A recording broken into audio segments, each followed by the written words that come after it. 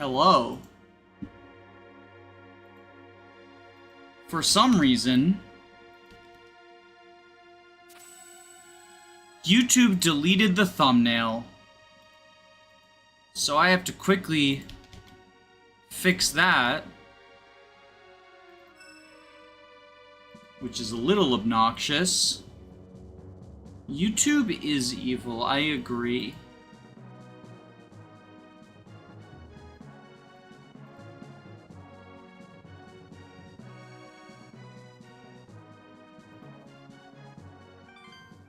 Alright.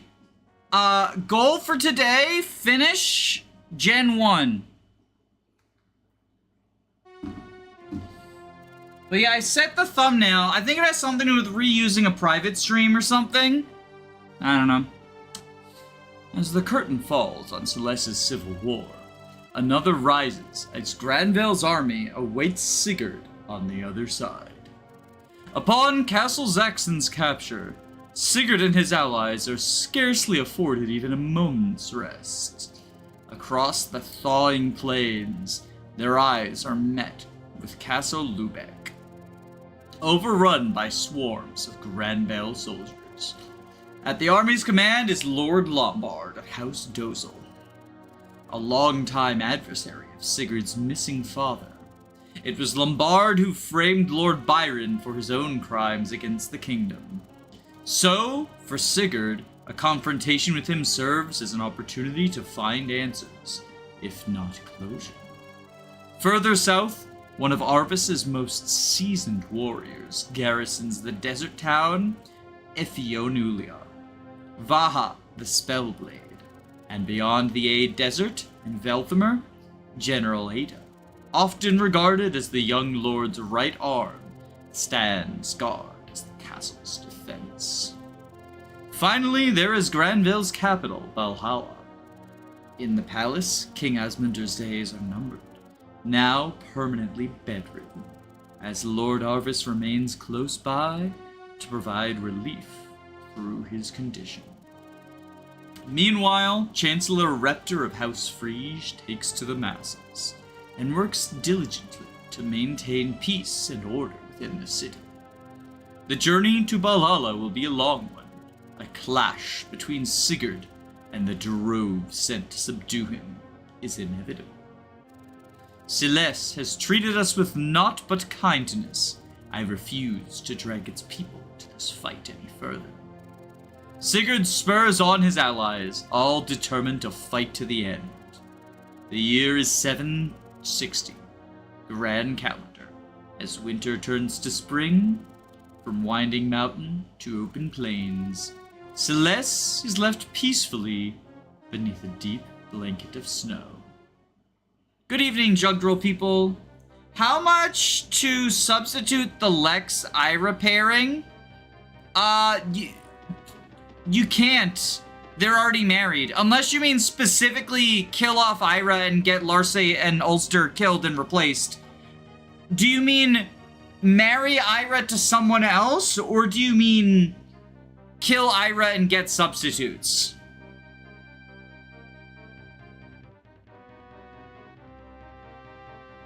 You want the sword twin substitutes? Sword twin substitutes, not that impactful. Do it for $50? Ugh, Sigurd. No, I mustn't die yet. No, not until the exalted blade is in your hand.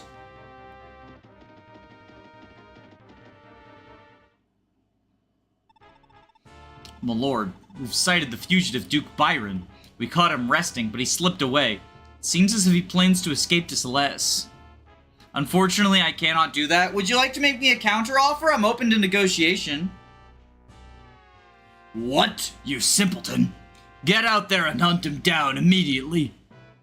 My ambush may have put an end to Shalfie's Paladin Brigade, the Gunritter, but the survival of Byron alone leaves that utterly meaningless.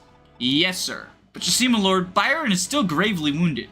Surely he has very little time left. I've never heard such naive drivel. Byron may not be long for this world, but he's determined to get that sword Tyrfing to his son with the very last of his strength. Do not underestimate the threat that Sigurd would pose to us should he get his hands on the damnable sword. Move out and kill Byron immediately. Yes, sir. Consider it done. I knew 25? Let me think about it for a second. For that matter, we're in the blazes as demand with those reinforcements. For the god's sake, he's leading the elite Gunrunner Brigade. How could it take him so long to put down that Isaacyan resistance? First Lex and now Danan. Why must both of my sons be so worthless? Come now, Sir Lombard, sir. Don't worry about a thing. After all, you've still got Brigid and I on your side. I suppose you're right, Andre. Be sure that your men are ready to join the fray at a moment's notice. It would be my pleasure, sir.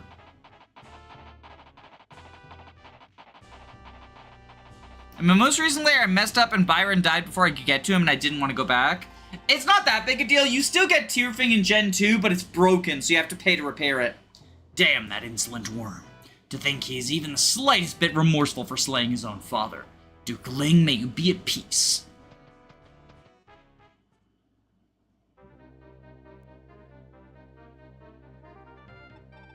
Sire, we've sighted a lone knight to the east who appears to be headed our way. Is he an enemy? I don't believe so. The Lubak occupation seems to be pursuing him, so they're most likely not with them. I see. I'll give them a hand. We'll be clashing with Lombard's army sooner or later, so why not make the first move? Move out. Our target is in the very front lines.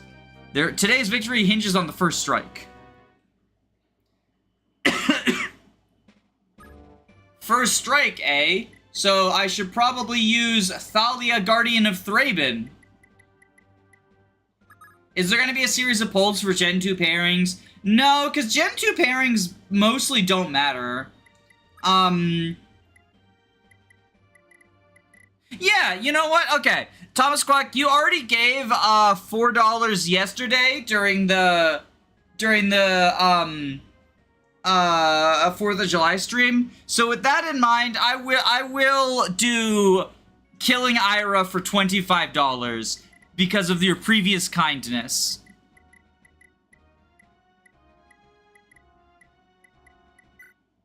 This rewards your previous kindness. Alright, I'm gonna sell the leg ring.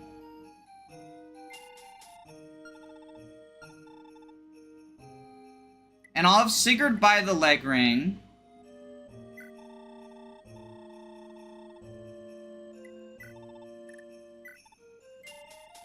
I like Rodobon and Dalvan because it looks like he's about to cry.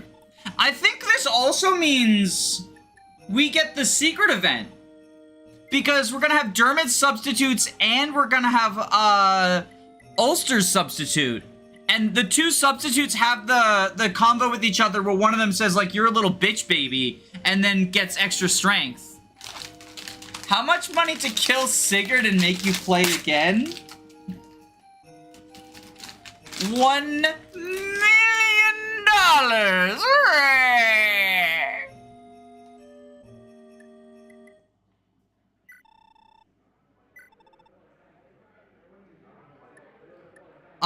I guess we probably use the silver sword here, right?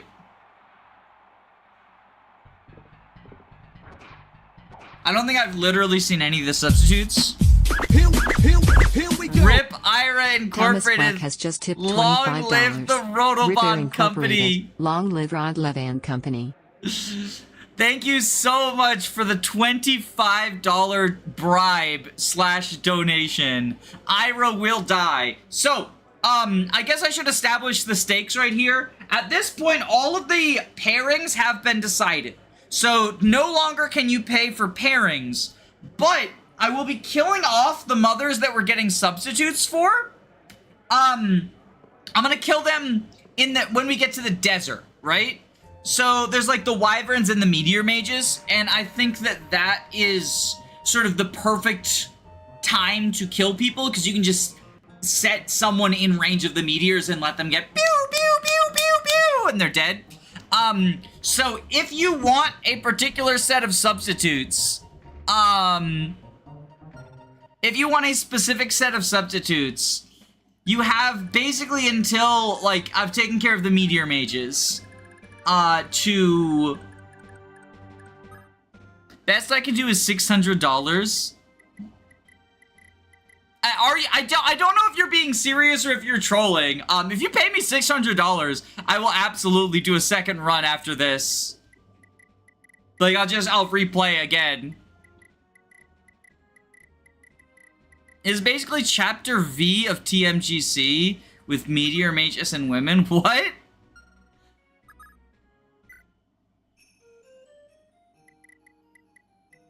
Alright, and then who has Paragon? You have Paragon.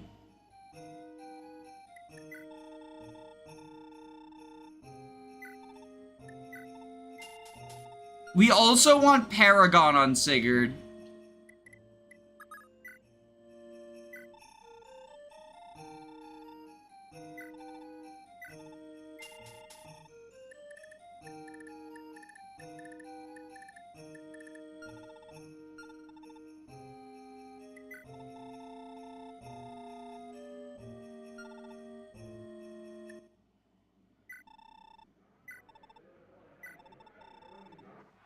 I normally give Lewyn the leg ring here so he can save Byron. Well, Sigurd is the one who talks to Byron. So I feel like that's, yeah, and personally, for me, I think that's the better use. But, you know, obviously your mileage may vary. That was a baller fucking level up.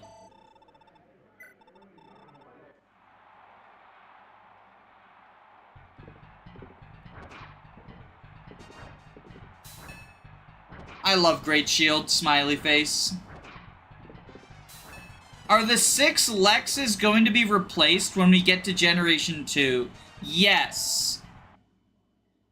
However, who they will be replaced with?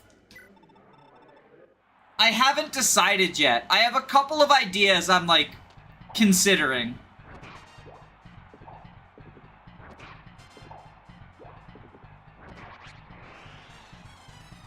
Lester?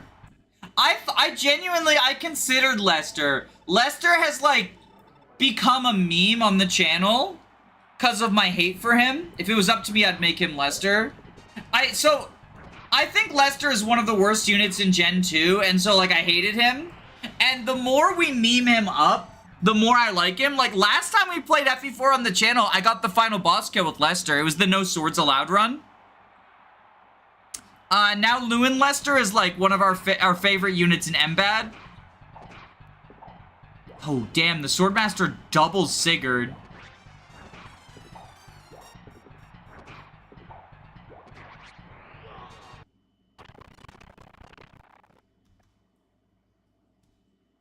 We can kill with the Brave Sword, though, probably.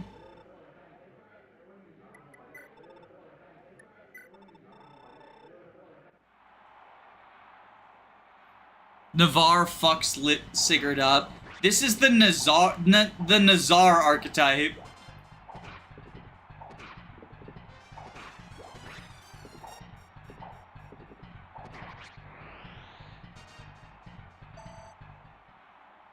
The 6 Lexes should be replaced with whatever Axe Bro we recruit. Oh, you know what? I can do a poll for Johan versus Johalvier. Everyone will vote for Johalvier even though he sucks. People so overestimate how impactful access to the bow arena is. Why is there a land sword fucking rogue here? That's what I want to know. It's silly. What happened to the Embad playthrough? It's still ongoing. I really only play it when I'm high. And right now, Metopia's kind of in that position instead.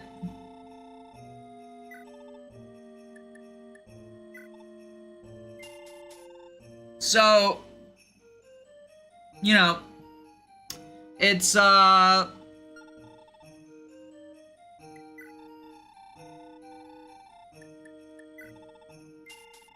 happen when it happens, you know? I don't schedule Embad. It just sort of happens when I feel like it. And I haven't felt like it for a bit.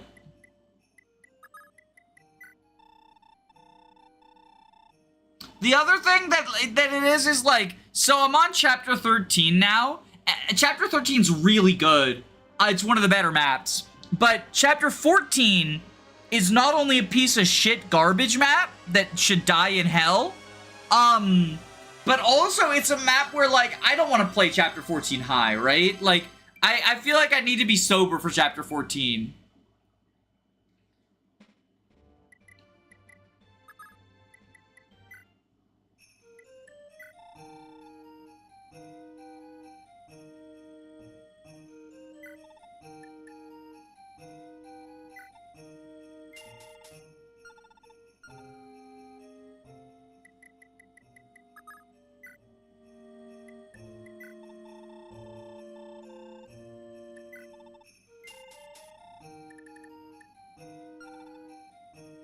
Oh, you know what we do?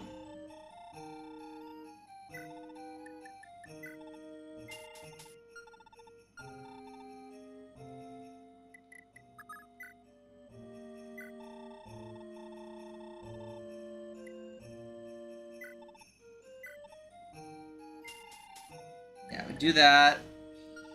And then we can steal some money.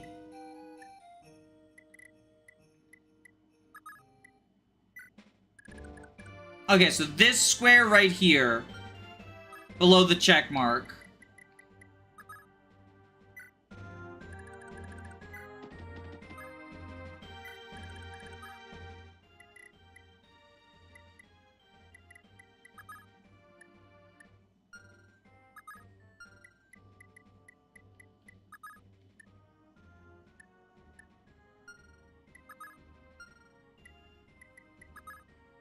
Okay, we have the Brave Lance on Erin. We're gonna need to get the Wind Edge on her, but not yet.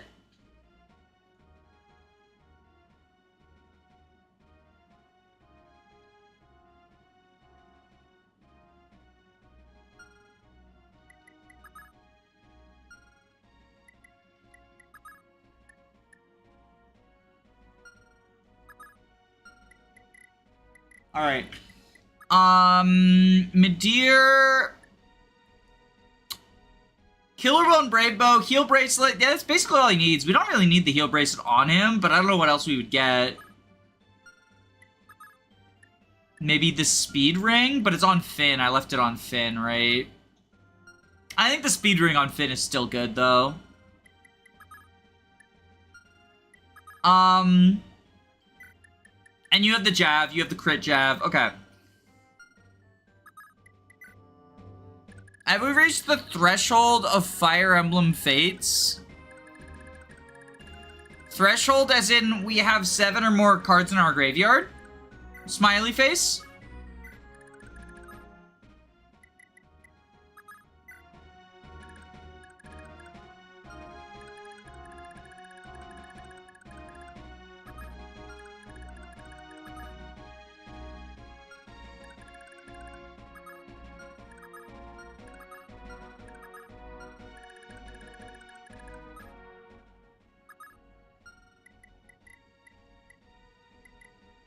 I think what we do is you go this way. Oh wait, I fucked up. I put Sigurd too high.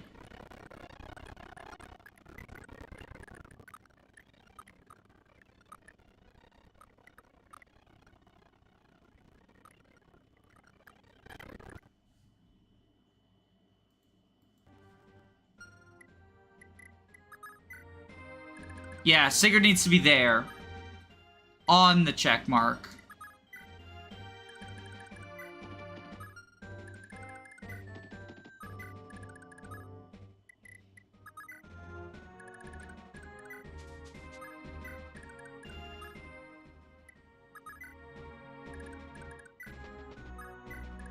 Go here.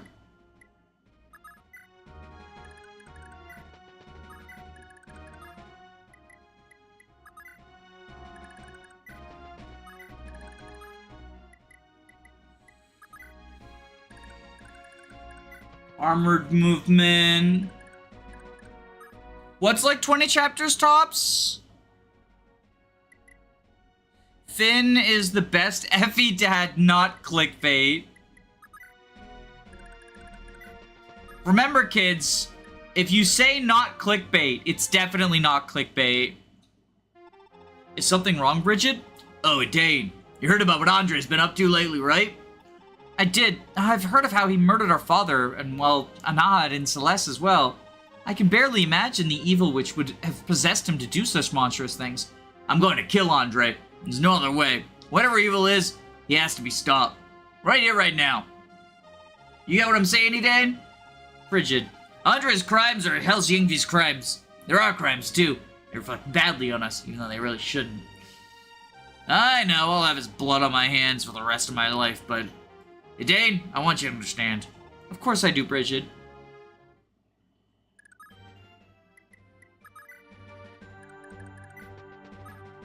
Da-da-da.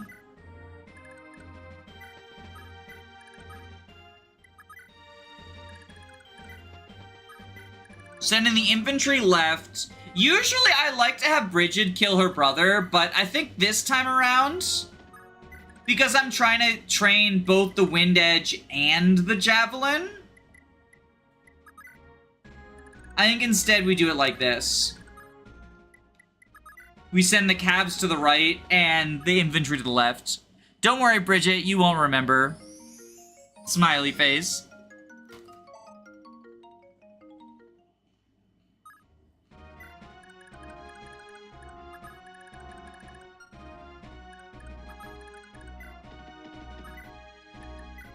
You don't have a lot of promoted units?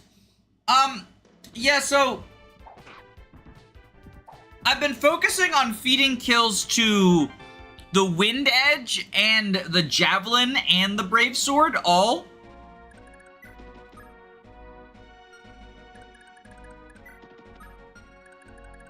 One, two, three, four, five, six.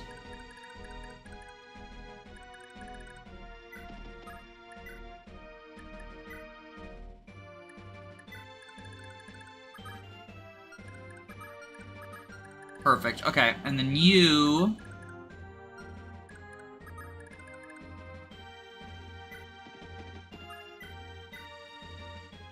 Wind Edge. Fire Emblem Warriors stream when? I did a 3 Hope stream a little bit ago. I am of the rare opinion, I prefer Warriors to 3 Hopes, OG Warriors. But I'll probably, if I do any more Warriors content, it'll probably be more 3 Hopes. Just cause, I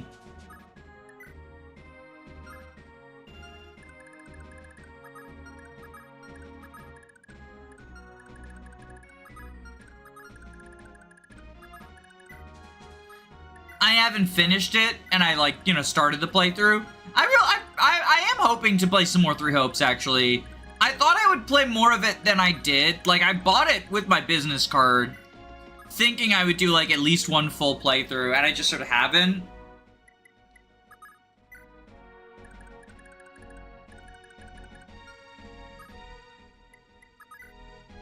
And we'll go this way.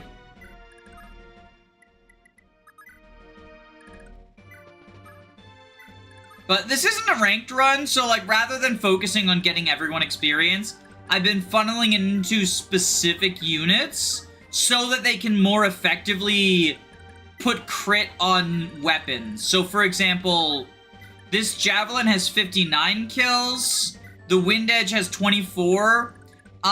Before Finn and Quan and Ethlyn left, I got the Lightbrand crit. So the Leaf will have a crit Lightbrand. The Brave Sword's at 26 kills. Those, I think, are the 4 major ones I've been focusing on. Because I think that, if you're just trying to, like, beat the game, I think that is typically, like, the most effective way to do so. There's a Brigand over there, too. So let's send Beowulf here to help with that one.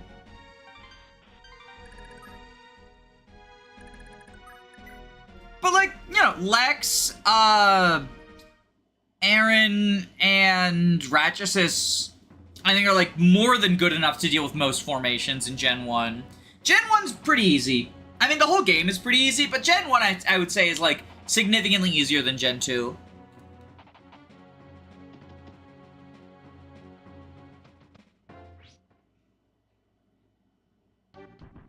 What's up with the Lexes? It's because Lex is epic. Also, I'm eating Oreos right now. If you hear crunching, that's what it is.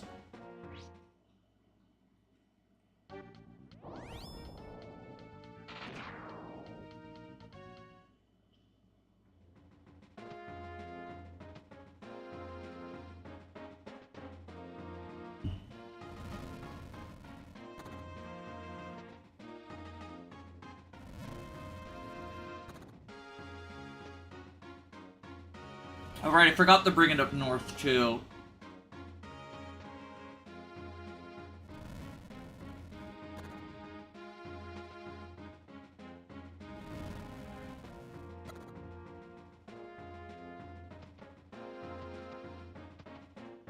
You're not gonna share the Oreos with the chat? Sorry, they're the limited edition Selena Gomez cinnamon Oreos, and I gotta say, they're really bland. Like, I was excited because I thought it was cinnamon and Oreos. That'll be cool. They just kind of taste like regular ass Oreos. Lord Arvis, Sigurd and his party truly on the march for our holy capital? Indeed, but we've no cause for alarm. Duke Lombard and his army stands ready at Lubeck. It's only a matter of time before their insurrection is suppressed. Even so, it's almost beyond belief, is it not? That Lord Byron would slay Kurth or that Sigurd would incite a rebellion? Your Majesty, if I may explain once more, Lord Byron was plotting against the crowns in concert with the late Lord Ying of Yingvi. His Highness fell afoul of their assault, an act to which our own Duke Reptor and Lombard bore witness. His Highness learned of their schemes to seize the throne and from the royal family too late, and paid for it with his life. Naturally, Lord Sigurd had a hand in his father's revolt. What clearer proof is there now than he still harbors an enemy, the Asakian prince? There's no question. Their treason against the state is grave. I, too, feel this pain is my own, having lost not only a prince, but a father-in-law. And in my name of my beloved wife, Princess Deirdre, I will never allow Sigurd's traitorous rampage to stand. Even if Duke Lombard fails to defeat him, that is not the end. The Elfire mages of Helfelthamr, the Rottweiler, stand ready to suppress this rebellion once and for all. I see. If you say so, then perhaps this could never have been avoided. Arvis about Deirdre. Oh, grandfather, are you sure you feel all right? Please, you mustn't strain yourself. Come lie down. Oh, Deirdre, bless you. You truly are a sweet child. Even if I have little time left, you give me hope for Granville's future. I can scarcely imagine when Kurth would have had such a fine daughter as you. But there's no doubt in my mind, none outside the royal house Balhalla possess that same brand that graces your brow. Whence did you come, my dear? Where in the world have you been all along? I'm so sorry, grandfather. I simply don't remember. Try as I may, I can't recall a single thing. Oh, forgive me, my dear.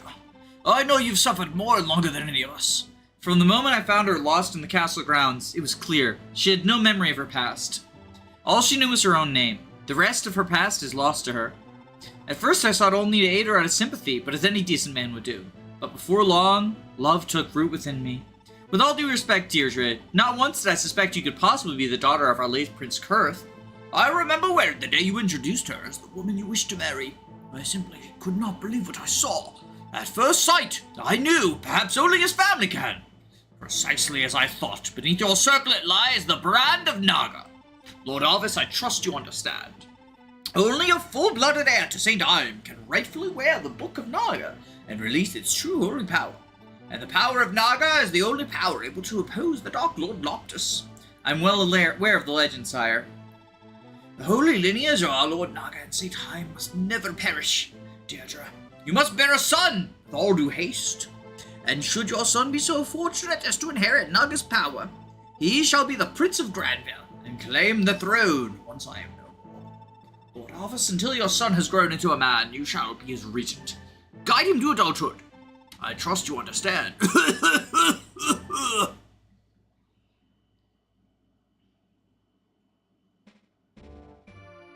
That old man looks like a cringe Hyperius.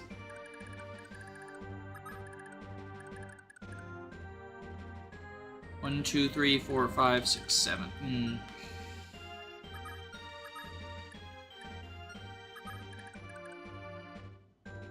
Unfortunately, I cannot reach.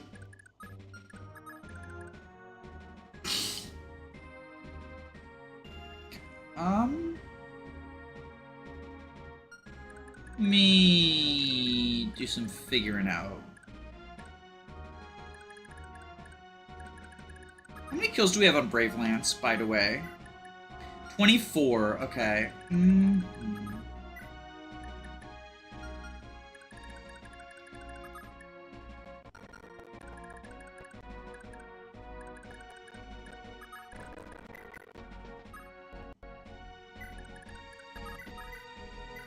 We Brave Sword you. I honestly really like Amid from a design standpoint. Why is that, if you don't mind my asking? Because I think Amid is, like, the most boringly designed of the substitutes.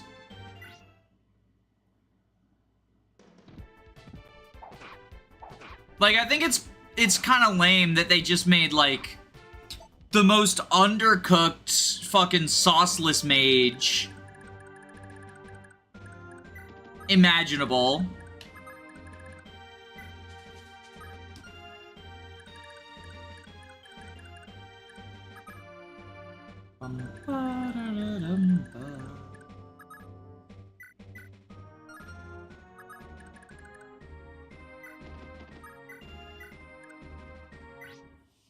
I was talking about the visual design. Oh, gotcha. Amid, more like Amid.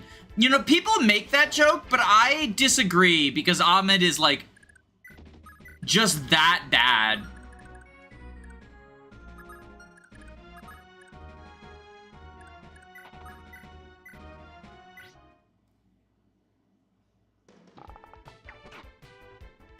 I really like Hawk's design, both from a mechanical and aesthetic standpoint, so I agree with you there. Amid, more like awful.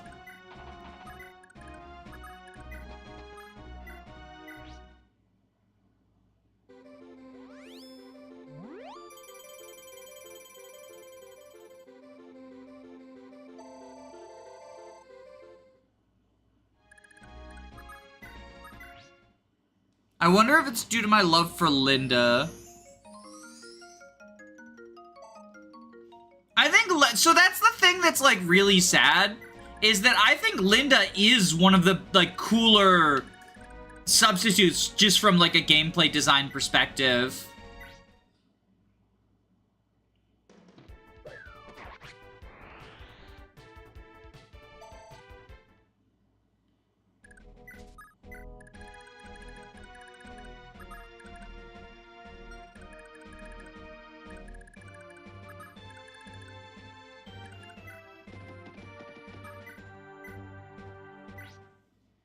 How is Linda in this respect? So she, like, actually has skills.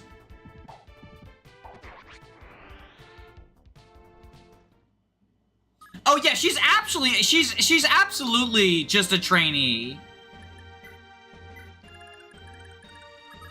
I don't think she's, like, a good unit, but I think she's an interesting one. Which is often, like, more important.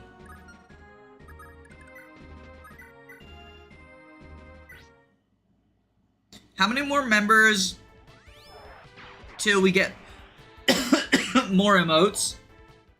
Sorry. I have room for more emotes. Do you have any suggestions? I just don't have any ideas, you know? What other emotes do you think would be good?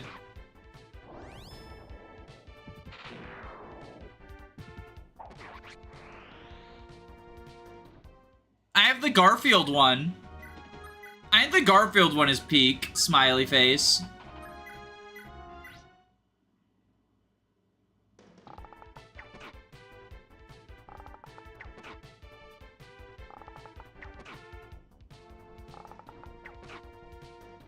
The Quiet Revolutionary. Obviously, we need Calyrex Ice Rider.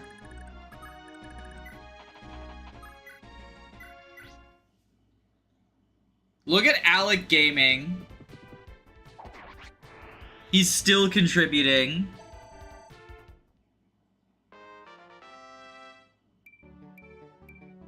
Yo, Rez. We need to get to a crab emote. The crab.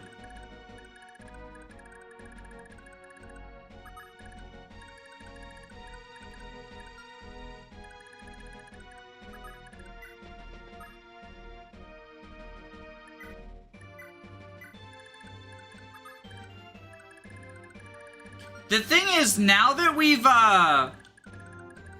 they've damaged the villages, it actually is more profitable. Believe it or not, it's more profitable to leave these people alive, because then we can steal the 5,000 from them.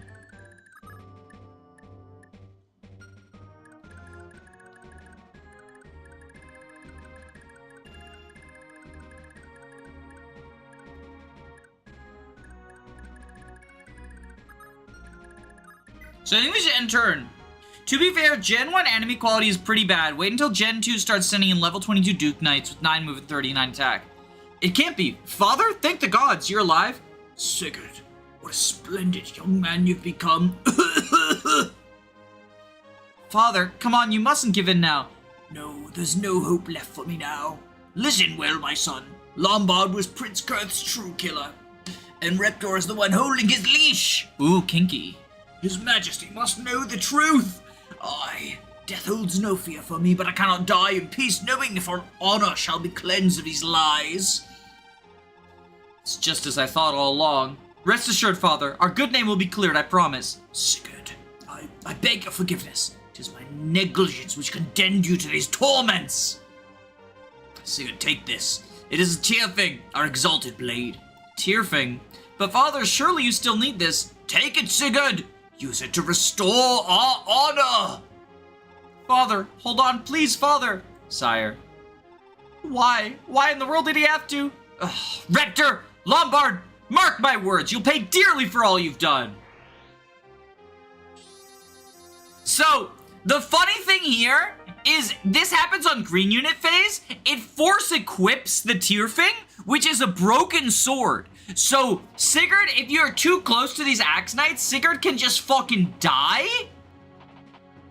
Because he's weighed down by the broken sword. It's so awful, but like very funny.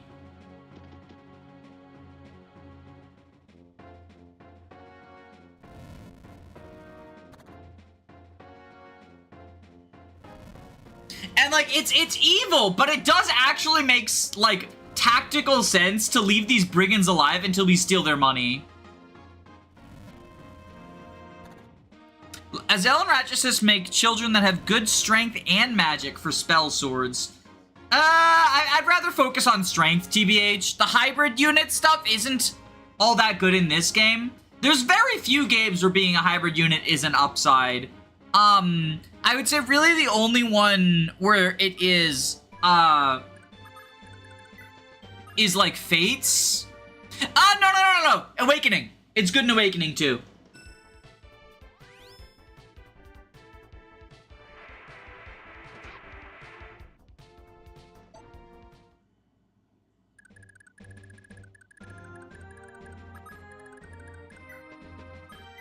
So 11 sword you. I like Azel Lachesis because Dermot inherits something and then he goes back to his cousin that he barely knows. Oh, do you mean during the ending?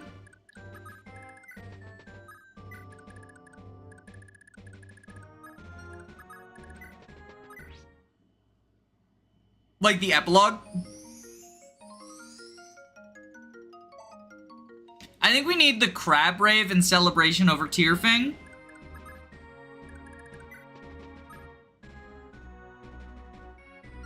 Do we give gold to... I don't think Edain needs gold necessarily. We could repair Silence, actually.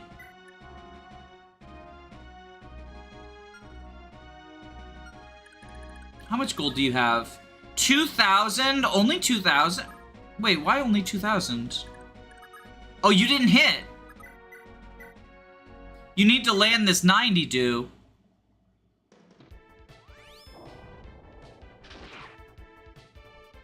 There we go.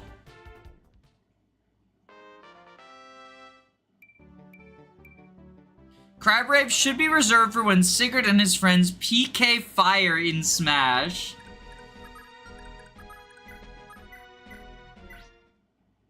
It's weird how despite being able to have major holy blood, Patty cannot inherit Celeste or Ada. It's probably something to do with the fact she's a woman.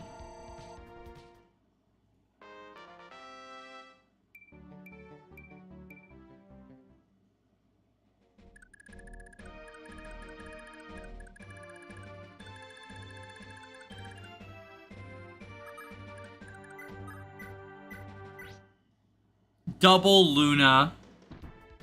Parents pass 40% of their gold to their kids, 20% to each kid. Items sell for 50%. So if you spend gold on items, you pass down more. Yes. So it always makes sense to buy items, like rings and stuff, even if you're not going to use them. Specifically because you can sell them.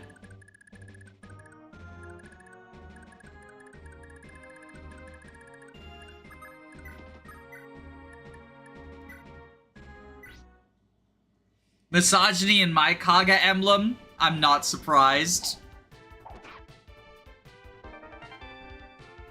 Alright, and now we move you here.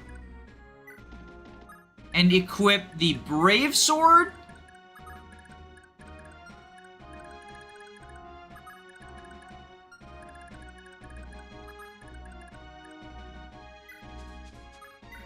We jab you. If we get this kill with the jab, that's awesome. If not, we have the wind sword available.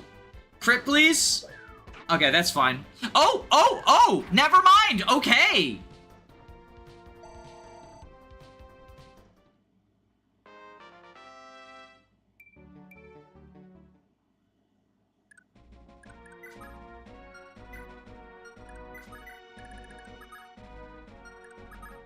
So 3 of them can reach her.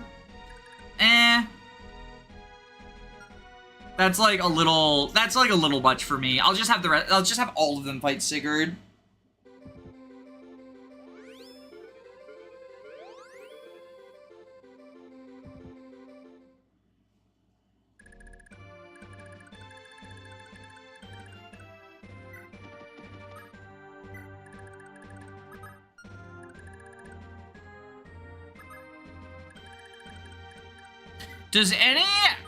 Does his brother inherit any of those 2 zones? Can she inherit...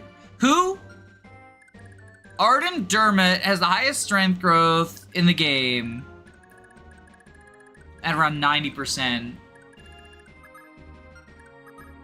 That's a lot. That's a lot.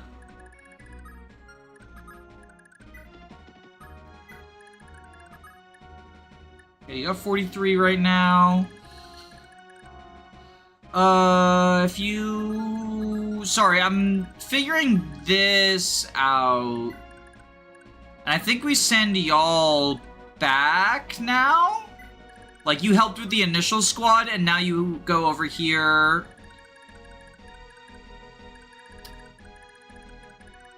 You can reach there. You can reach there.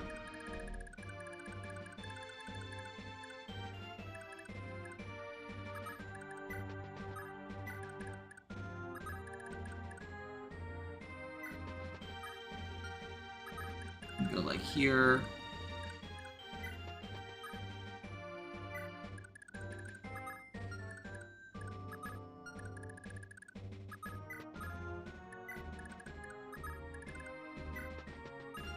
What does she got? She has the skill ring? Well, I guess if... Okay, so... I guess since we're killing Ayra, we can sell the skill ring. I don't know who we want to give it to. So, we're gonna have mostly substitutes early on, it sounds like, because the Sword Twins are subs, Dermot's a sub. We're getting, Lana at least. That's pretty good. Lana's a lot better than Mana, purely because of inheritance. Who do I want to get the skill ring? Oh! Arthur, probably.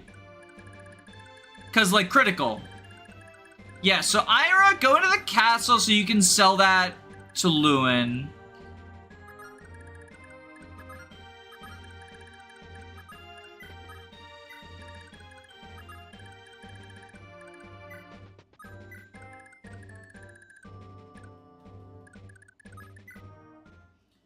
Why are we killing Ayra? I was paid $25 to do so, and I am very bribable.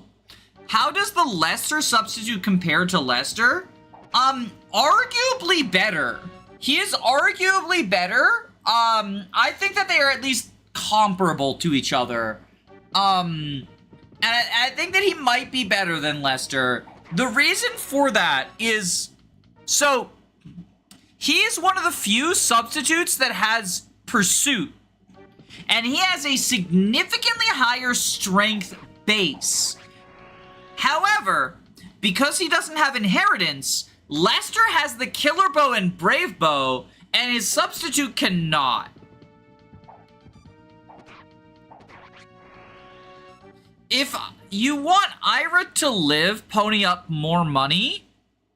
Are you wait? Are we bidding on Ayra's life? That feels, I mean, it feels profitable, but it also feels a little bit scummy, because I just had Thomas Kwok pay me money to kill her. And, like, I think they paid that money in good faith that she would die, right? So, I think if I had declared you can pay to save people beforehand, then I would be fine with bidding on, like, I don't want to get anyone's wrong. I don't have any moral objection to spending money to determine whether someone lives or dies. I think that's A-okay. But because I didn't stipulate just so you, like, I think that an informed purchase is important, right? When Thomas Kwok paid $25 to kill Ayra, they were doing so under the good faith agreement that Ayra would be killed.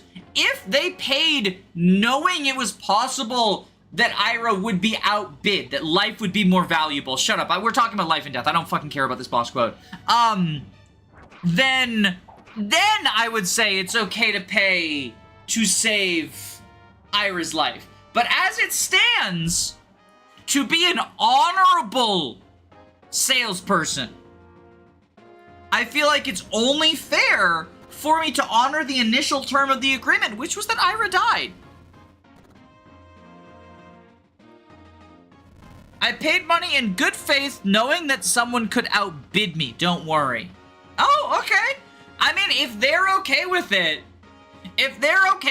I am willing to accept bribes. I'm counting their purchase as $30 because I'm combining the money that they spent yesterday as well to factor that in. So if you can pony up more than $30, you win the bidding war and Ayra gets to live.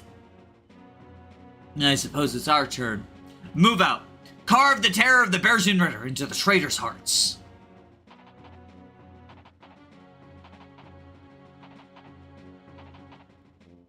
How will she die? The meteors. Whenever I need to kill women, I use meteors.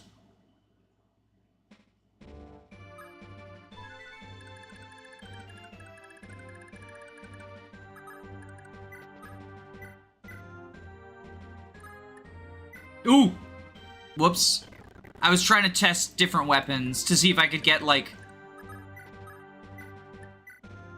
30 hit.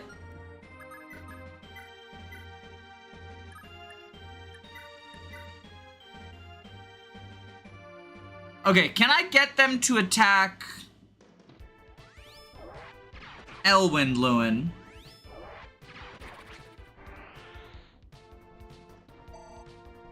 Is that just in the context of this game? Do you think women only exist in this game? I mean, I feel like that's a little problematic, not gonna lie. Women exist outside of this game. God forbid women do anything. Women exist outside of Fire Emblem. You know, open your brain up.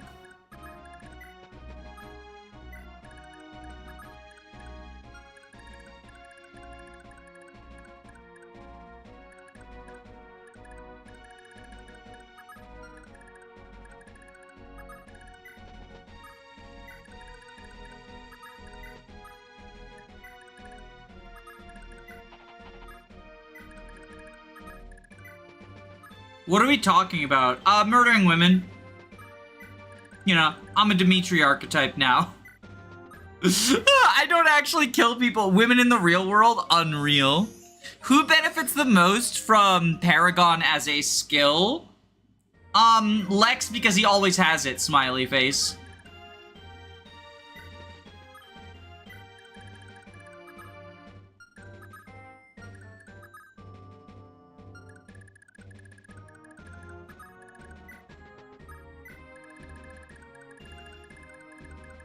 So Sigurd has decimated them. And now what we need to do is fight these guys. So first things first. You go here.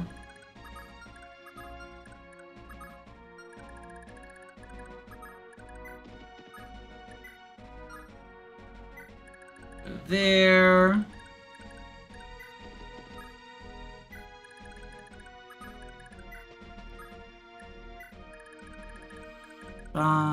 Na, da na na na na na.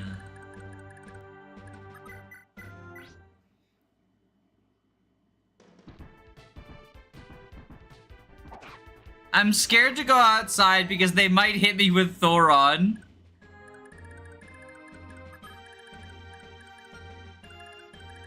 We gotta be careful. It's hard out there for a girl, you know. Thoron is very threatening.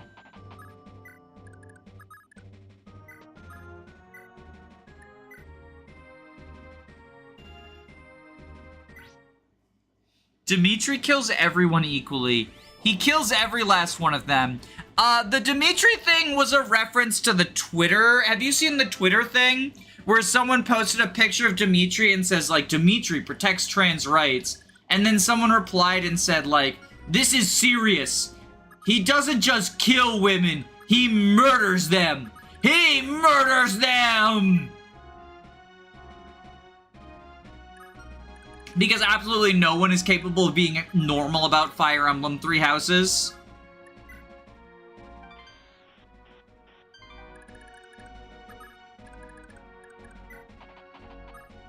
Yeah, let me see if I can find the tweet.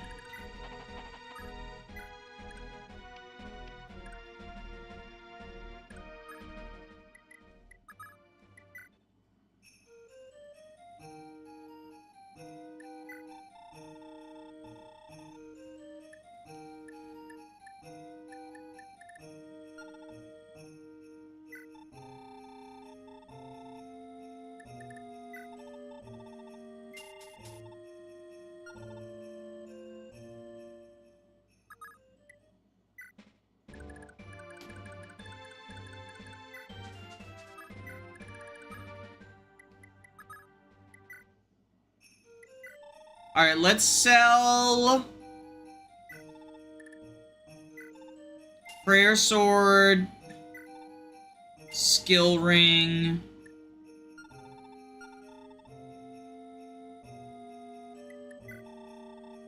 We can grab the Steel Blade, I guess.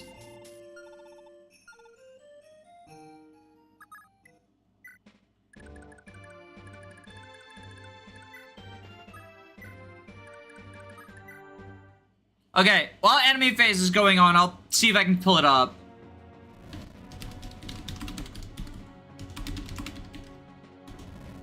Dimitri kills and murders women.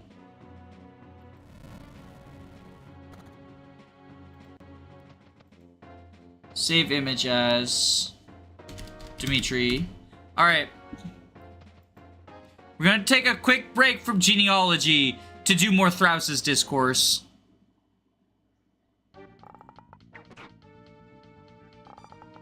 What women in Three Houses did Dimitri murder? Edelgard. Presumably it was just Edelgard. Like, people are not normal about Three Houses. That's all that is. That's all it is. Another 5 years of Three Houses discourse. Just people are not normal about that game. Okay, I think I saved it in my Cypher video. Yeah, I saved it in my Cypher art folder by accident. Here, chat, you're in timeout right now. So, With this lens, I will protect lesbians. With this lens, I will protect trans lesbians. I love you. Someone posted that because they like Dimitri. You know, you're allowed to like a character. He murders women. I know this is haha funny fun and jokes, and it's not real, but this is a man who murders women. Not just kills, but murders. Not timeout. Yeah, what if I just left this as the background for chat? We can only see the most recent message, not just kills. Murders. What if I just play this next turn, and that's all we see of chat?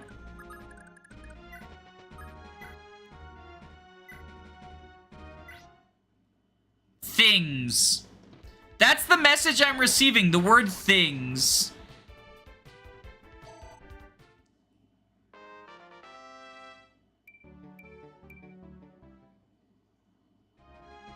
Crack. It's Elwyn time.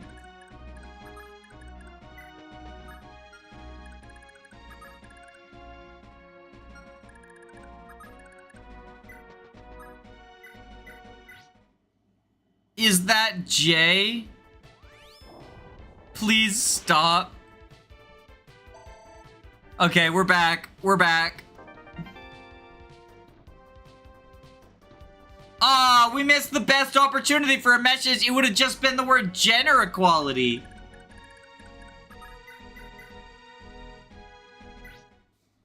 Arden contribution!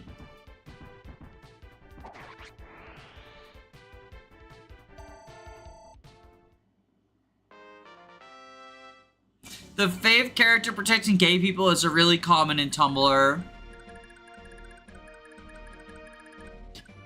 I don't have any problem with the, you know, this is my favorite character, they're protecting gay people. I think that's fine.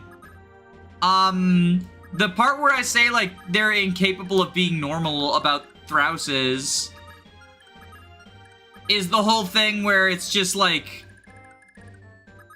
the kills but murders thing, right? Like, the person just incapable of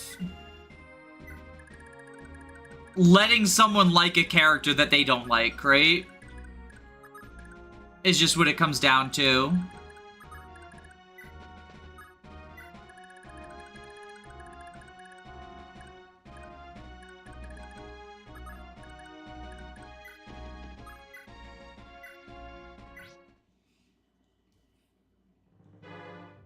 Heh, welcome, fools. Allow me to give you a fool's death. Really, Andre? I think you gave me a fool's death. This can't be! Scipio, avenge me! You can always tell who's whose son. The way you can always tell who's whose son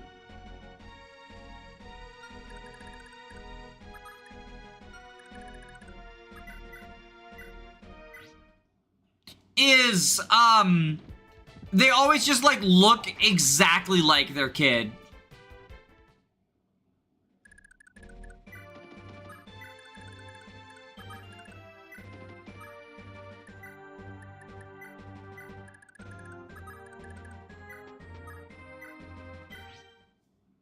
Andre's kid doesn't have holy blood. Really? I'll have to check when we get there. Despite the fact he has custom stats, his stats are actually inferior to a class-grown unit. Really? That's kind of funny. How very amusing.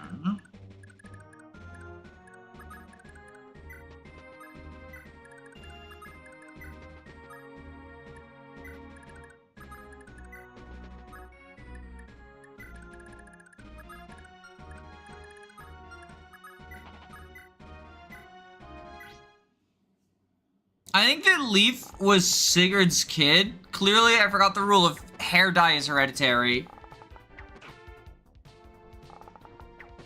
I mean, I can understand where that would come from if all you knew Thracia is the sequel to Genealogy, right? And it stars Leaf, like, it just makes sense, right? So I can understand where that, like, where that ends up coming from. Potentially.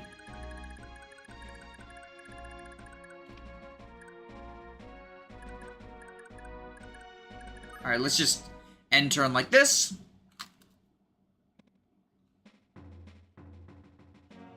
Sequel. Yeah, I mean, like, midquel, prequel, sequel, depending on what part of the game you're at.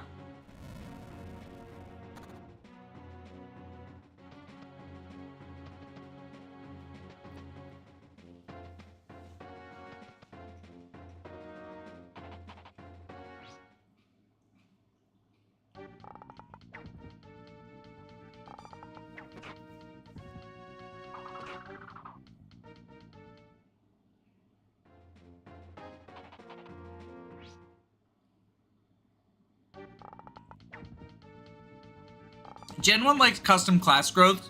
Every custom set boss except for Eldigan has identical stats to a class grown unit. Andre is the same except HP is 2 lower than expected. Andre more like Clown. Also, speaking of Clown, Lachesis says, please start dodging 42s.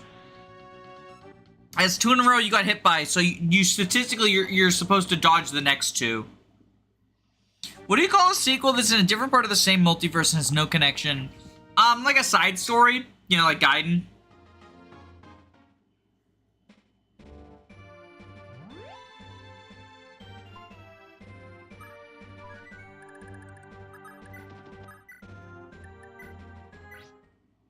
Midquel. Yeah, midquel is probably the most accurate, but it sounds clunky, so I don't like it. If that makes sense.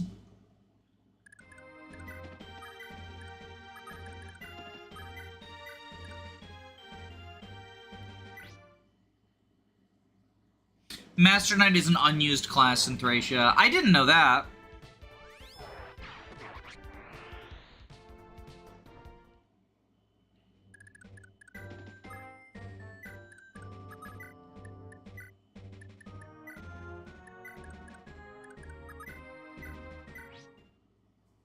Actually, all 7 Bow Knights in the Bejereder are the same unit. Most identical enemies in the same squad are actually just 1 unit. Yeah, I knew that, because I've done a randomizer before, and that, like, has an impact on how the randomizer, like, randomizes units, basically.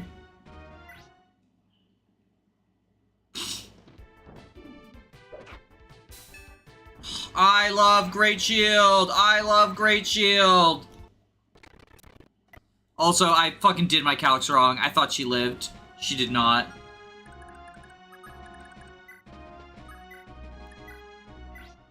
Forzetti Spaghetti!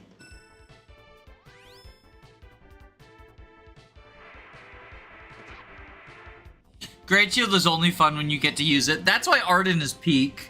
Divine Pulse. I mean, like, you can save every turn in this game, right? So I didn't really feel like redoing, like, 3 actions. I personally feel like the liberal use of Rewind is fine in Genealogy specifically, because Genealogy lets you save every turn.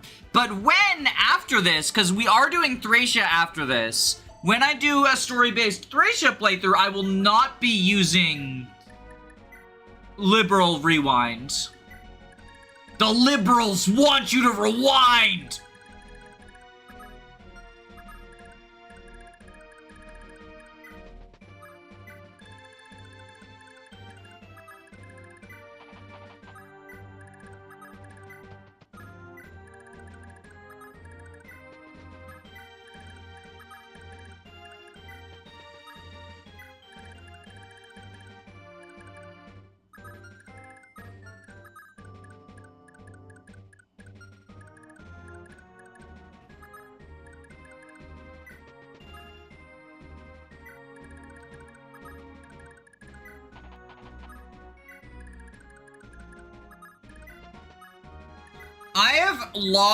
I've gotten a game over to this castle getting seized before, because I just, like, ignored these enemies and forgot that they could seize.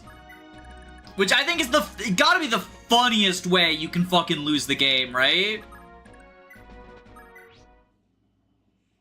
castle guard Brigid, mostly because I just don't want anyone to get kills other than Erin and Lewyn, because they're like, at this point, the experience doesn't matter. I'm just training weapons, which, to be fair, was also mostly the case last map. Like, I cared a little bit about experience last map because I wanted Lewyn to promote.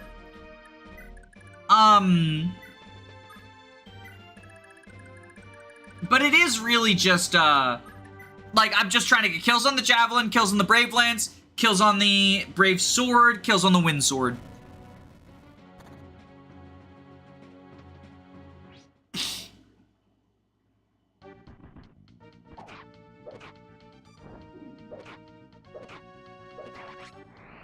Oh, I should have gone with Armor Cutter.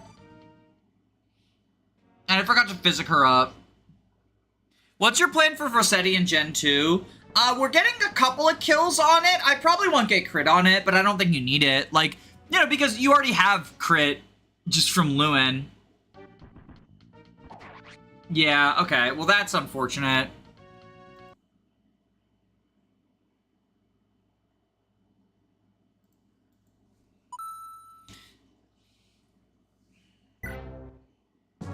Why kills on the Wind Sword? Because Claude Fee is a magical unit in disguise as a physical one, and the Wind Sword is really good on her as a result.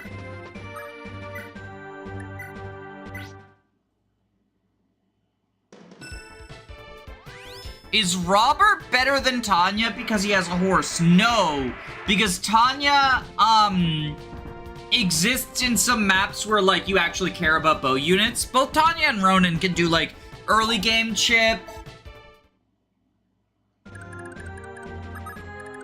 Ooh. Can we do this? Come on, please. Come on, please. Come on, please. Oh my god.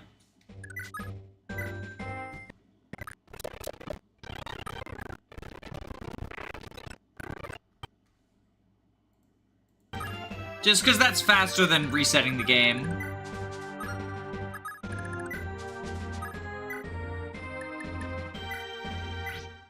Genealogy moment. Great shield, you are a Okay, crit or adept? Erin!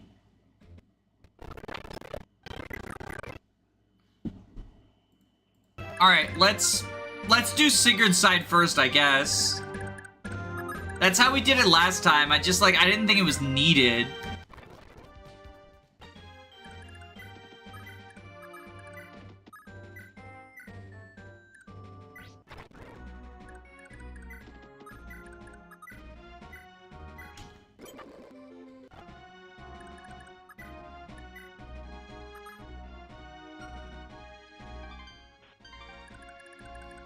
Alright, and then...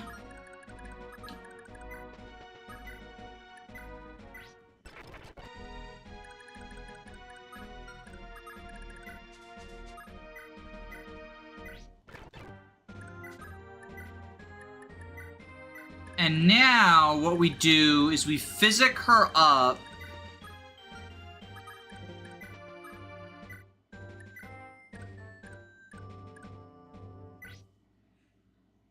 The early game chip damage is good too. Yeah, and Dagdar support. I think Tanya giving Dagdar support is like legit good.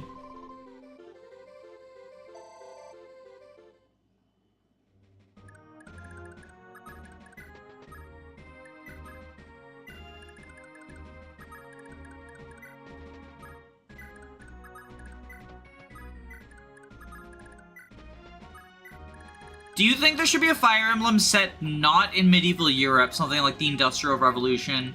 Yeah, I hope that whatever the next Fire Emblem is not in medieval Europe. That's one of the only things I like about Birthright, is it's not just yet another medieval Europe game, right?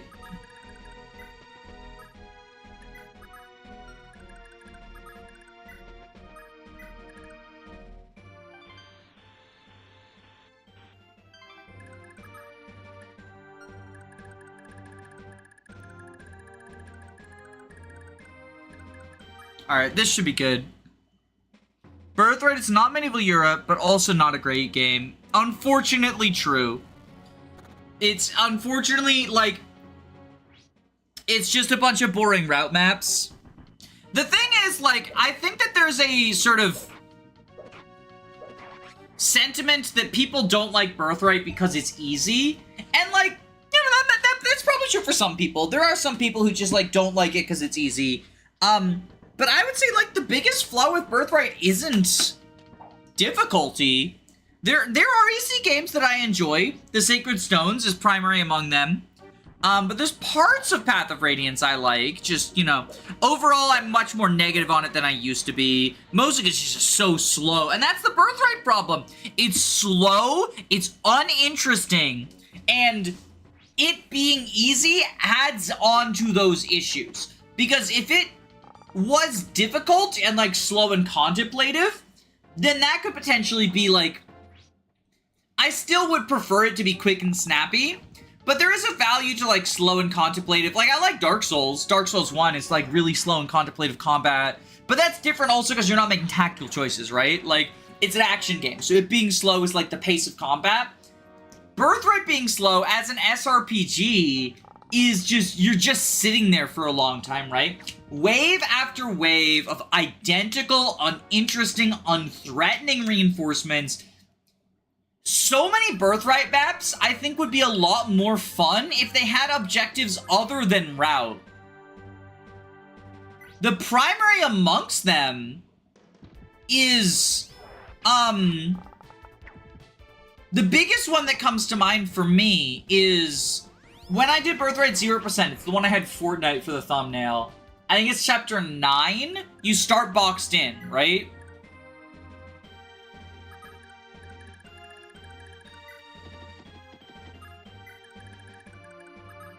Bum-ba-da-da-da.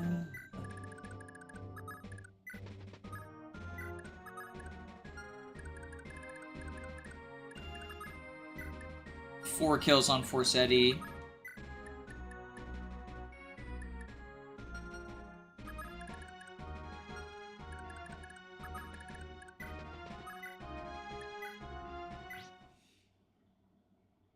What if a remake of FE4 added hair color like Awakening?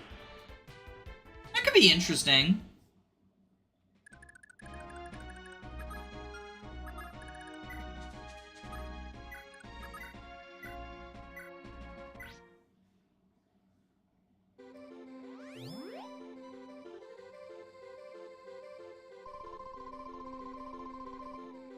Every soul has its dark too. Is that the one where Hinata and Oboro join? Yeah, that's the one where Hinata and Oboro join.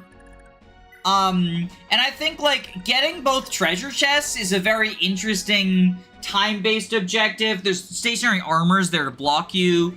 Hinata and Oboro can be kind of difficult to keep alive. And, like, rushing to beat the thieves before they escape, although please fucking indicate where they escape from. That's not just a Birthright problem, that's a Fire Emblem problem in general, where, like, escape points are just often not obvious. Sometimes, if it's an indoor map, it'll be, like, staircases. But whenever the escape point is outside, it's just sort of like, where? Where are they escaping from? Please tell me.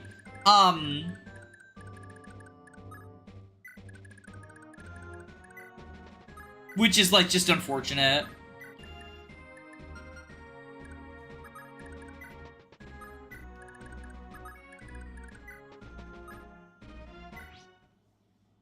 Zed has heterochromatics in his eyes in this game, for some reason, with one of them being brown.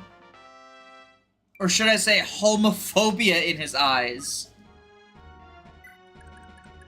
Are Seliph and Julia siblings? Yes.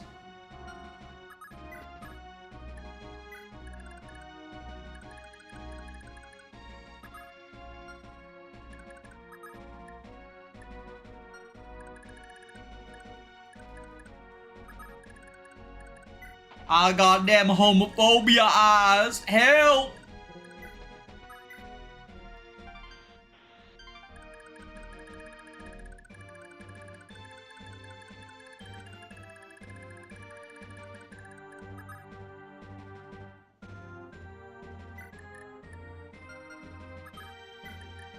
39.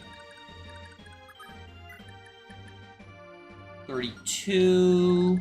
Okay, I think what we're gonna do is we're gonna kill the ballistas and the generals with the wind sword. And then we're gonna sell it to Erin and kill Lachesis.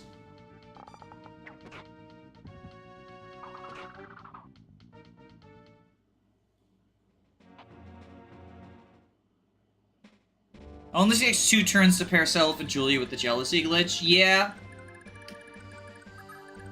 Yeah. And the fandom is, like, obsessed with doing that. Which is, like... Ooh. You know? Like, it's just a little bit... Ooh. That's Lex's dad, by the way. I think he has a boss combo.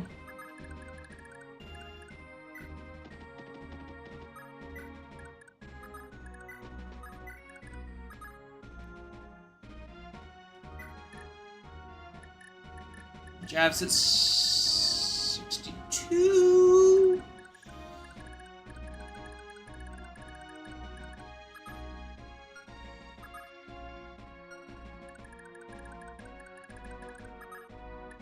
Edain. Let's repair some stuff. Is Julia and Corpore impossible to get? Yeah, I think so. Because you need to use jealousy every single turn. And Julia leaves in chapter 10. So there's just like a very limited period of time where you can even go for that pairing.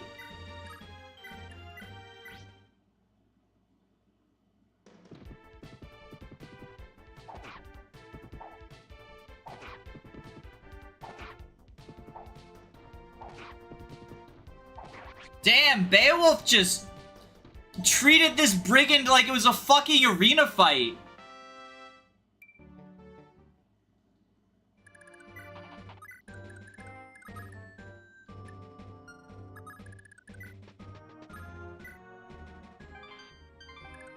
Alright, so... Tailtu! I guess you're gonna go to the castle and repair stuff. Ayra! You are going to die!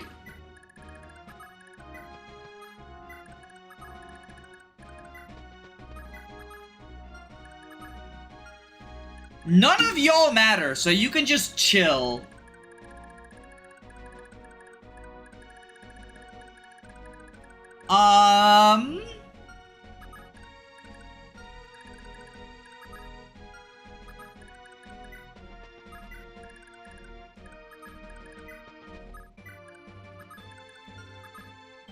I guess Midir, go repair your bow?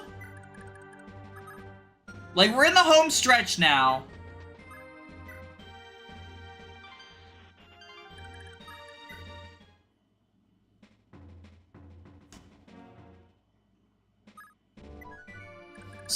Beowulf, I need you to sell the wing clipper.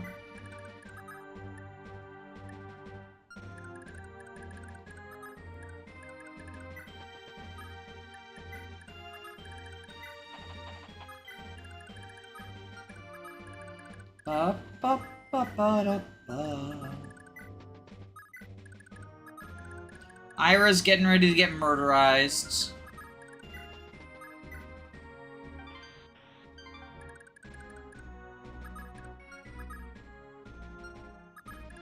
We do actually need you to go back.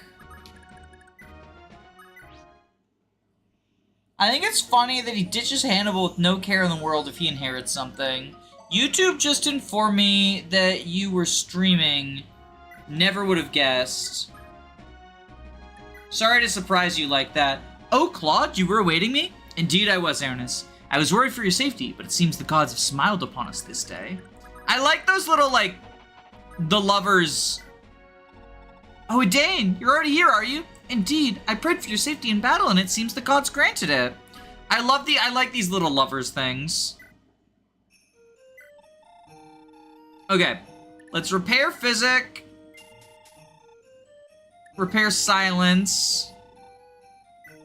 Repair heal. Repair restore. Repair warp.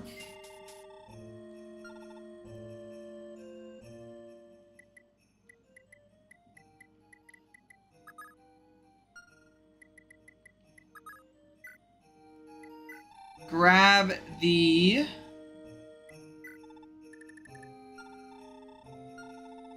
Oh my god, okay, sell... Oh, we already sold, okay.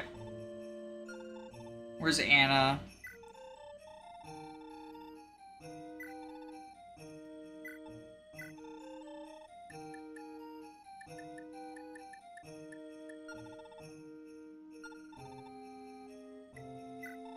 Okay. Buy the Paragon ring.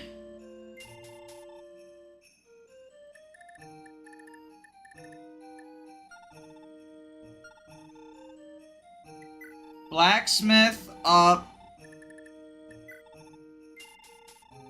Tierfing.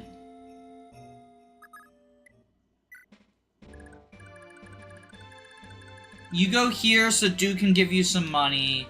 1, 2, 3, 4, 5.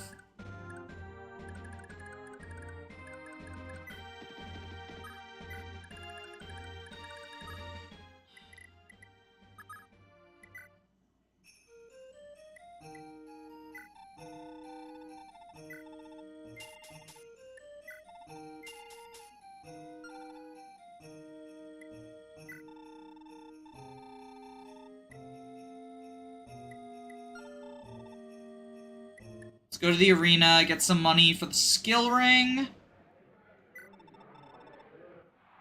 Do you know who the Jud Girl character Tino is? Do you mean Tina, or are they someone else? Love the image of Claude towering over them when they're on horseback. Claude is the tallest character in the game. He towers over everyone. My favorite is placeholder text 1, placeholder text 2. Tino. I do not know who Tino is then. Who is Tino? It'd be funny if there was a joke unit who was just a normal guy. Can't use weapons or anything. 0 magic and red growth. Terrible with everything else.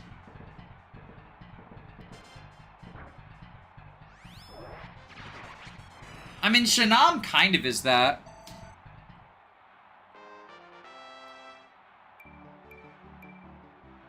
He has bargain, though.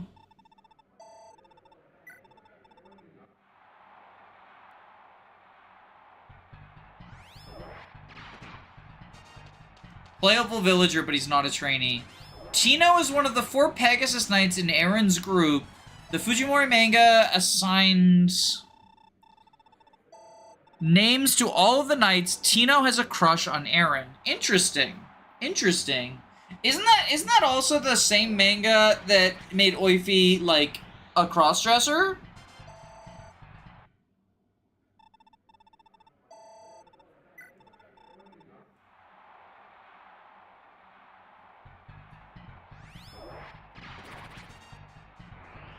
Lewyn is just, like, out here gambling. Oifi is still on the promotion screen even after he leaves. He's with us in spirit.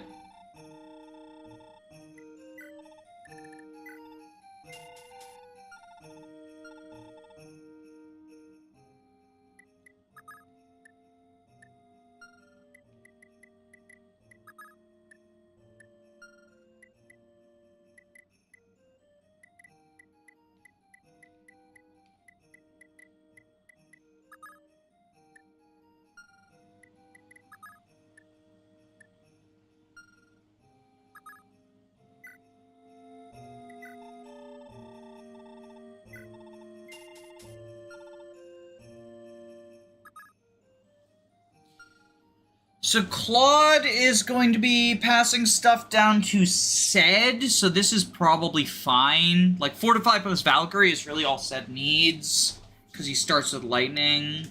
The wind is nice as well, because Tinny is a thunder mage, so we can't give her wind.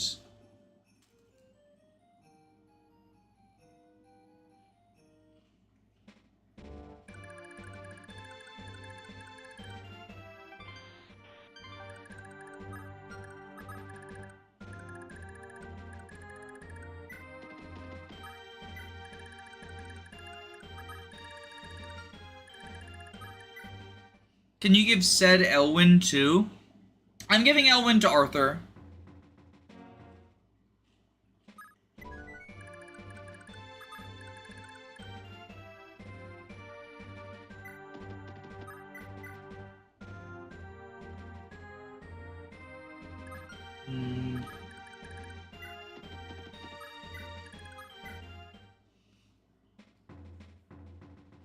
Linda is better than Tinny in all cases except Cypher. Flip 3, draw 2 is inferior to flip 1, draw 1.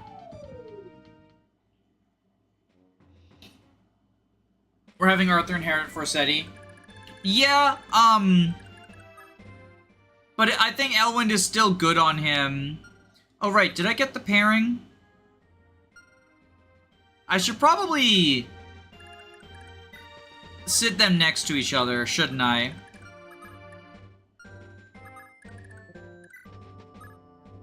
Okay, give Sigurd some gold.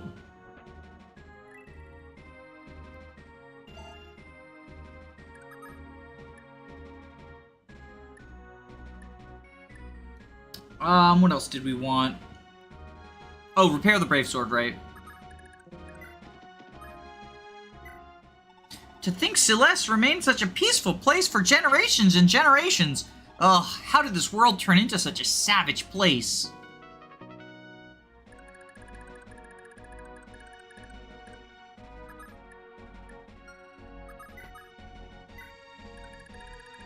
Let's get Sigurd the Night Ring, too, so Seliph can be, like, Omni Ring. The other option... The problem is, like... I would like to give Deuce do more stuff to pass down to Patty, but also, like... All of Deuce's gold I'm giving to other people, right? So I think Sigurd gets the Night Ring, too.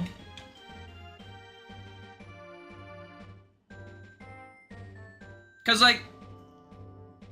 The only other option is Lewyn to Arthur. And Arthur does make good use of it, but I don't think we're getting Lewyn enough money, right? Yeah. Well, how much money does Tailtu have? Yeah. Like I thought.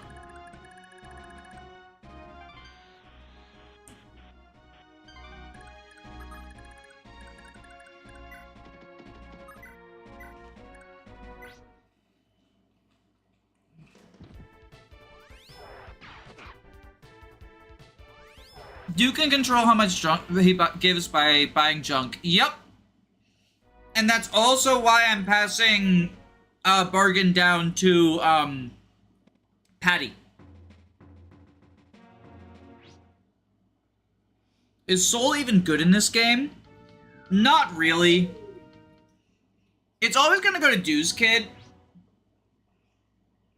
It can only be on foot infantry units.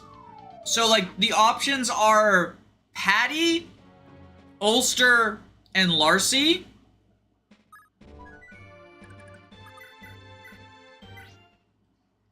And, I mean, just, like, being locked on a foot unit. Lean can get Soul. Is Lean... Who's Lean? Do you mean... Who's Lean?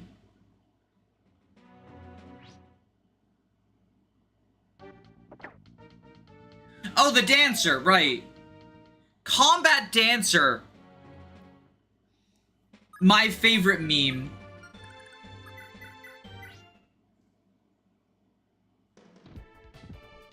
Look, I use substitute dancer almost exclusively, so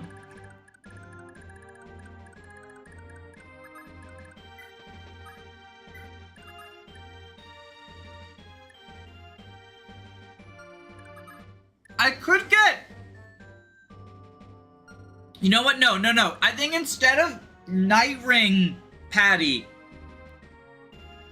return band. Let her get to safety in Chapter 7. And then she can sell it for money. Because there's a return band in the shop right now.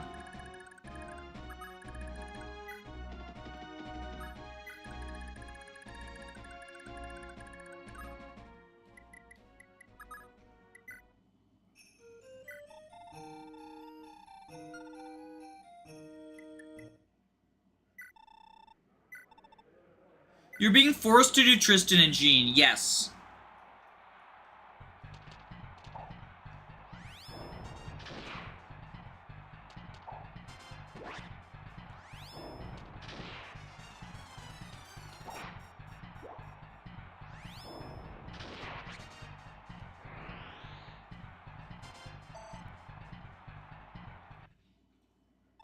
What's the appeal of the substitute dancer? Charisma.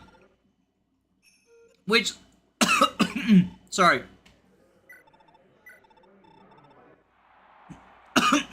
Sorry. Charisma, which is nice, because you can stack it. So, since both Dermot and Nana get Charisma, you can stack it for a total of 30, which is pretty cool. The downside, of course, is you don't get Inheritance. So if you're trying to do Night Ring, Leg Ring Dancer, it's really hard to get on Layla. Although, I think people exaggerate how hard it is. Gold is much less of a problem in Gen 2 than Gen 1. And as a result of that, you can give a lot of villages and / or Patty gold to, Layla in order to buy the Night Ring, Leg Ring. But I'm also just of the opinion that the Leg Ring is better on Seliph than it is on your Dancer. Night Ring is better on your Dancer, but it's really trivial to get Night Ring on your Dancer. Like, I also think it's fairly trivial to get Night Ring, Leg Ring on your Dancer in Gen 2. But it's really trivial to get Night Ring. Patty doesn't need anything. She just grabs villages and passes gold. I like giving her a magic sword. Like, I like having a sword dad pass down a magic sword because it makes it easier for her to steal money.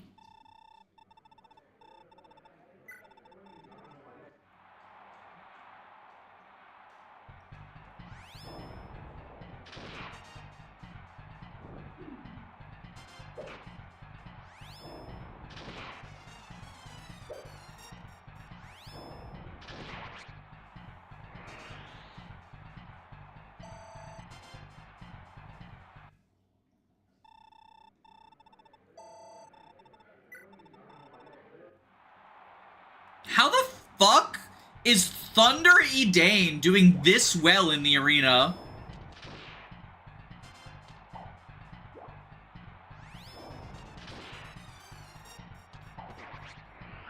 Well, the Nazar archetype strikes again.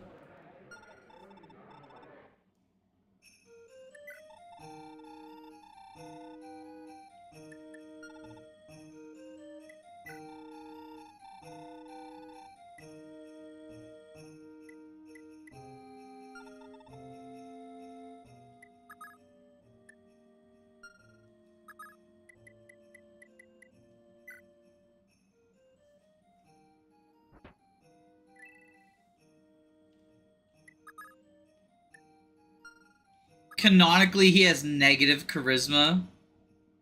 He got that negative Riz.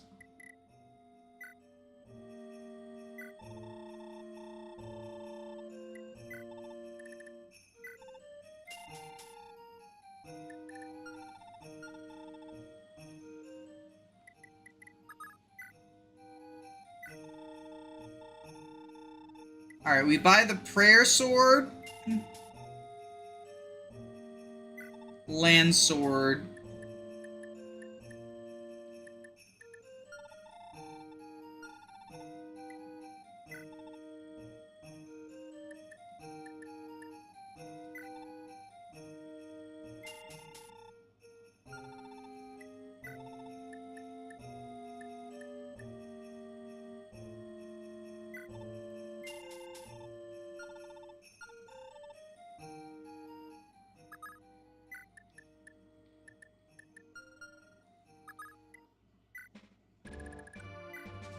over here.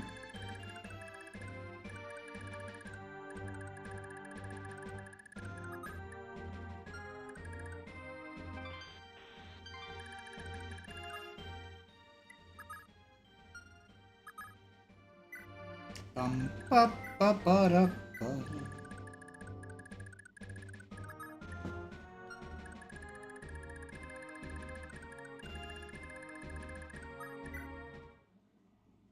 Sucks how Tinny will always inherit Frege, since any pairings where she doesn't makes her trash.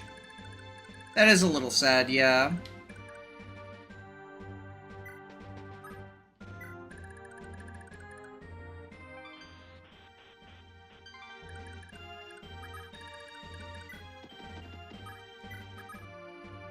Oh, right, we need to pass return down as well. Shit.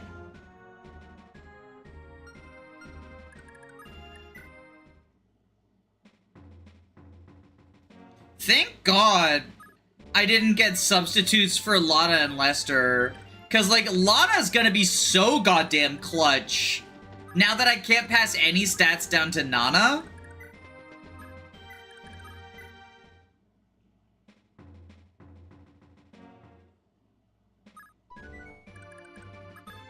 Are you even married? You're not even married. We might not need to kill her. Because she's not even married. Who is Lana? Lana is the Chapter 6 priest.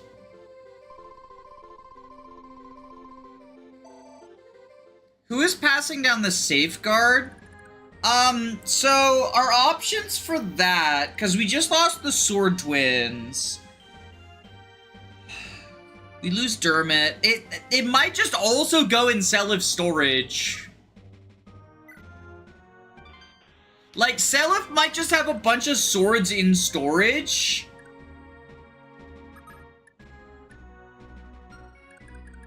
How much value is it again?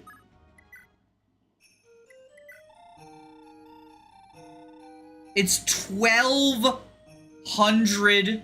No, sorry, 12,000. Okay, we're doing this. We're doing this.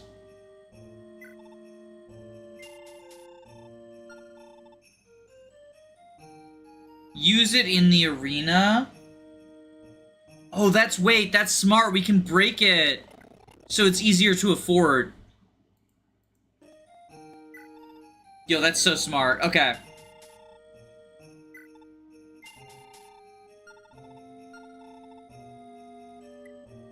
Jackspot, you are a fucking genius.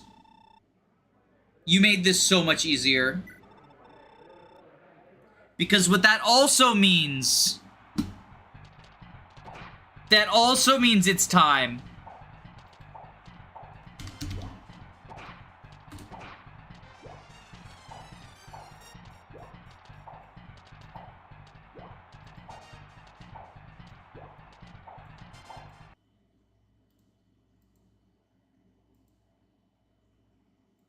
That also means it's time.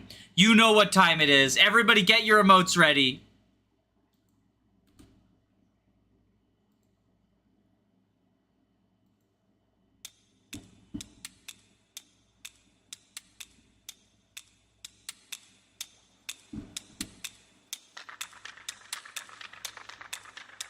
Oh no! Wait, Sylvia has Miracle, doesn't she?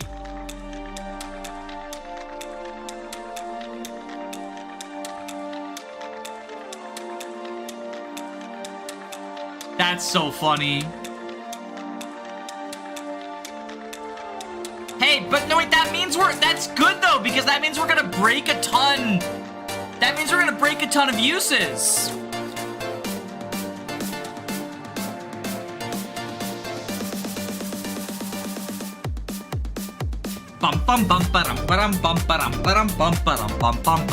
We're doing 1 damage per, so we're going to break it on Goliath. And then we can sell it.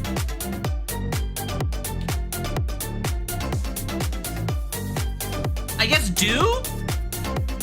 Because if we sell it to do, then Patty can sell it and have some gold. for herself. This is gonna be another long training grind. We're not training Sylvia. We're just trying to break her weapon. But Goliath has more than 50 HP, so it's literally just gonna break on Goliath. So enjoy the crab rave while you can, because it's not gonna last too long.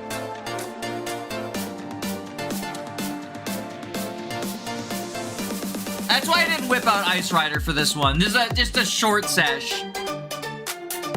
This is a guaranteed win. Sylvia gets more than 30 Void for Miracle. Yup.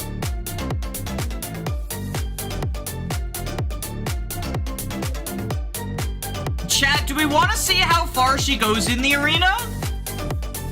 She might be able to make it farther. Like, it doesn't benefit us at all because she's dying, right? So the gold doesn't matter. But let's see, you know?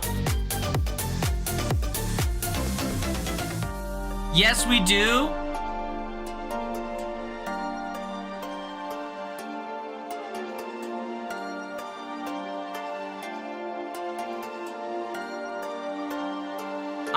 Okay. Do we repair the safeguard? Let's repair the safeguard, because we can just break it again.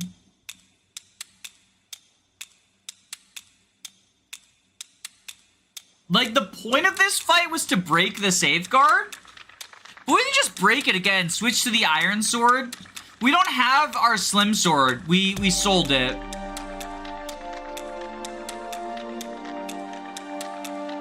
Although, I could buy it back instead. I can use Kaga's turn wheel if we need to, because she's only getting 20 of Void out of this, right? Yeah, so she's facing a 21 to die. But if she had the slim sword instead of the safeguard, then she would be guaranteed to win. So if she dies, we'll use Kaga's turn wheel. Okay, we'll use Kaga's turn wheel so I don't repair the safeguard. And we'll just spend our money. We'll buy the slim sword back.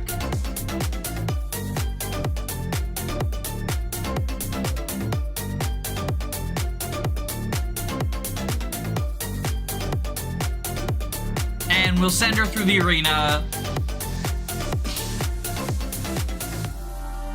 I don't like this music. That's a shame. It's the crab face. It's the crab rave.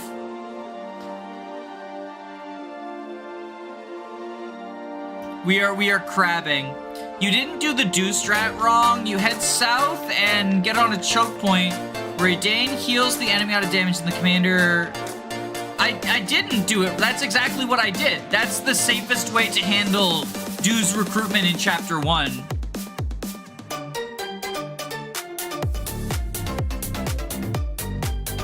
Because the commander one-shots him, but everyone else two-shots him. So, as long as you reach them before he kills too many enemies, because eventually, if he kills enough, the traffic jam... Eventually, if he kills enough enemies, the traffic jam will allow, the commander to reach him. But he's dealing, 1 to 2 points. He's not dealing that much damage. Funny how the Dancer is one of the best arenas in the... I was talking to someone else. Okay. I misunderstood. I thought you were talking to me.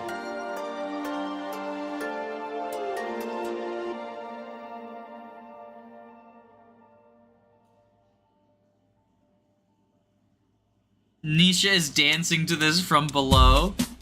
Here we go. Crab emoji, transgender flag emoji, crab emoji, transgender flag emoji, skull emoji, that skull is Frere, crab emoji, transgender flag emoji. Crab emoji, transgender flag emoji, crab emoji, transgender flag emoji, skull emoji. That skull is for Ayra. So, this is 100% guaranteed, by the way.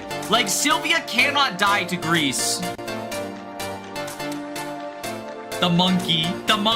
We're monkey moding now. I like how the trans emoji is shown differently on the alert than in chat. I believe it's something to do with, like, how mobile works or something. I see it as the regular trans.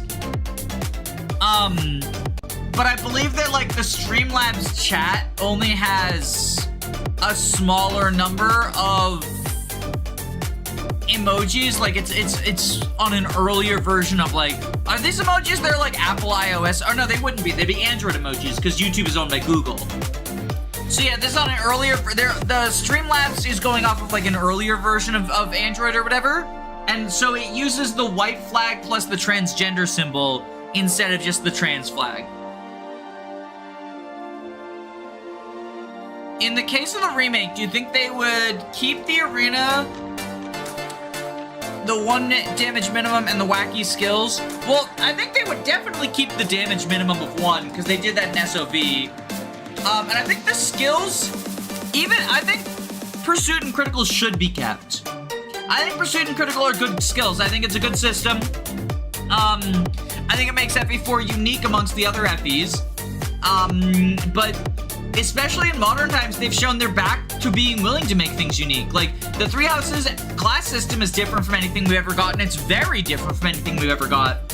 And they're fine with that. It was the most popular game of the franchise so far. Not because of the classes, like because of the Persona stuff, but should a remake have drastic redesigns like Echoes? I mean, I would argue that the things Echoes didn't really redesign stuff. It introduced some new features. Combat arts are new, and supports are new, but like the maps are identical. I also think like, okay, like, I know the appeal of, like, an FE4 remake is just, you know, I want to see this game, like, more fleshed out or whatever. I would prefer, and not just because I'm not the biggest fan of FE4 as a game, but, like, I would prefer a new Fire Emblem over a remake of any Fire Emblem. Whether it's FE4 or an FE that I like. You know, I don't want a Fates remake. Give me something new. Give me something new instead of something old. So my wife and I, we have, it's not Movie Pass, it's like the Movie Pass equivalent.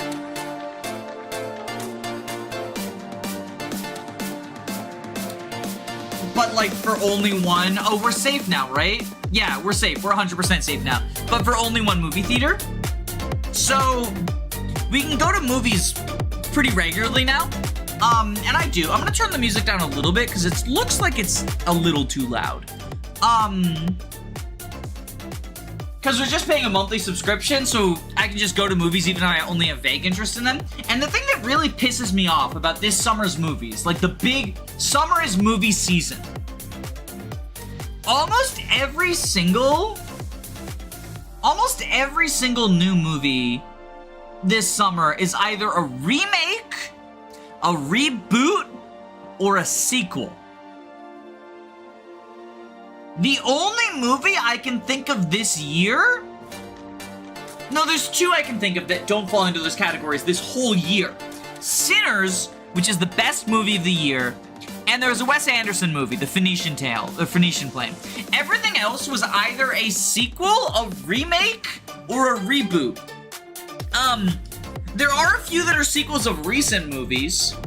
The Accountant 2, which is a sequel to the dreadful fucking Accountant. Those movies are so slow and boring for what pitches themselves to be fucking action movies. But then, like, we got The Ballerina, which is just a John Wick spin-off. Final Destination 6, Bloodlines, which I really liked. I love the Final Destination series. Happy to see more of it. Happy it's back after so long, but also, you know, it's just another reboot. There's the fucking live-action remakes of cartoons, because we had the goddamn awful Lilo and Stitch movie, which I didn't see. We saw How to Train Your Dragon, because I do actually think How to Train Your Dragon, it still asks the question of why did we need to remake this? Which there's no answer to. It's just a remake for the sake of being a remake. But at the very least, the practical effects and the set design and stuff is impressive. The amount of, like, thought and detail that went into those, I think, is really cool. and like translating from a cartoon to a live action, as opposed to Disney where it usually just looks ugly because live action is much less expressive than cartoons. I actually really liked the translation of not only the dragons, but especially the setting, and like the costumes were so good. The story is mostly unchanged. The only big difference is that instead of like everyone being born on the island, or like the civilization just being on the island, they have the throwaway about how like we came to this island because we're all the best warriors from our respective tribes, or the best warriors from our tribes, so we came here to kill the dragons. And it was basically just an excuse for including non-white people in the story. And like the anti-woke crowd is gonna be mad about that, but like let them be mad, whatever. I think them having black characters in this movie aimed for children makes it accessible to black children, and I think that's a good thing. But like other than that, the story's basically unchanged. But it was interesting to see like someone who's not just regurgitating Disney garbage and actually putting effort into like, here's how the costuming and the effects and stuff would look, taking a whack at it, and I liked it. But again, it still just left me walking out of the theater like, it's just another remake, right? What? They're remaking I Know What You Did Last Summer. Did we really need that? Did we really? And it's not just a remake, it's a Scream style requel, where it's a remake sequel. And they meet up with the survivors of the first What I Know What You Did Last Summer, which works in Scream, because in Scream, the mystery, like Ghostface is a killer in a mask and someone takes up the mantle. And in Scream, there's always a mystery of who Ghostface is. So meeting up with the previous survivors is like, you know, you still have to solve the mystery. In I Know What You Did Last Summer, it's always the person you ran over in the car that is the killer. So if you meet up with previous survivors, suddenly, now, instead of it being like a slasher movie with a twist or whatever, right? Now instead, there's no reason why they wouldn't be like, hey, did you run someone over? It's that person. Anyway, my point is, give me Fire Emblem 18 like an original. I don't think Sylvia's making it out of this one. That's unfortunate. I don't want an FE4 remake because I don't want a remake. I want a new Fire Emblem. I can play FE4. I understand that, like, you know, getting an official translation would be cool, but I can play FE4. I can play FE4, I can play FE3, I can play FE2, I can play FE5, I can play FE6. I can play FE9, I can play FE10. Especially since they're adding FE9 and FE10 to the eShop. Or to the not the eShop, the, online? Well, hopefully 10, definitely 9. Cause like the argument, I guess the argument in favor would be,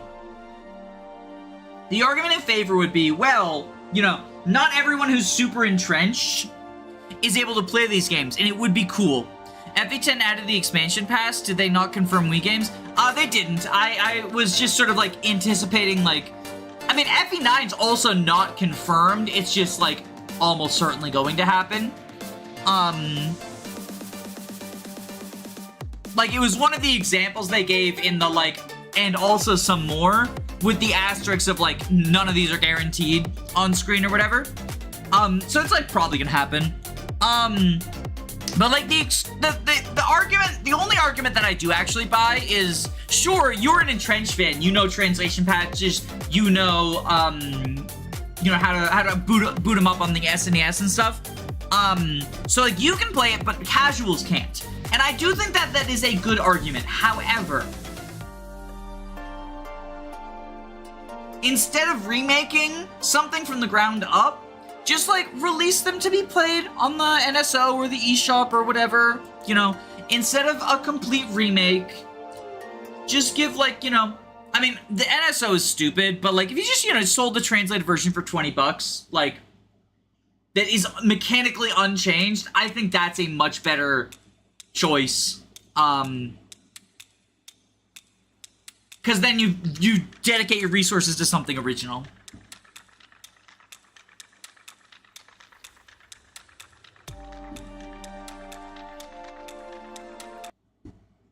Alright. I hope y'all enjoyed the crabs. That will be an Ice Rider video. Anytime we bring out anytime we bring out the fucking... Uh-oh.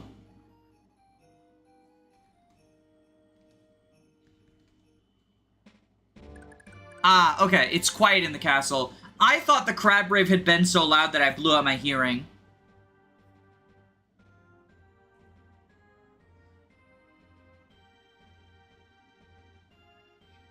But yeah, so we sell the shield sword now.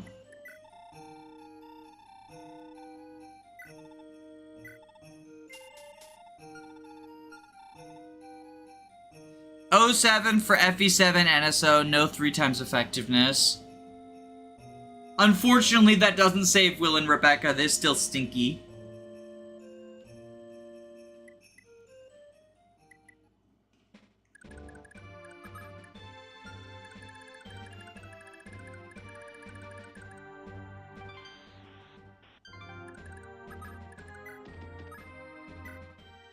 Heard the news? Granville armies just swept in and seized Lubeck Castle. Oh, I fear for Valessa's future.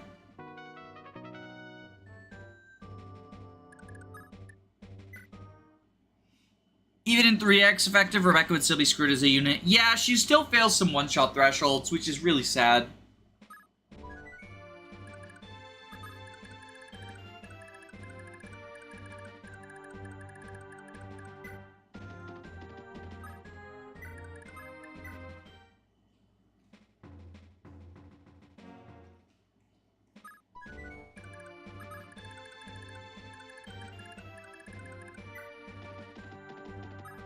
Surprised you didn't make another Ice Rider because people were upset about Rebecca.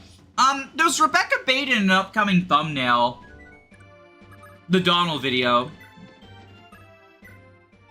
It seems that strengths and abilities are passed down from parents to children. You'll often find that boys will take up their father's traits more dominantly, while girls will be strongly influenced by their mothers.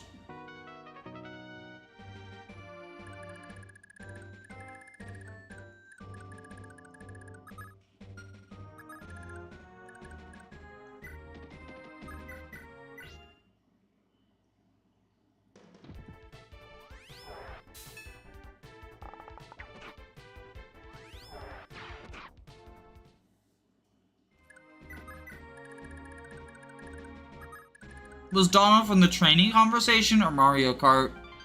I don't remember. I genuinely don't remember.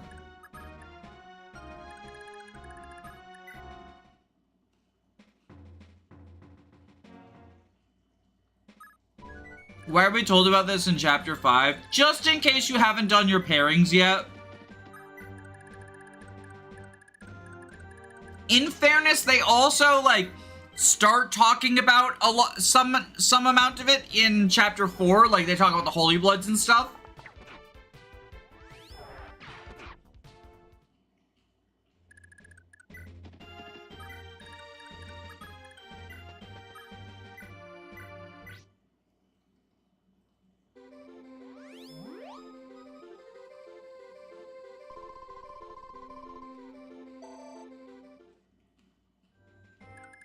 The Sword Twins canonically should be born by now. Oh, right! Well, maybe they get born directly before we seize this castle. Technically, it could be that.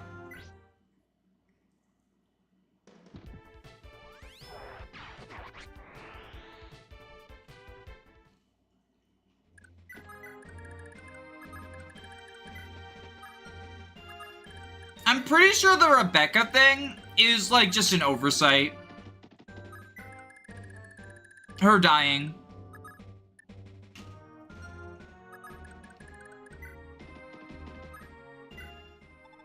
That Lombard's got his thugs going around and clearing out every village they can find. Good thing we sound like have a little bit of gold hidden away from those brutes. Go on, take it. We don't need it more than us.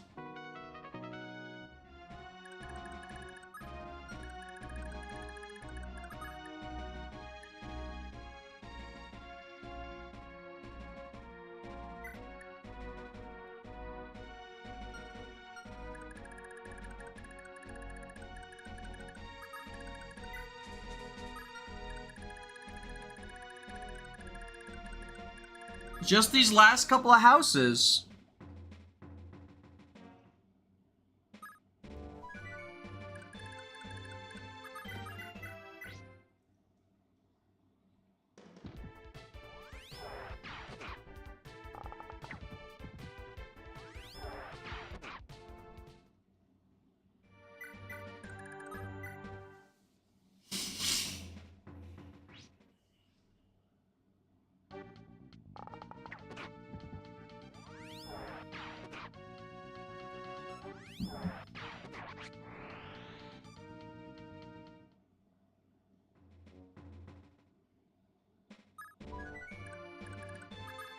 How many kills we got on the wind sword now? 37. Okay.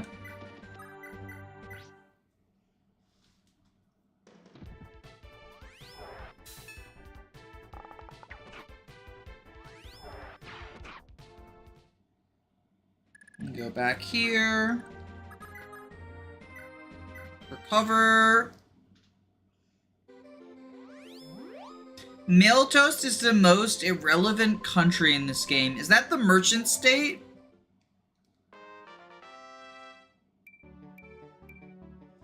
Is that the one that, like, gets introduced in Chapter 10 and then they just drop it for the epilogue? Because if so, it is, and, like, it's not even close. Yeah, the merchant state. That one's so stupid.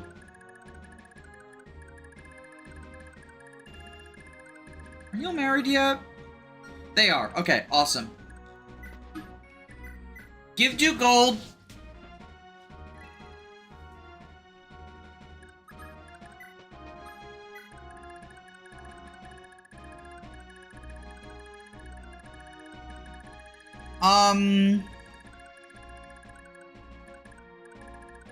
Where's Lester? So Lester goes over here. Ayra. Jamka.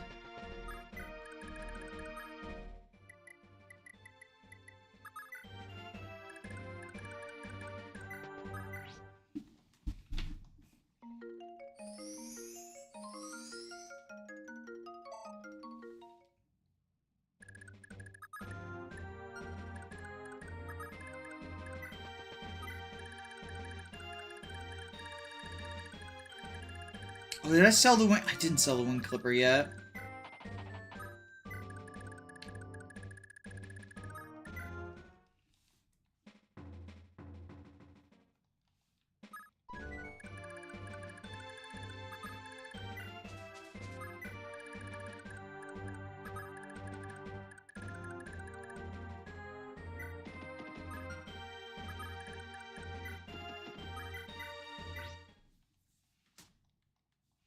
By chips, do you mean French fries? What are y'all talking about? I guess I hadn't been paying enough attention to chat.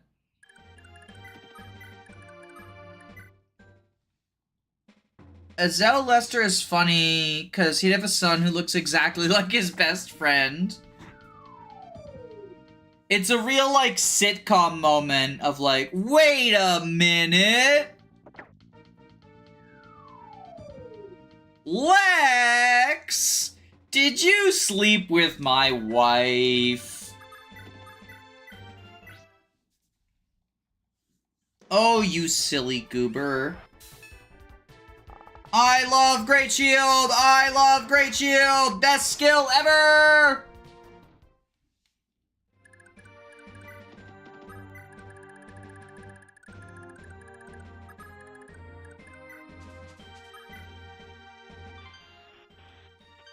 Now we gotta start moving everyone over to the killing fields.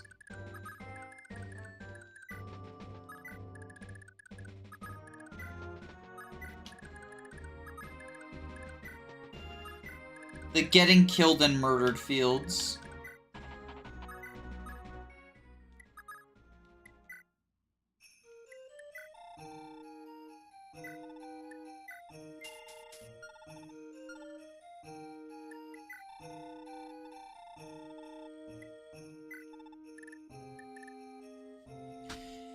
Do we get the night ring for Dew? I think probably.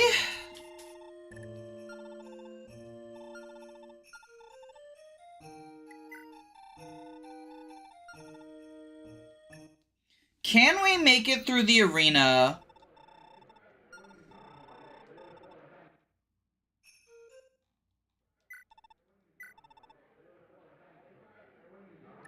Yeah, 11 swords are our best weapon. Okay. French fries is one of the most misleading names ever made. They're not French.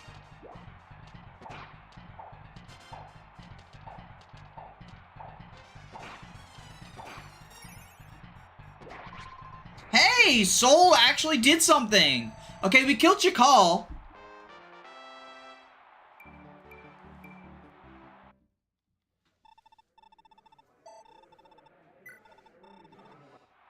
We need to win 2 more rounds. I mean, we definitely beat Goliath.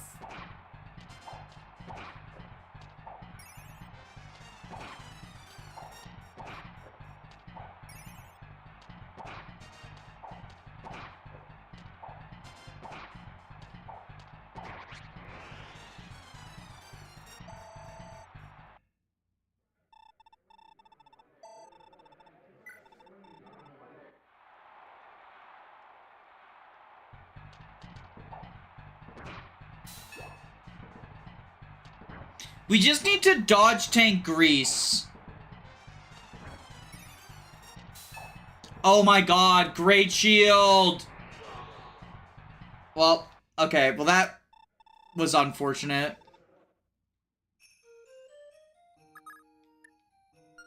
Oh, we're just shy.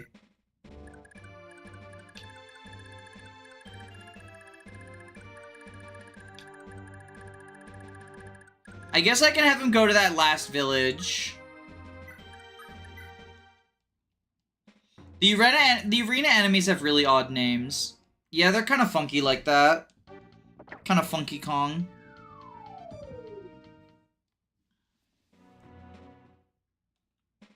You ever have a lasagna? Like a Garfield archetype.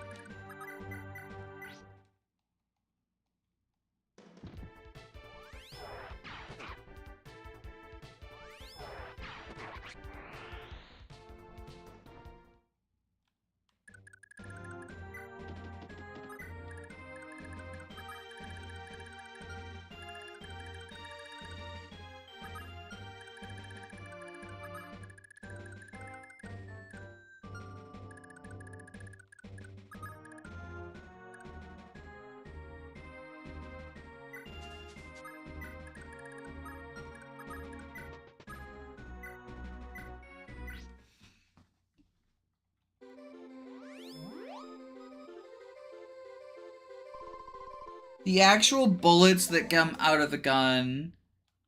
Armor-piercing bullets that bypass Great Shield.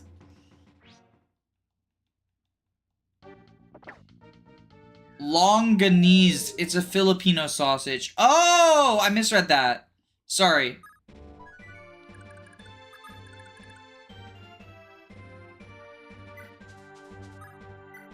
Okay, hopefully she dodges now.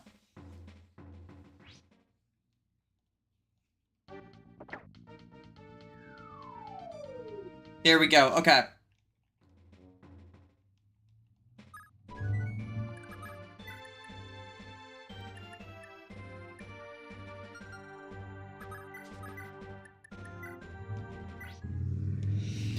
So this javelin is for Ayra's. It's gonna have 63 or more kills on it.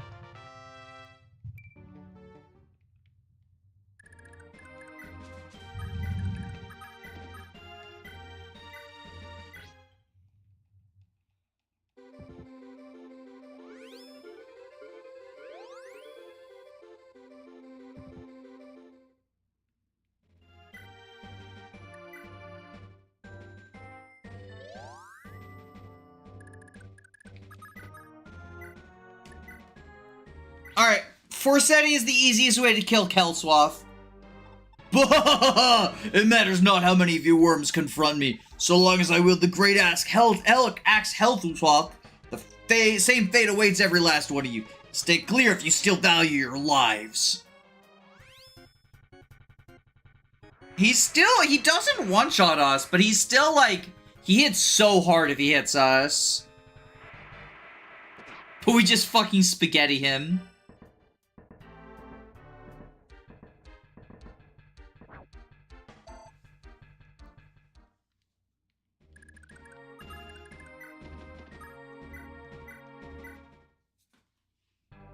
Lex! Vile traitor! You would turn your axe on your own father? Shame on you! That's right, shame on me. Just like you've always said. This is fate, father, forgive me.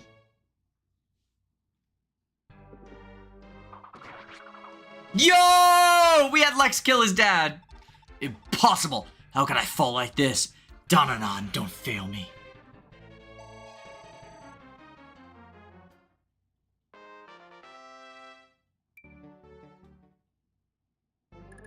That's the type of level up killing your dad gets you.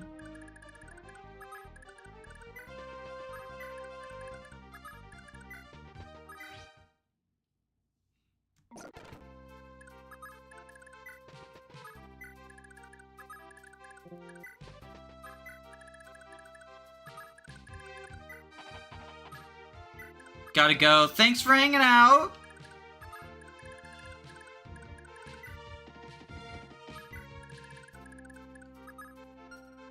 Holin's probably gonna promote soon. He'll promote just in time to fucking die.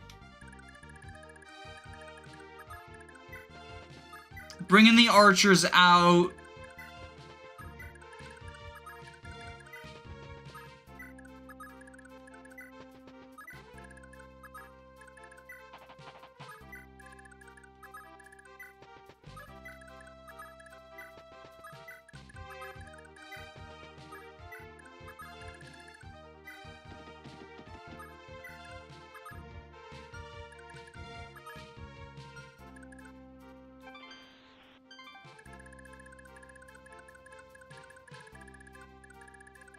Alright, so now...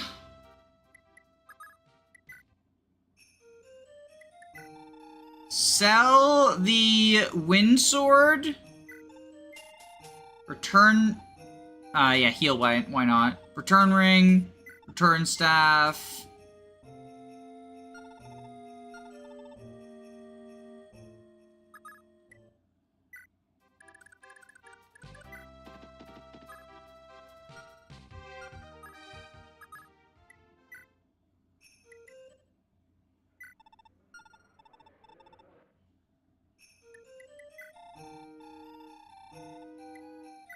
I forgot about the bargain. Who should we give bargain to? Can we even give bargain to anyone? Who even has money on them right now to get bargain?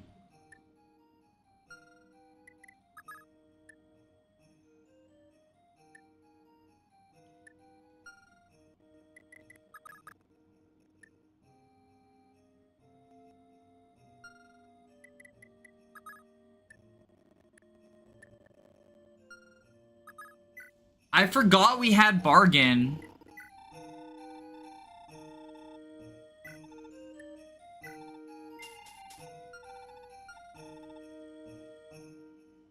Sell it and then have Shannon kill the boss and he gets it for himself. Oh, right! You get it in the desert boss, so it's not that bad of a loss then, yeah.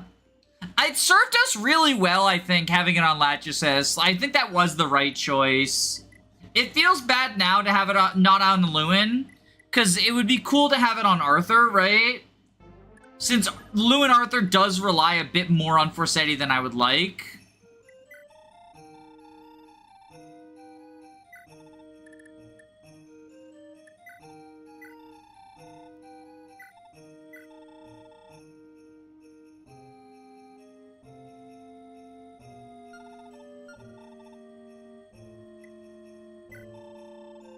I prefer it on Arthur or Ares over Shannon. I agree. I mean, we can't get it on Ares unless Ares buys it. And it always feels really bad to buy it, but it does save you money ultimately.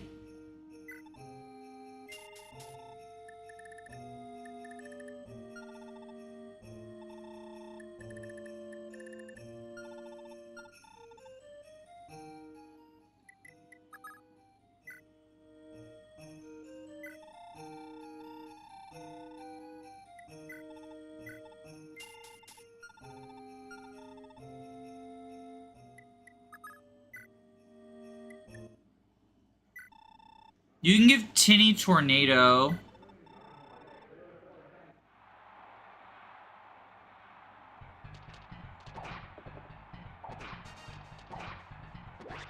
Do you mean via inheritance? I don't think you can do it via inheritance.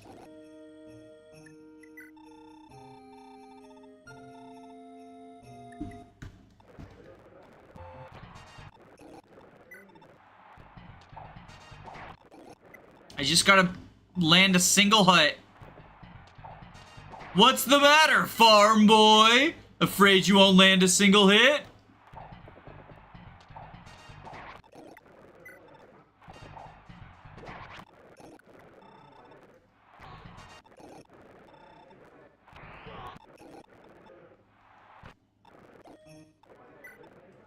Jeez Louise, what is the matter, farm boy?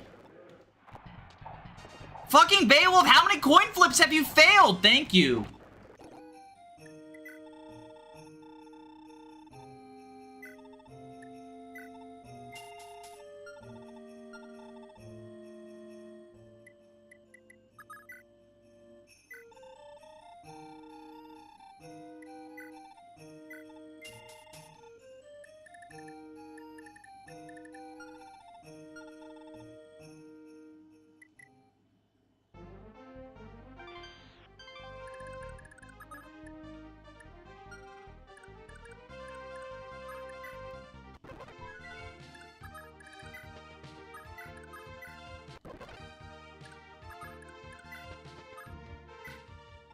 Did you know? The famous Lord Eldigan of the Nordion and his wife had themselves a little son before he died. His name's, Ayra? Something like that? I feel pretty bad for the poor boy. He's just gotta be 3 or 4 years old.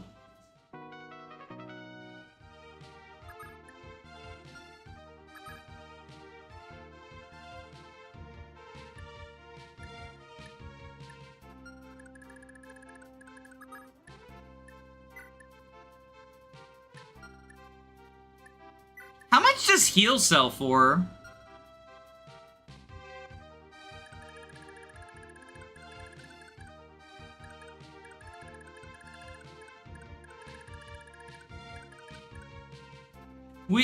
How much does the heal bracelet sell for?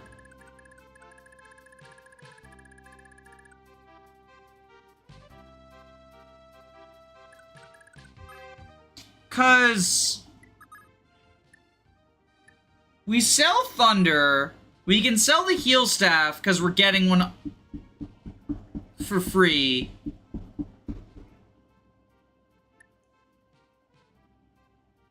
And we have 2 villages available as well.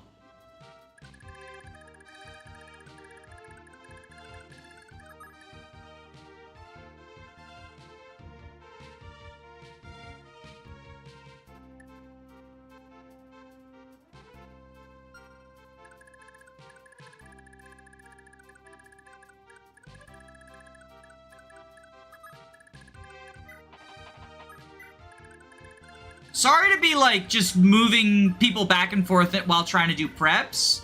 I do think that's kind of what this map becomes. Like, this is a pretty important preps map. It's kind of like, Radiant Dawn 1-E, where I think there's a lot of really important... It sells for only 2,000. That is unfortunate.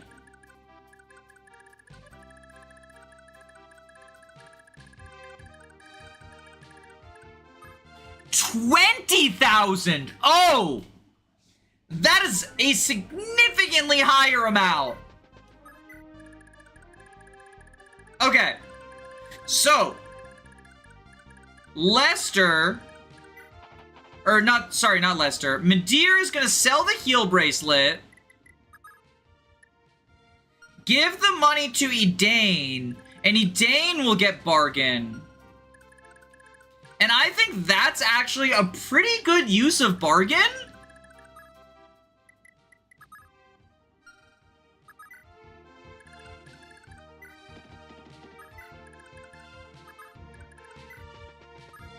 Because she's a staffer. Mana bargaining stuff for free is funny. Well, it's Lana, not Mana. Mana is the substitute. But yeah.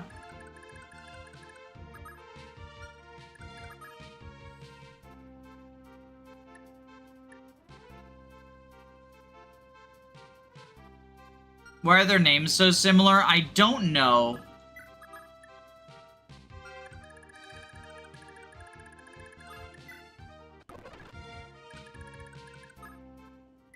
I think that's better than Shannon, because Shannon, like... I think Shannon does not have money problems.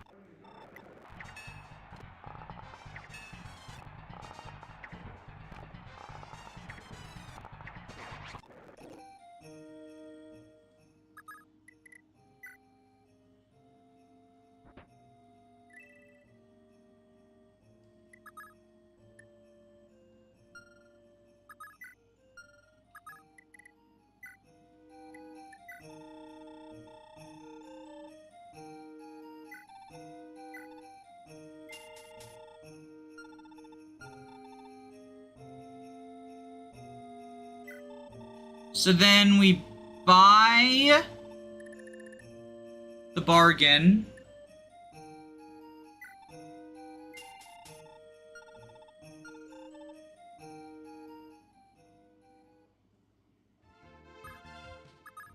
And now we give our remaining gold to Midir, and Midir can repair the Brave Bow a little bit.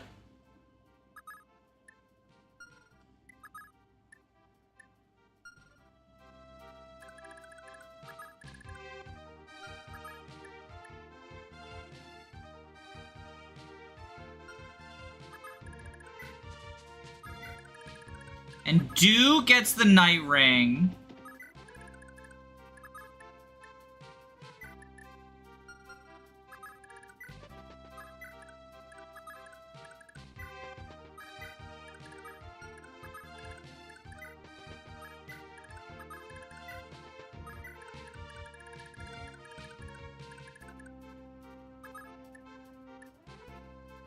And then I guess the last two villages go to Sigurd. Sigurd has so much money already, though.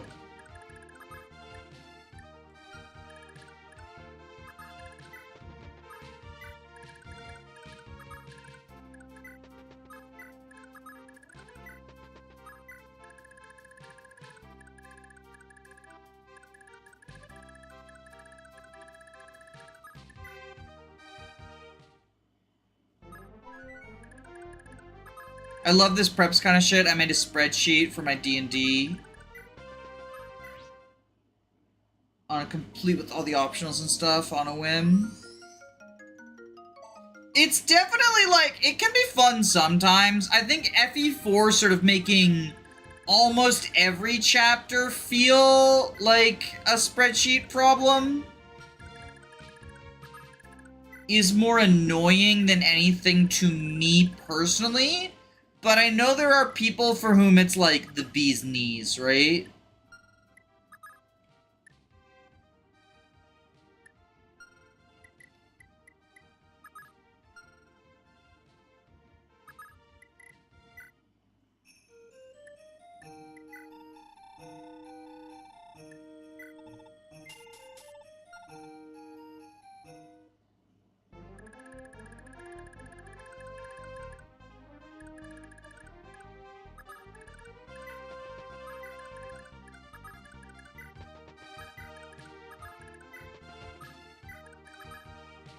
Alright, we have the javelin here.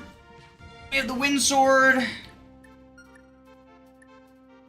Oh, you know, I think we give the villages to Erin so she can repair the wind sword.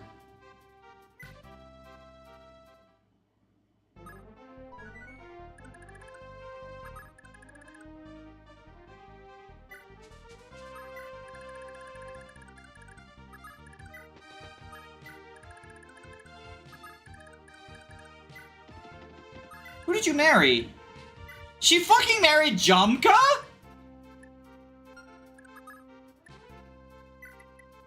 Yo, about to get the fucking funniest possible. About to get the funniest possible dancer. Onslaught, Adept, Miracle, Dancer.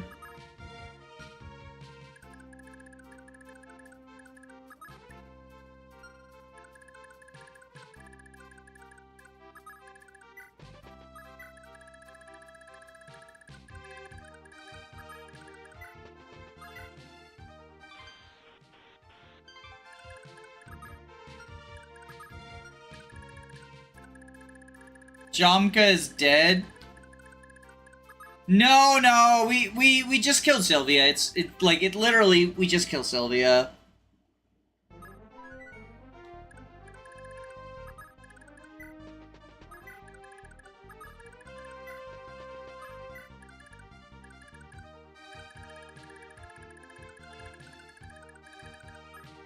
Killing the father doesn't stop the childbirth. You gotta kill the mother. Which makes sense.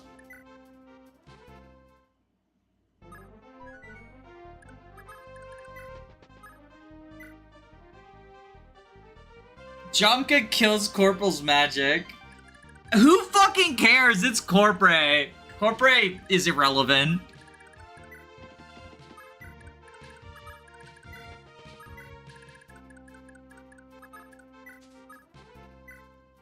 It's terrifying just how far Granville has fallen from the peaceful nation it used to be.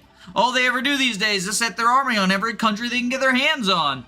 Prince Kurth to be utterly ashamed to know what's become of his beloved Granville. You have to do something. I'm begging you. Go to Granville. Take the country back from the wicked folk who are perverting all it holds dear.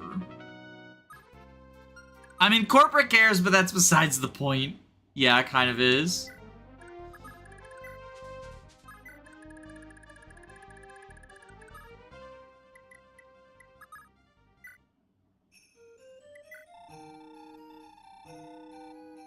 Alright, so we buy the night ring.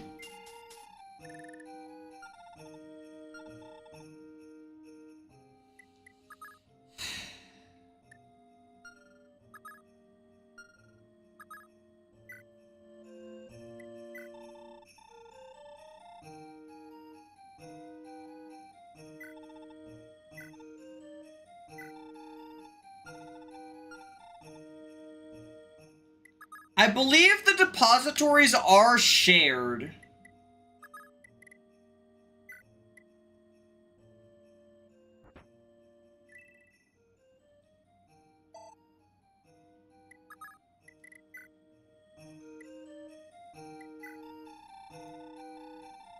Or not shared, inherited, basically.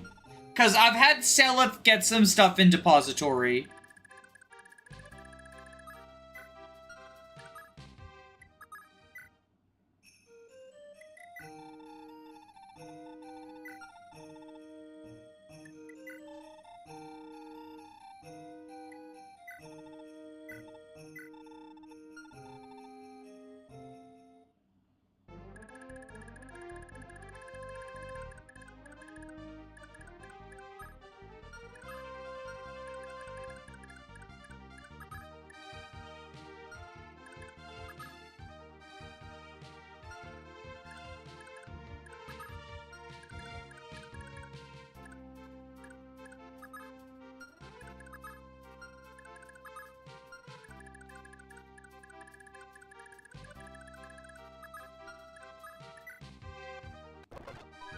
Alright, let's seize. It was quite a fierce bout, sire. And to think, none of them were Granvale's elite. Listen, wifey, I need to ask something of you.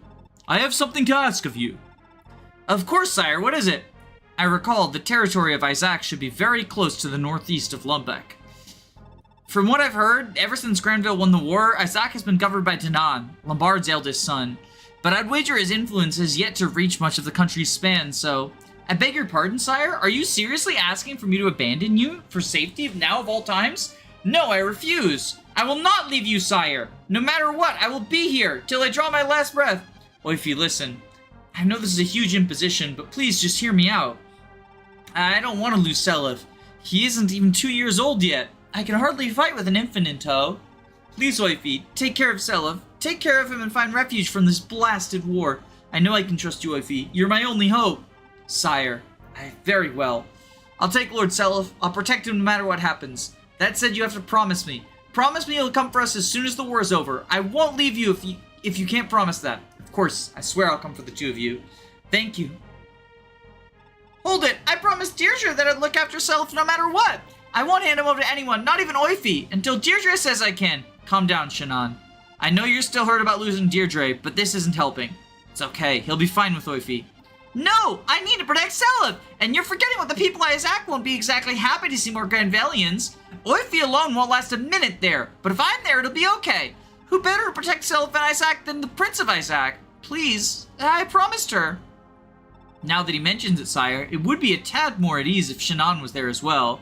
I know you're reluctant to involve one as young as Shannon in something so dangerous, but I think we can agree he's become a talented warrior. Not to mention, I'll need Shannon to secure the people's support.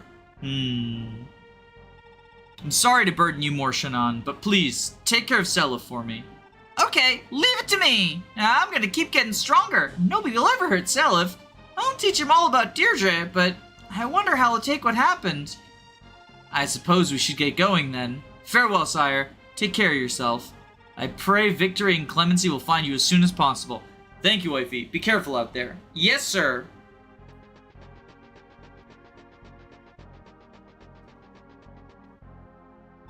Seliph, I'm so sorry. Please grow up safe and strong. Happy birth to Larse and Sakath.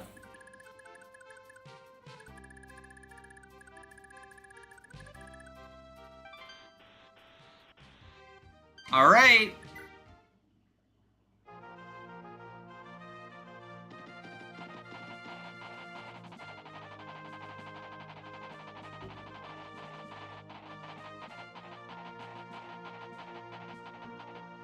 This part's heartbreaking.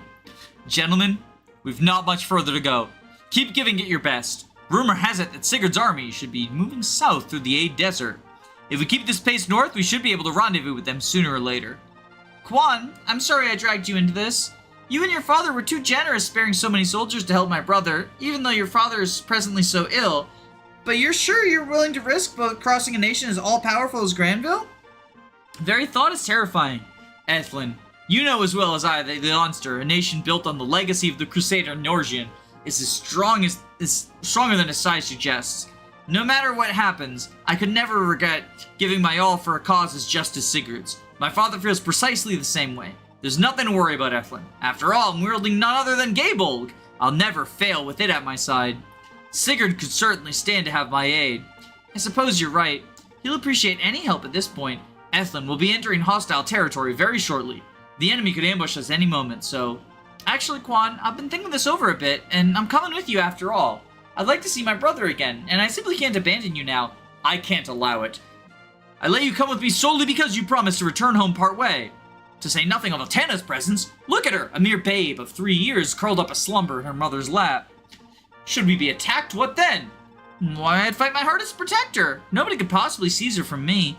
I certainly never intended at first to take her with us, but she simply wouldn't stop crying when I tried to leave her behind. You're right, though, you're right. I'll take her home. Ethlyn, I'm sorry. I assure you, I do know precisely how you feel, but Leaf was barely born and waiting for you at home. Our children need their mother. Please, Ethlyn, return home. I left Finn to defend the capital. You'll be safe with him.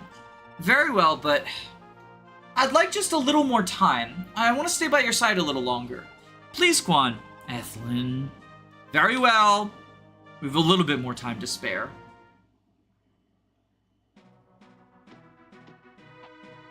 What happened to all the movement they had in the cutscene? This is the heartbreaking part. This part fucking sent me in my first playthrough. I rushed Erin down so fast. I was fucking heartbroken. Ah, Quan. The poor sod still has no clue that we're tailing him. And there's a woman with him. What a clumsy mistake. Why, I dare say the long-awaited end of Lanster's famous Lensenretter. These hooves will be sinking clean into the sand. They can't so much as fail at us. Then, close it. This is it. Thracia's destiny lies before us, ripe for the grasping. What? Thracian Wyvern Knights? No. You can't be serious. Shavant has been at our heels all along. Ethlyn, run. We've no hope of victory in this blasted desert. But what will you do? They're like wild hyenas, Ethlyn. Children are more than easy targets for them. Thracia has sought to reconquer our territory for centuries. I thought my absence would be taken as an invitation, so I left Finn behind with half the army in case they made an obvious move. Not once, not even once did I suspect they would pursue us instead. This was all a mistake. You can't give up now, Quan. It'll be okay. We're together, aren't we? At the very least, we'll not go down easy. Ethlyn, forgive me, please. And now here they come. Ba-ba-ba-da-ba-ba-da-da-da.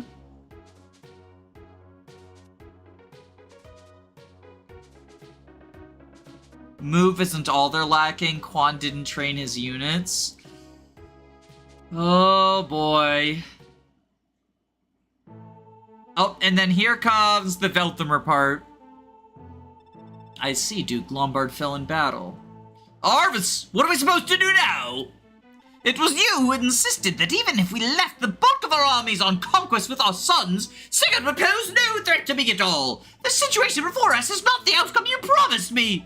Reptor, your overreaction is baseless. The deck is still stacked in our favor. The Velthamer army is lying in wait for the rebels in the Aids Desert's depth. Furthermore, Thracian cell swords should be arriving to reinforce us at any moment. The enemy will assuredly be exhausted. So long as my army and yours cooperate, Sigurd and his rebels ought to fall with ease. I'm holding you to your word this time, Arvis. Remember, I've no objection to you alone claiming the throne once Asamunder dies. But don't you dare forget your allies! Of course. Must I remind you? The instant the dust of this war settles, House Frege will be granted the Augustrian throne to govern. House Dosel, meanwhile, will be entrusted with the rule of Izak. Rest assured, Reptor, I will honor your rights to these territories. Very well. Then I, too, will fight with all I have. Greetings, Lord Arvis. The plan proceeds precisely on time, I see. Manfroy. I've told you once, I've told you 1,000 times. You must not show your face here. Until the Granville throne is mine, I cannot allow your brethren to appear in public. Do you understand? We understand how you indulge the greed of men as vile as Reptor and Lombard. We understand how even then you will not concede the very fact of our existence. The plan was to use those two buffoons until they could be used no further, and then cast them aside and use their sons in their stead, was it not? But hear me well, Manfroy. I refuse to have any part in the revival of your Lopturian empire. I've no desire to oppress your cult, but I've even less of a desire to co-sign the world to your Dark Lord's rule. Remember this well. I may be of Loptarian heritage, but my ancestor, Saint Maria, was a man who fought for the rights of the people. And more importantly, I am the one true heir to the Crusader Fjalar, Loptus' sworn enemy. I will change this world for the better. Under my rule, humanity shall be free from pain and prejudice, tyranny and oppression. What a pity it is that Sigurd must die. But alas, all things require sacrifice. A sacrifice for the sake of Lady Deirdre, you mean? You are terrified, Lord Arvis. You fear her memory may someday return. So this scene right here is why the fucking, Arvis cope of, oh, he didn't know about Deirdre being Sigurd's wife, is completely, like, obviously unfounded, right? A lot of people will say, like, you know, oh, Arvis had good intentions, and I'll say, no, he wanted to rule the world. Like, yeah, he thought that he could have a peaceful empire and, like, not give the, like, the Dark God or whatever a thing. But, like, Arvis, clearly a villain. I still ship Arvis and Sigurd. The thing is that, like, all of the Arvis defense stuff, right? It just ignores the text of the story. It'll say, like, the argument that constantly comes up is, well, you know, we don't know if Arvis was aware of Deirdre being Sigurd's husband. Because, like, he sends Deirdre out specifically as a sort of, like, cruel twist of the knife. I mean, we'll get to that scene in a bit. But that's, like, the sort of the petty, cruel thing. But even if you, for some reason, just, like, you skipped this scene and therefore think that Arvis didn't know Deirdre was Sigurd's wife because her memory was wiped, wanting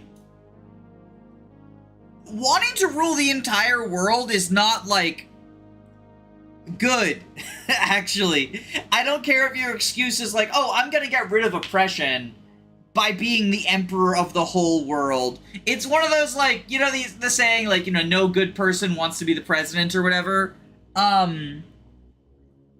Imagine that, but the entire world.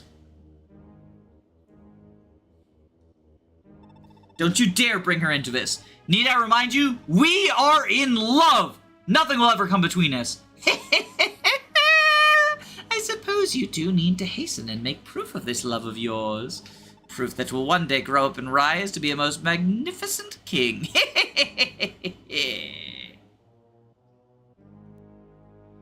Fionunulwala.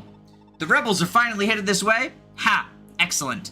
Let them walk into the range of my welcoming gift. Meteor spells! The desert will gladly claim their bodies. He controls the whole world besides Verdain. It's because Kaga doesn't think Verdain is, like, real people.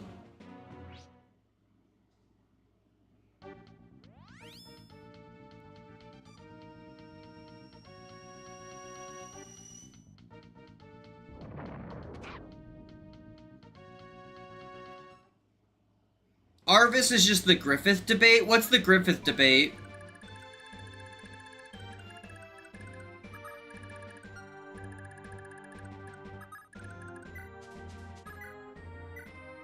Get some more Jav kills. Yo, the crit Jav. The crit Jav is so good. What are we at now? We are at 64, like the Nintendo 64. Ayra, we have to kill you. Kill this person. We have to kill Ayra, we have to kill Sylvia. I'm probably gonna wait to kill Sylvia until after we kill the wyverns, though. Whenever a story has a remotely nuanced villain, people always turn it into that villain did nothing wrong. But, like, it's so fucking, yeah, it's so fucking stupid. Like, I do think that, like, Arvis is, I genuinely, my read, I think Arvis genuinely thinks that with him as the ruler of the world, like, it'll be better, it would be a better world than if he wasn't. But, like, that's delusional, right? Like, just because he's, like, theoretically motivated by something that could be good. We also see that, like, and obviously some amount of this is the Loptis Empire. And, like, there's the idea that, you know, Arvis is helpless. Like, he, you know, maybe didn't want everything terrible. But, like, he gave, we don't see what happens in Augustria, but we see firsthand what, Isaac is like. And Isaac is ruled over, like, that's the oppression, right? That's not the cult. That's just, Arvis gave Isaac to, the Lex family, the Axe family, and then they were like, you know, these guys are second-class citizens now, right? So, like, Arvis's promise of, you know, a world without tyranny rings pretty fucking hollow.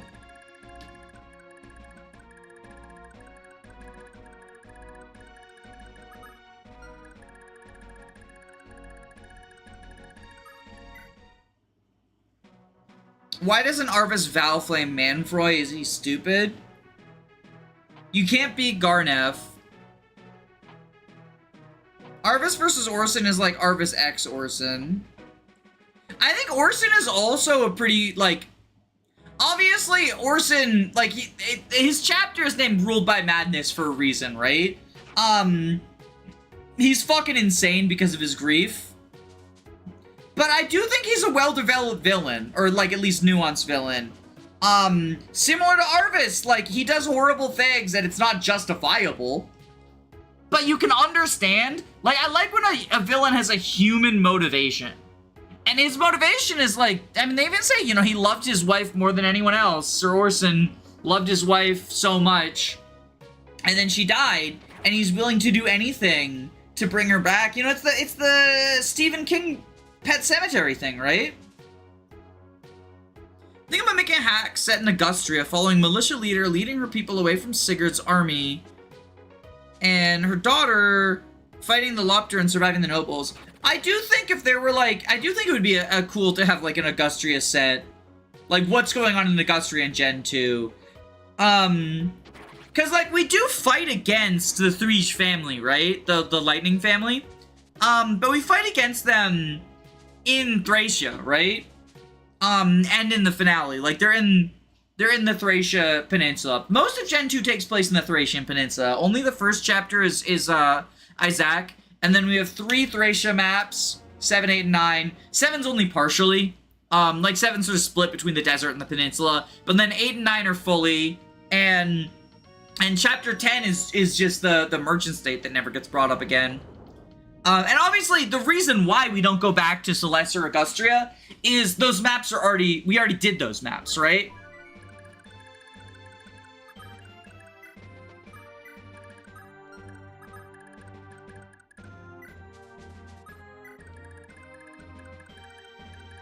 Like, we already did those maps, so they're not gonna, like, have us do them again.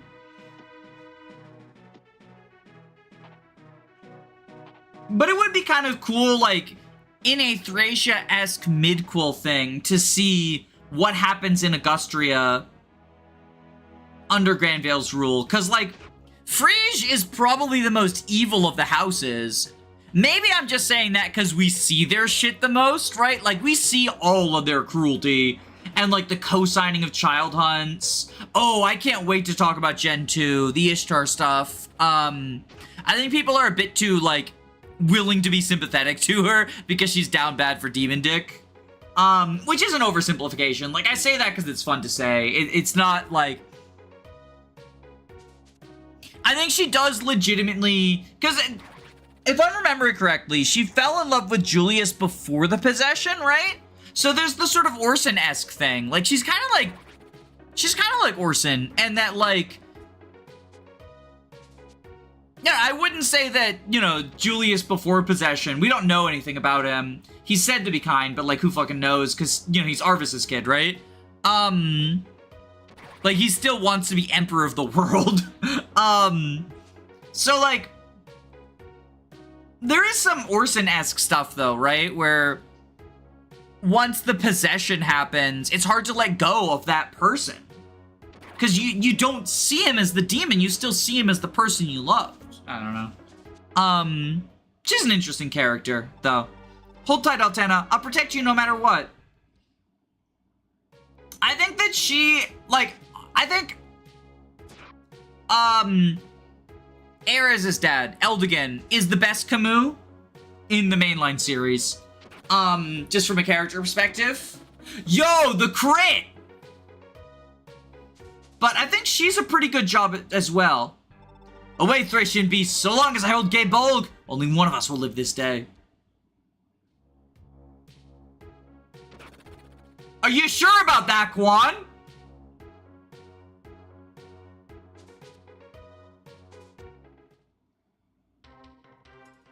I know that plot-wise, him giving up the Gable is supposed to be what kills him, but goddamn. Oh, right, I forgot. I forgot the sleep staff.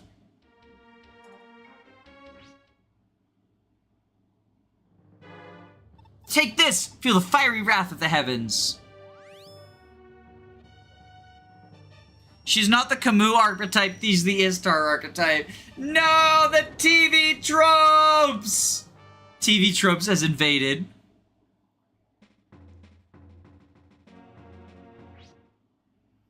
Why are you attacking Erin?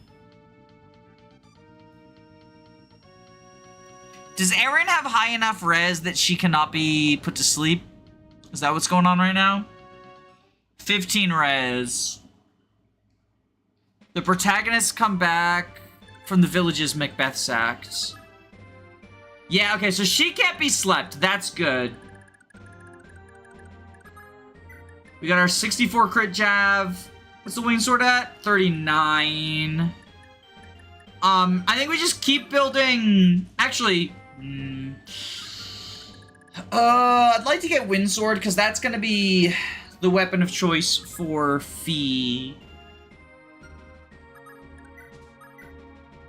Nah, I think we do jab. I think we do jab. We want to steamroll this jab.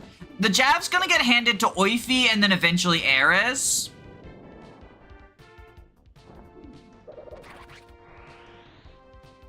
Because now we're at 65.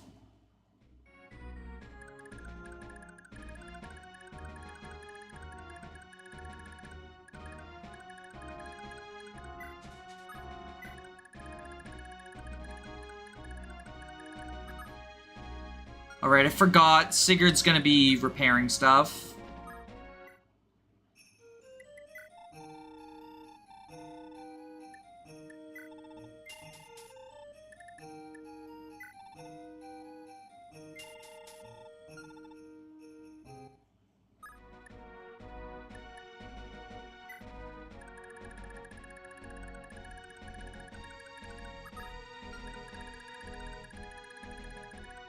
Alright,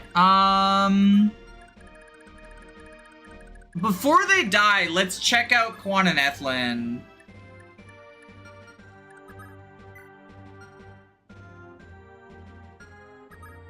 Fucking only 10 defense. The Gablug is such a fucking washed weapon.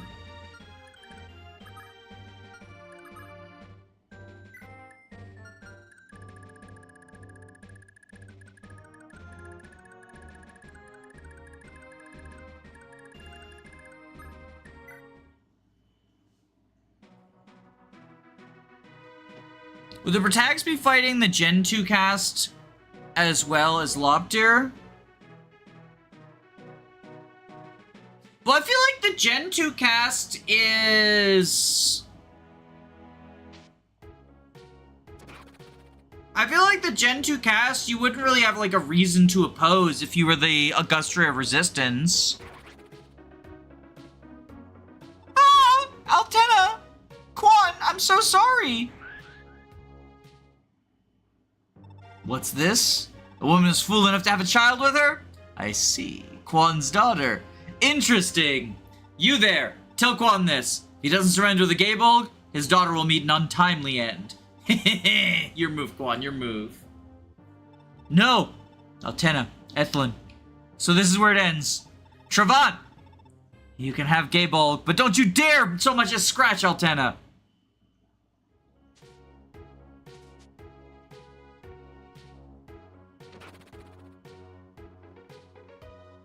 This one tugs at the heartstrings.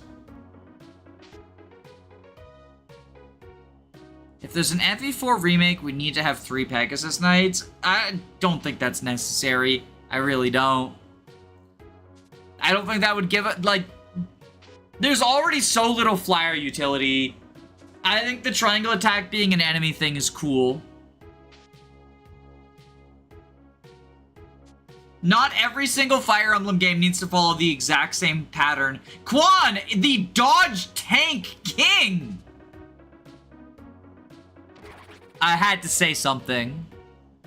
Oh, Ethlin, forgive me. Finn, I entrust Leaf to you.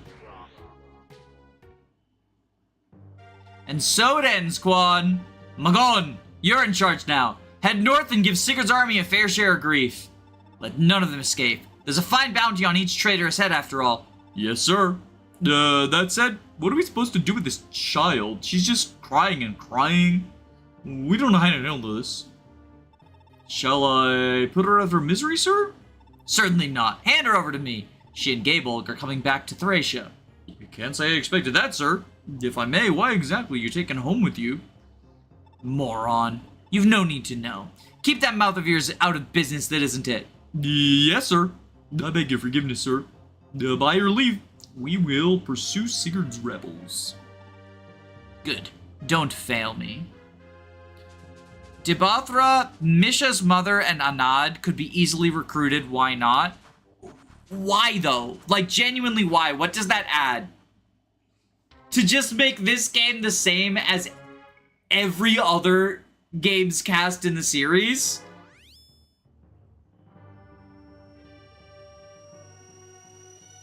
Three Pegasus Knights would fit.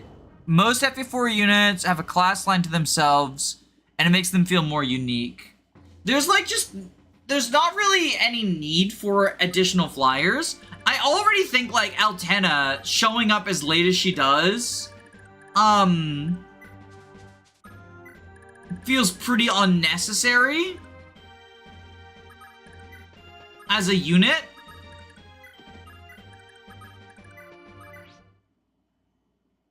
Ibathra was added to Heroes because of thighs. Truly, Heroes fans are the lowest form. Who's Debathra? She's one of the Chapter 4 characters.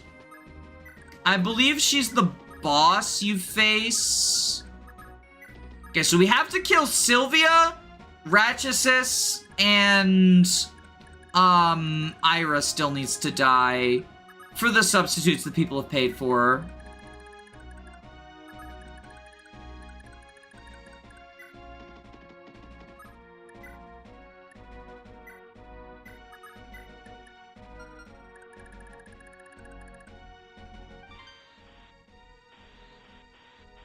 Make Eldigan a recruitable unit? Abso-fucking-lutely not. Ruin, like, one of the best character arcs. Like, the multi-generational arc, I mean, between Eldigan and... Eldigan and Ares. The best part of FE4 is the story. We do not need to ruin the story. Arguably one of the best stories in Fire Emblem franchise, just so that we can have the stupid fucking golden ending. Where everyone gets to live. It's the theme discourse all over again, isn't it? You know, I want to collect them all because I need the perfect run.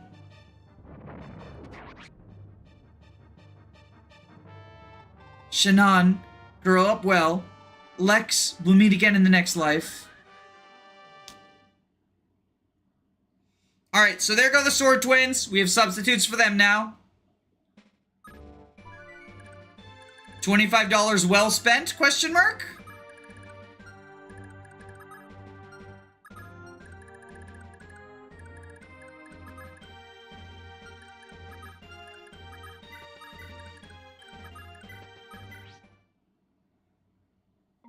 Serende with Lester.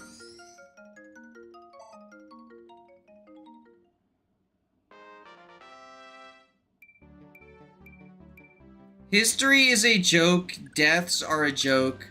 They should make a reboot.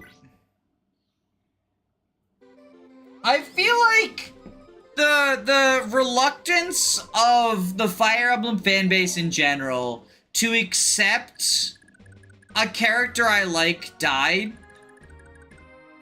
is, I've said it before with like theme discourse, with Viridian's discourse, with that sort of stuff, right? It's just a very childish perspective to come from. And like, I do recognize that the majority of my audience is significantly younger than me.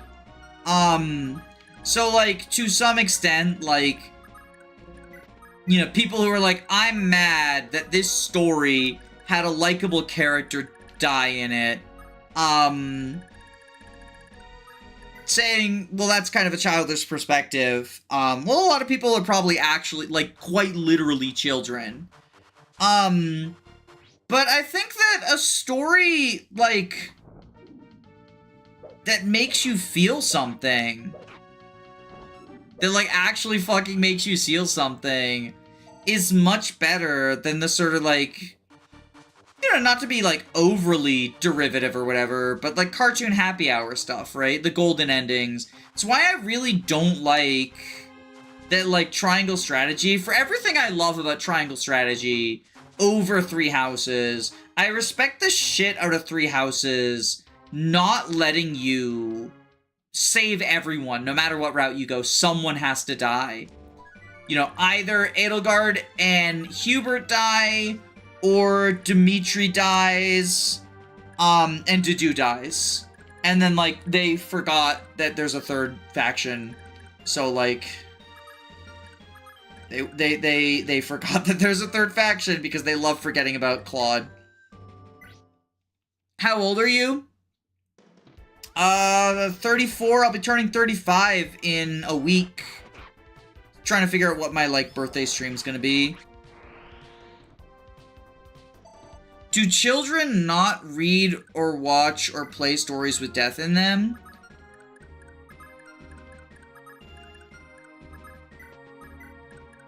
I mean, I imagine that they do.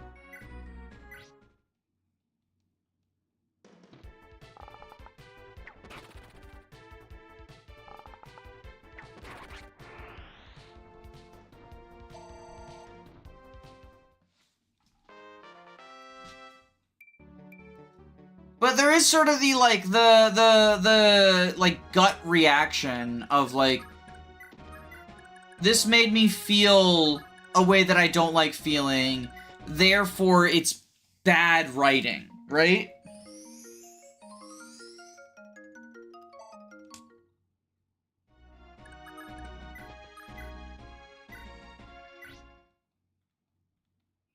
Play your favorite Fire Emblem for your birthday? I play Fire Emblem all the time, though. I'm thinking, like, maybe some Mario Party. There's a, I came up with a Fire Emblem party game idea that I kind of wanted to play with friends, but a couple of my friends are going to be busy on my birthday, so we can't do it. Or at the very least, we wouldn't be able to include them. Previous years, I've done, like, Jackbox stuff. The Jackbox game stuff.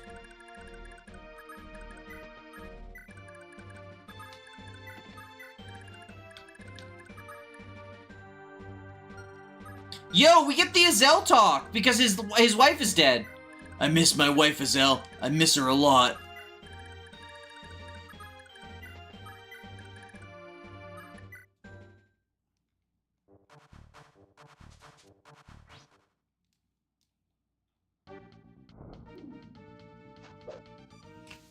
So we cannot let Brigid die, because we do have her kids paid for. We can let Lachesis die. In fact, I am... Not just can, like, we have to let Lachesis die.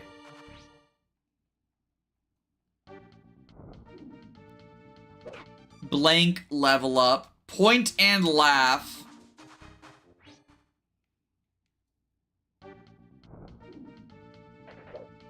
FE4's bad ending where everyone is dead makes Seliph the Emperor. Yeah, which is, like, pretty funny.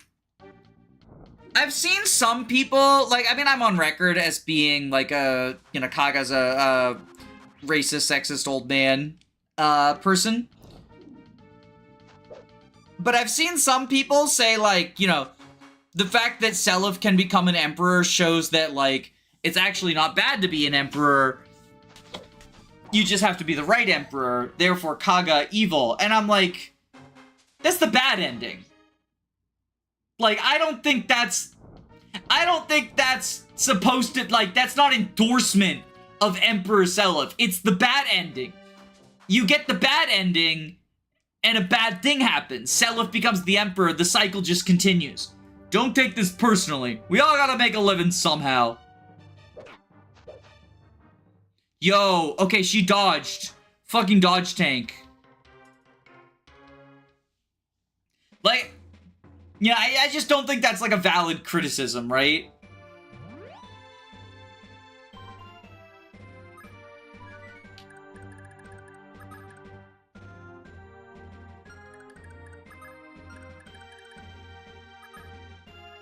Okay, we gotta kill you. My gun. She has her invincibility skill from Thracia. Ugh, glory to Thracia. It's always funny seeing someone just casually step back to dodge an FE4, right? Hey, Brigid can promote to marksman now. Smiley face.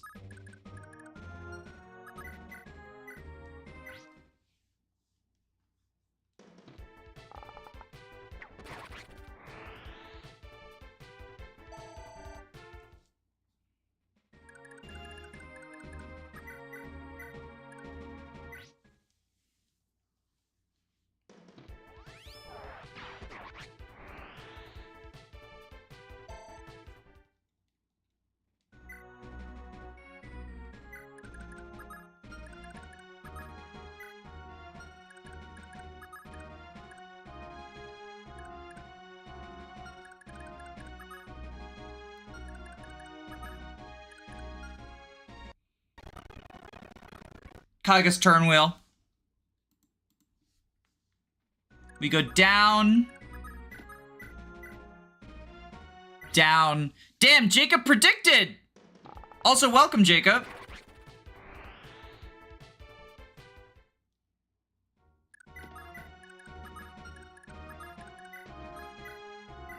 Forsetti spaghetti. B. Oh, Jacob is trying to control FE4. Playing Radiant Dawn from the first time. How can I make Liar good? That is a puzzle. I've brought her to the fucking tower before. So, like, she's... I mean, nobody in the game is unusable, right? But I've brought her to the tower. It's just, you know, she's bad. That's Jacob from the Milkman collab. Jacob... also does YouTube stuff. So you should check out youtube.com/casualjacob.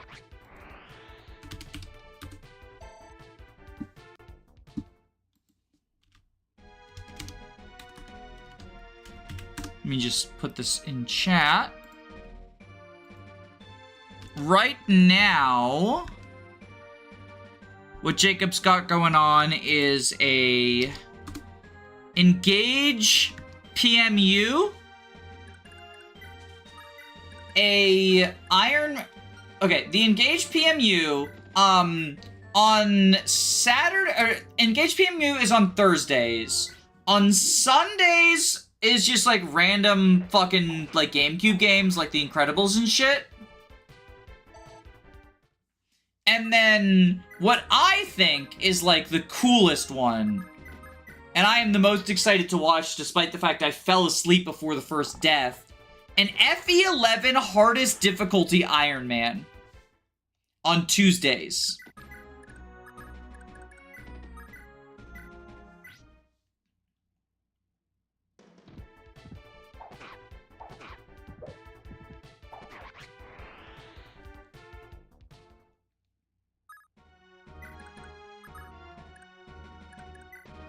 Alright, so we gotta kill off Sylvia and Lachesis still.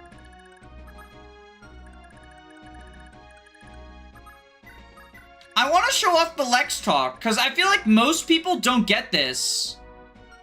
Because Lex has to be single, and usually you want to marry him. He's one of the better dads.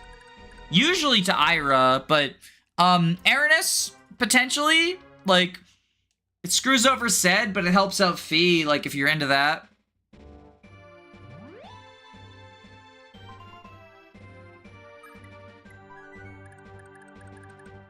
Honestly, Brigid Lex, not terrible.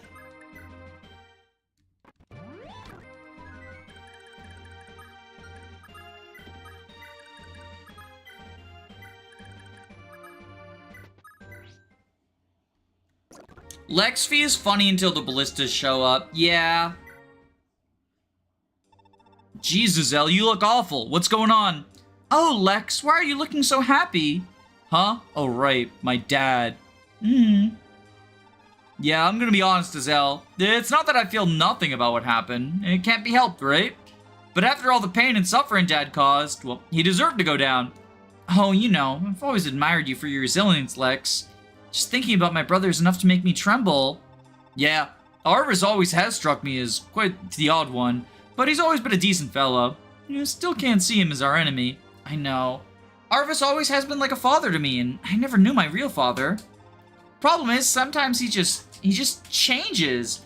As if he's become a whole different man. That's why you up and left him at home, right? There's nothing wrong with that, Azelle. He's got a life, and you got yours. Don't beat yourself up about it, okay? I suppose you're right. Where's the BBQ? It's coming, it's coming. We're making our way. Thank you for the $2 donation, lolface. Where barbecue? Alright, so we're gonna use the meteors. Oh, Lex is gonna get fucking smoked right now. We're gonna use the meteors to kill off the last 2 ladies we gotta kill. And then I'm gonna get more javelin kills. The only non-lover conversation that requires both units to be single is Arthur and Tinny. Oh, really? You can get that with Lex married? I know the Jamka Do one requires them both to be single, right? I thought it did, at least.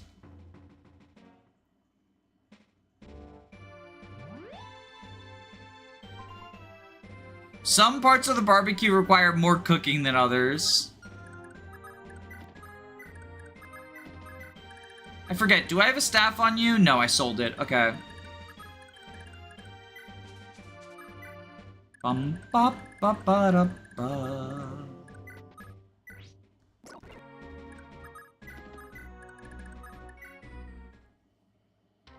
I just checked, it doesn't. Huh! Speaking of Lex Fee, checking this Erin's growth, she has the highest defense growth in the game at 70%. Interesting.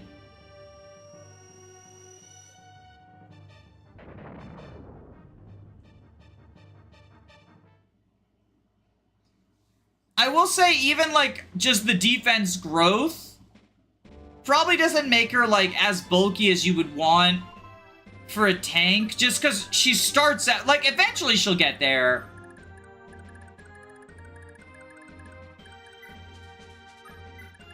But, like, I don't know. I also think, like, HP values are so high. Lachesis Gaming. Look, I was paid $100 to do this.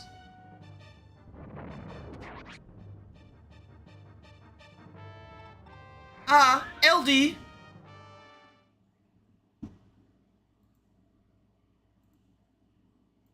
Tristan Online. Yeah, and we're gonna get the Tristan event too, because we got the Sword Twins.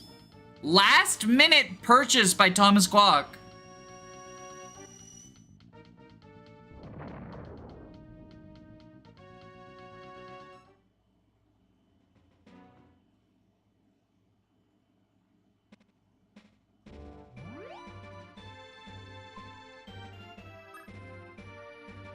No Wish is secretly Tristan's dad.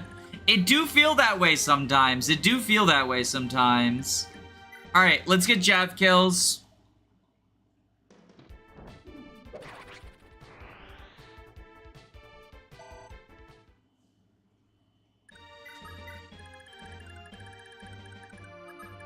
And our last mandatory death.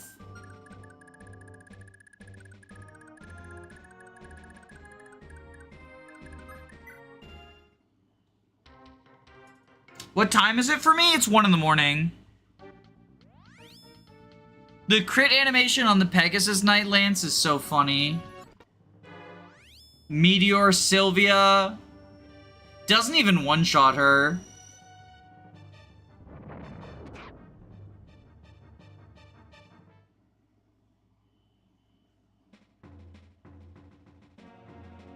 The gay bros convo. Tristan and Dalvin have to be below level 10. When is that chapter 7? They need to be below 10?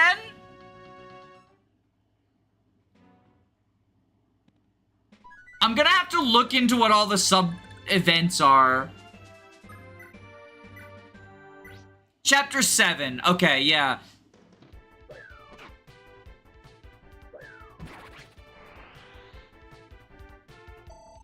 Dalvin calls Tristan a sexy little man.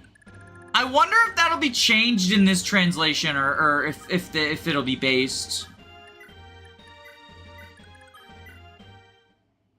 It's hard to get them leveled past that.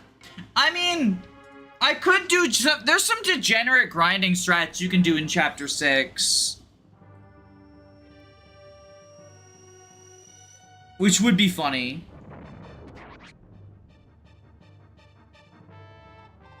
Why am I? Jamka, do something, please! Sylvia, it's your fault that you had to die. You married Jamka. We could have left you alive.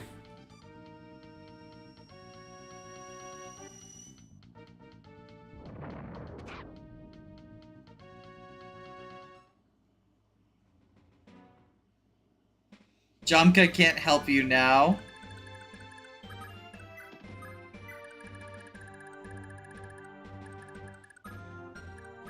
What are we at for crit jab right now?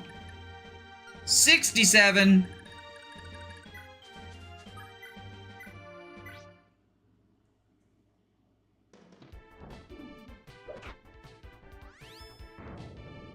Would you recommend playing Thracia relatively blind?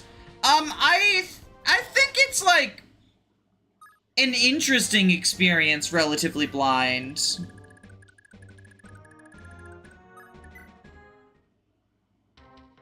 I'll never understand the child unit growth formulas.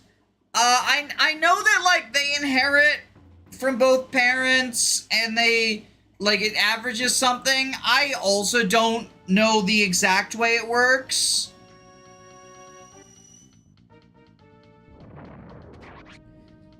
Well,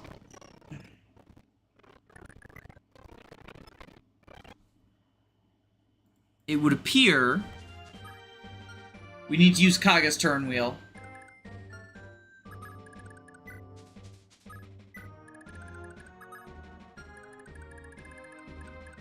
We can heal her up in a jiffy.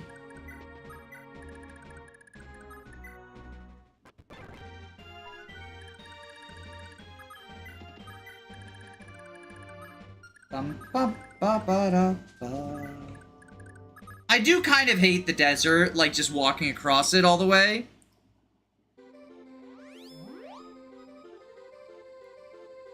You get most of your growth and parents from your primary parent, and only a little bit from the other parent.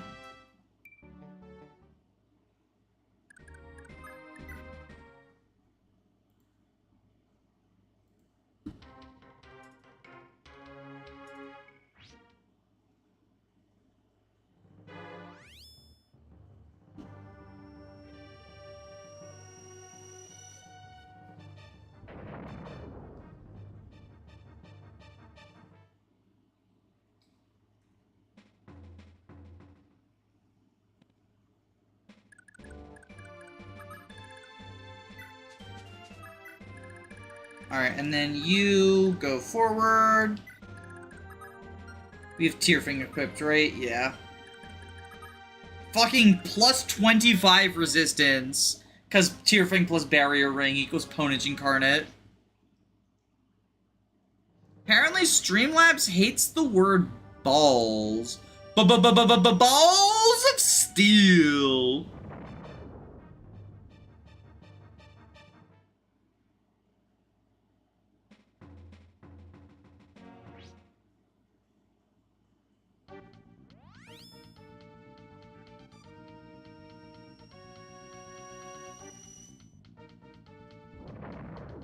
Now she dodge tanks. Okay. I mentioned flaming balls of energy and my message didn't show up. Not sure why that would be, but, balls of steel.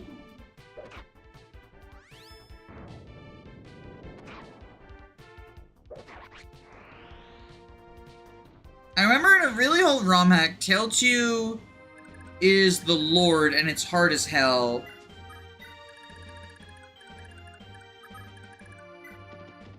Is that just reverse recruitment? Because I think Tailtu is the Lord of Gen 1 in RR, right?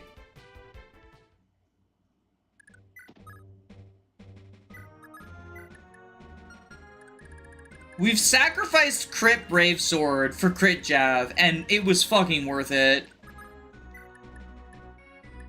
Honestly, I'm pretty happy with where the weapons we've been focusing on are. Brave Lance at 27 is, like, disappointing, but we can get it there. And then Wind Sword at 43 and Jav at 68. I'm very happy with those.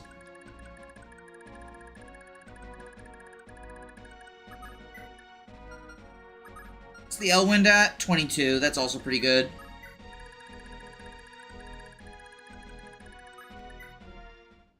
What do the stars next to the weapons mean? That's how many kills we've gotten. It contributes to critical rate. On what kill number does it get crit? Oh, shit. Right, he needs to equip Tearfing. Or he gets put to sleep.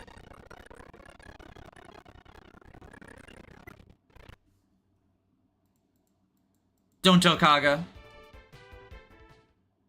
So, I've talked about this in past streams, but I'll go over it again for anyone who isn't aware of how it works. So, the star next to the weapon when you check stats is how many kills it's gotten. Once you get 50 kills, you get the critical skill. You get the ability to critical hit with him. Every kill above 50 adds 1 to your crit rate. So initially, it's your skill percent. So, with Elwind, because he doesn't get the 15 skill bonus, Lewyn has a 25% crit chance. Well, bad example because he already has crit. Erin, if Javelin had 50 kills, she would have a 17% chance to kill. With the current Javelin, 68, that is 17 plus 18, that is 35% chance to kill. And they cap at 100, which is plus 50. So getting a lot of kills on the same weapon is really, really beneficial. Also, my cat just took a very stinky poop, so I'm gonna empty the litter box real quick.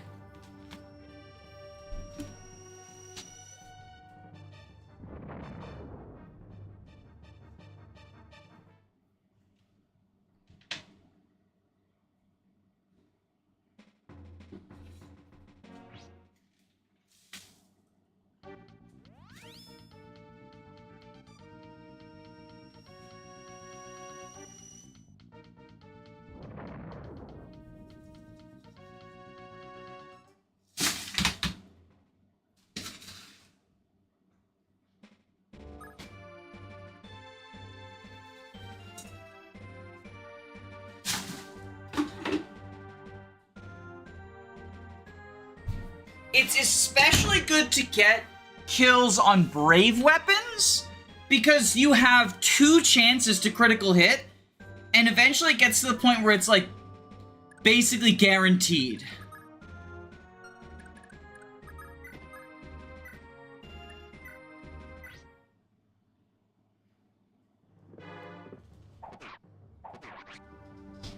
Ugh. Oh Lord Arvis, forgive my failure.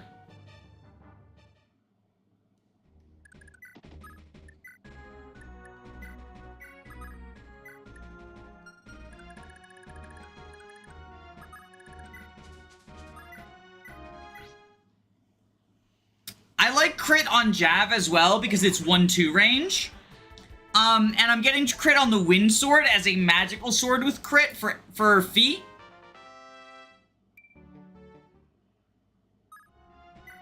I got Lightbrand crit for Leaf as well. So we're gonna have some pretty awesome Gen 2 crit options.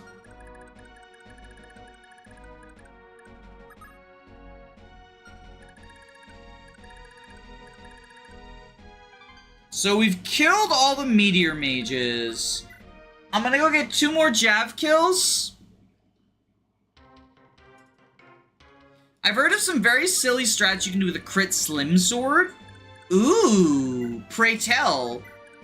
I imagine they're mostly for, like, the people locked at C-rank swords, right? Because you usually prefer to have brave sword crit, right? So what is it, like patty strats?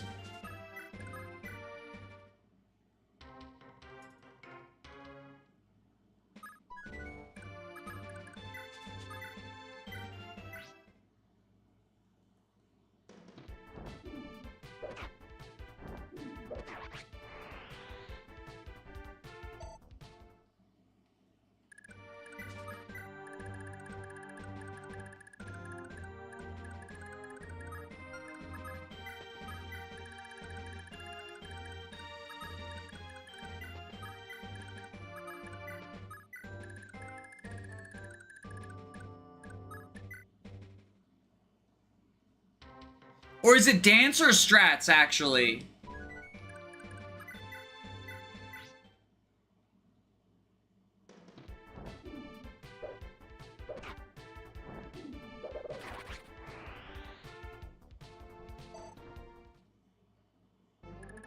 God, Erin's ridiculous.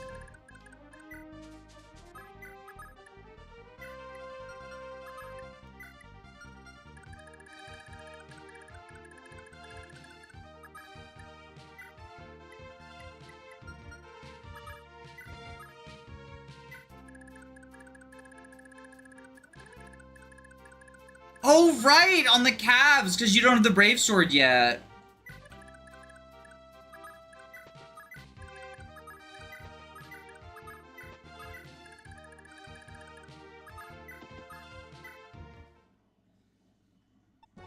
Good. We finally claimed Finolula. The Fatherland land is within our reach. Oivi and Shannon, I pray that they and Seliph are faring well.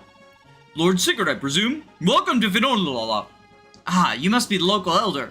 My apologies for dragging you in even an oasis town, like Finolua, into this forsaken war. At this point it was unavoidable. Actually, we just received word of yet another skirmish in the desert's southern depths. Alas, we find ourselves in dangerous times. In the south, you say, what happened there? As we understand it, the Lance Knights of Leonster were on the march north. They were savaged by Thracian Wyvern Knights en route. There were no survivors, it seemed. What? You can't be serious! I'm sorry to say that I am. By the sound of it, there was a young girl in the Leonster party, too. Our hearts all break for the poor dear. That was Ethlyn and Quan. Forgive me.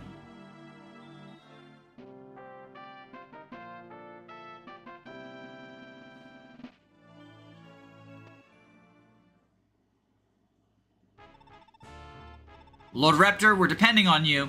Of course. Even so, I cannot help but wonder if Arvis will honor his word. Perhaps you're nothing more than sacrifices to him. Lord Arvis is hard at work making the final adjustments to the Velthamur battle plan. You've no need to worry, sire. Very well. I'll take you at your word, then. Now, if you'll excuse me, sire, I must return to the helm of Velthamur barricades. He hasn't a clue, has he? Wretched fool. This is it! Until Arvis is ready to move out, the battle is ours and ours alone. Hold your positions until the enemy stumbles into our range. Do not move otherwise. He's the only, like, major guy we don't see the kids of, right? We never fight his kids, because his kids are in charge of Augustria.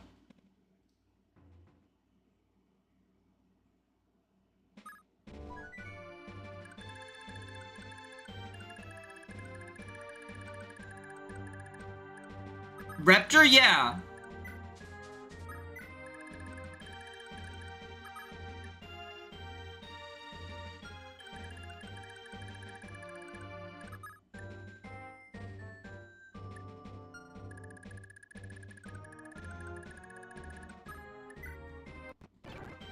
I think we get the last bit of gold with Erin and then repair some flame sword.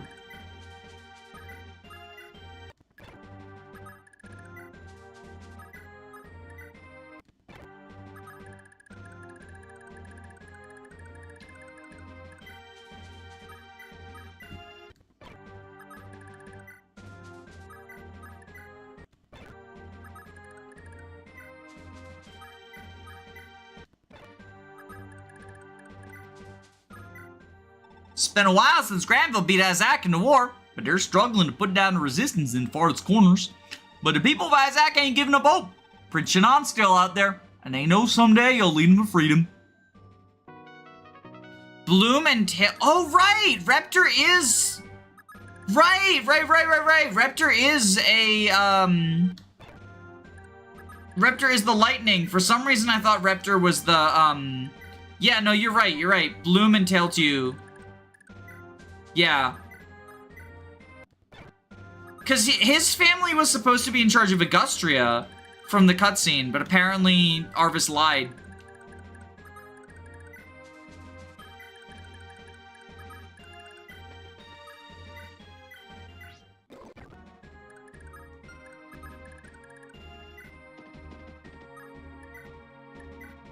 Alright, let's try to get Brave Sword kills on this last group to help Seliph out.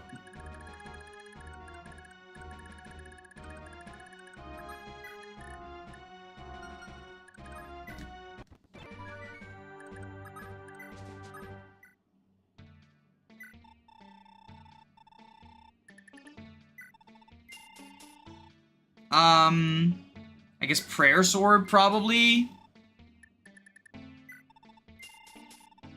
Yeah, it's good enough.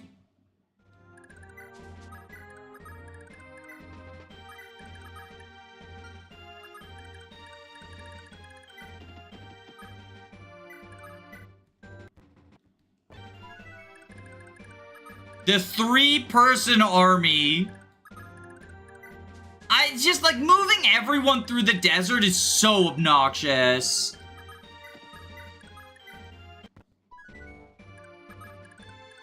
I guess we can add Lex to it.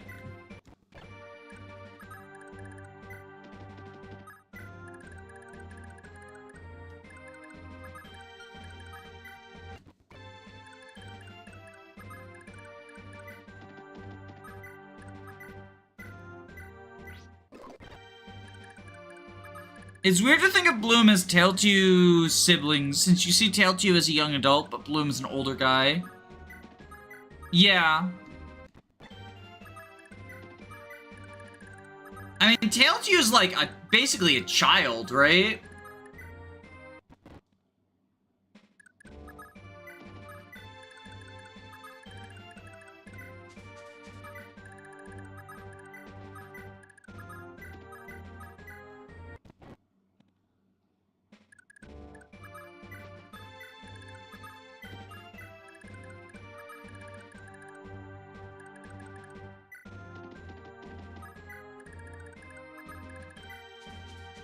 I don't remember how old Tailtu is. I don't think the ages are ever, like, clearly stated.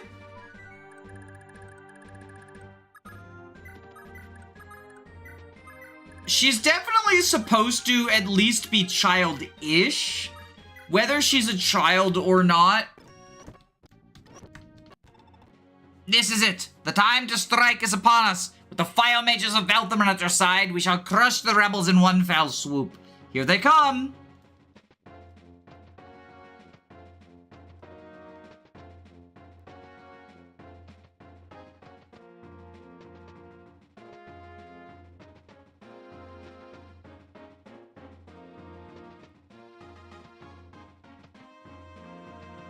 Nebulous 16 to 32 age range.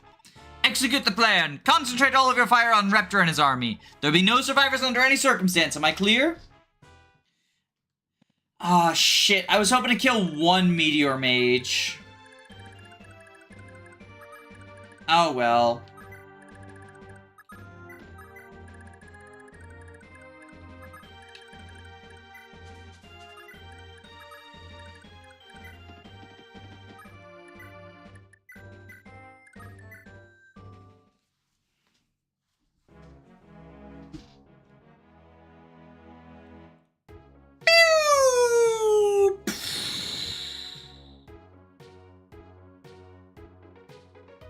I just know she's got the, like, the whole dynamic with Claude where she's just like, come on, Claude. And Claude's like, she's Claude's bodyguard, but Claude's kind of, like, humoring her. Which is why I say she's at the very least kind of childish, right?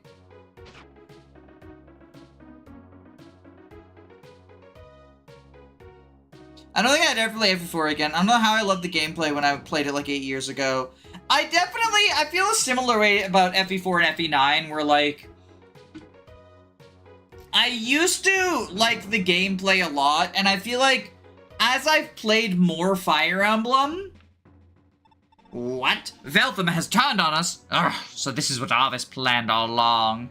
As I play more Fire Emblem and get more exposed to, like, SRPGs that don't sort of drag on and do have, like, much more tactics to them than FE4, where it's a lot of, like, Kaga blocks, right? There are some interesting things you can do in FE4, like a ranked run. But in general, I'm definitely not a huge fan of FE4 gameplay-wise. Most people cite the FE4 Asana manga ink work for the Curse Your Ages, but it's non-canon. The whole manga is pretty much just a licensed fanfic. Do they have ages listed in there?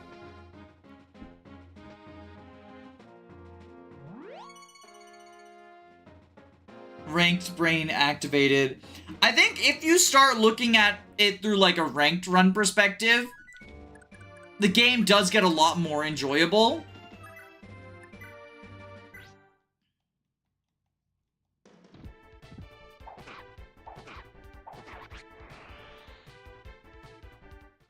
Because now suddenly it's like, it's a management sim, right?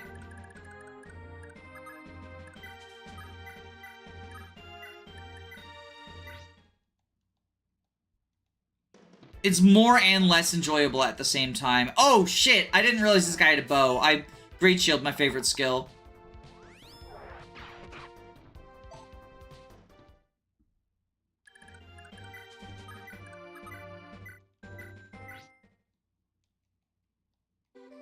I have a legit question. Can you do a ranked run with substitutes? Funny you should ask! I know someone who's doing one right now. You basically just have to LTC to avoid pairings, since you can't get deaths.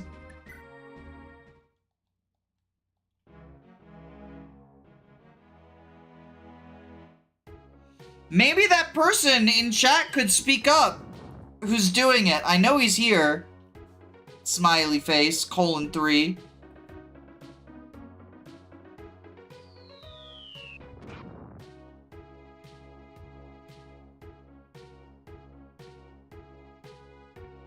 Bum bum bum bum bum bum bum ba ba.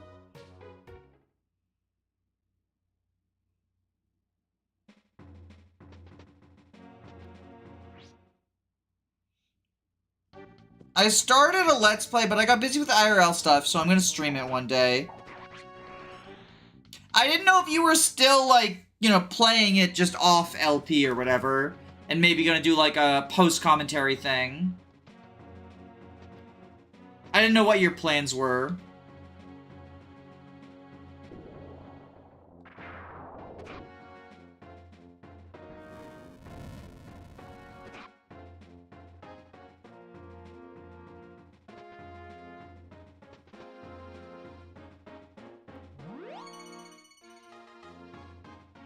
I've no doubt it's doable. The hardest part is that the subs have no inheritance.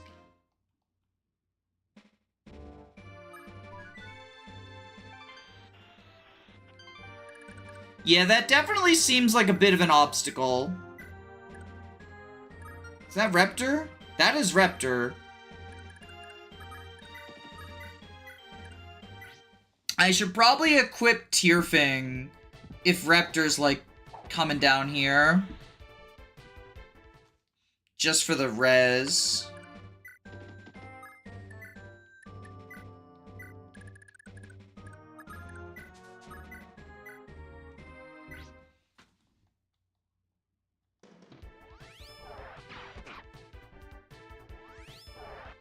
The interesting thing about the substitutes is, like, deciding what inheritance you give to Seliph and Leaf, and what you leave as droppables for the subs, right?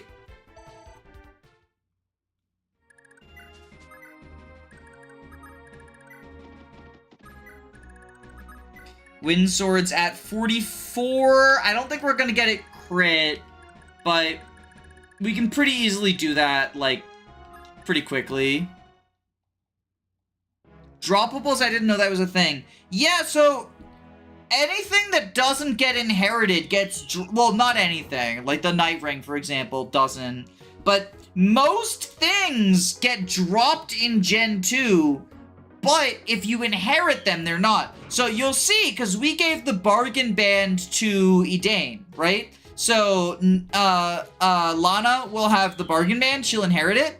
There's a boss at the start of Chapter 7 who will not have the Bargain Band. Or he will have a Bargain Band, but he won't drop it. Rather. And the droppables are literally the things from Gen 1. So, like, the droppable Brave Axe is going to have all of Lex's kills on it.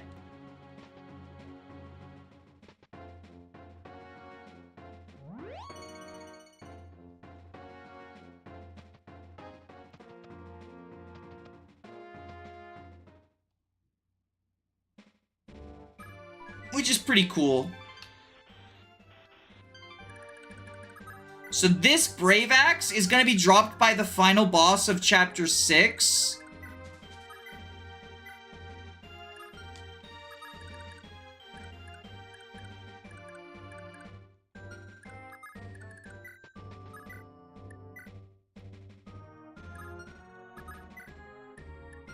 And it's going to have all those kills on it.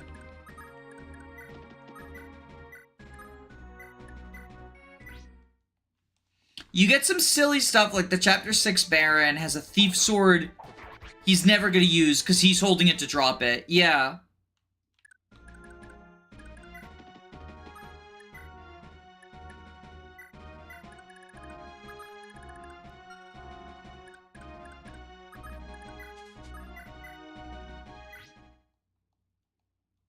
How much longer to the barbecue? We just have to kill one guy, but I'm currently farming kills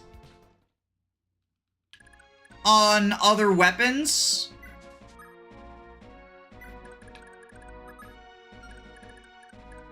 So it'll be a little bit.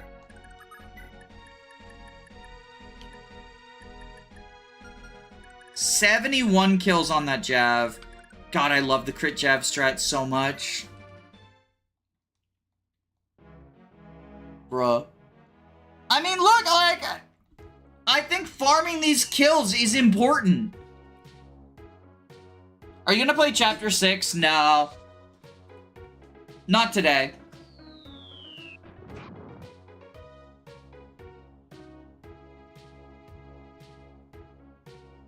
Dodge, dodge, dodge. Yes! Okay, we can get a Jav kill.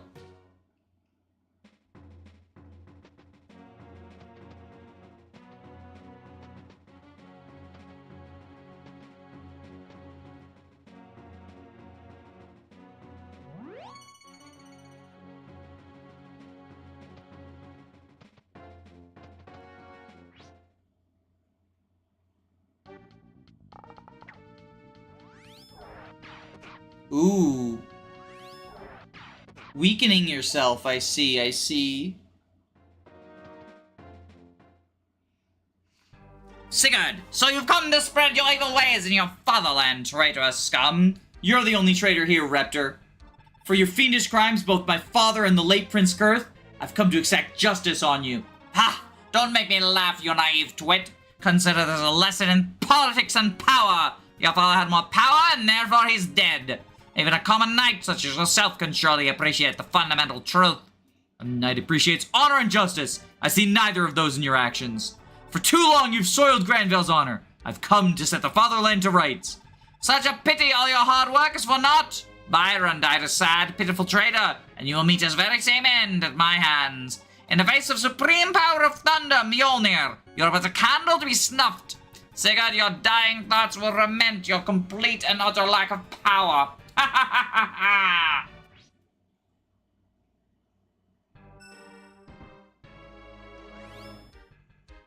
Even with Tearfing, we take 30 damage. Mjolnir's no joke. Alright, we'll wind sword you. Me when 30 might weapon, right?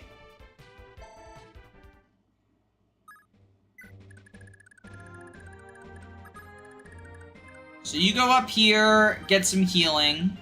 I require healing. Where we at on Brave Sword? 46. If we can get 50, that'd be awesome. Like, just have crit on it for Selif. The Light Brand, you can't see it because we sent it, but the Light Brand has crit. So Leaf, I mean, he already has crit because of Ethlin, but like, he will be able to crit with the Light Brand and start building crit kills on it, right? Which is gonna be awesome.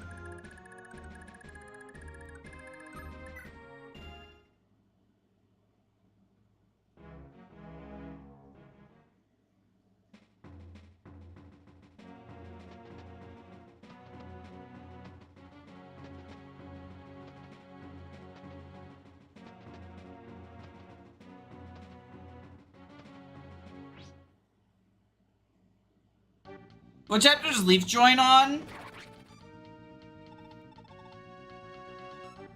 Oof.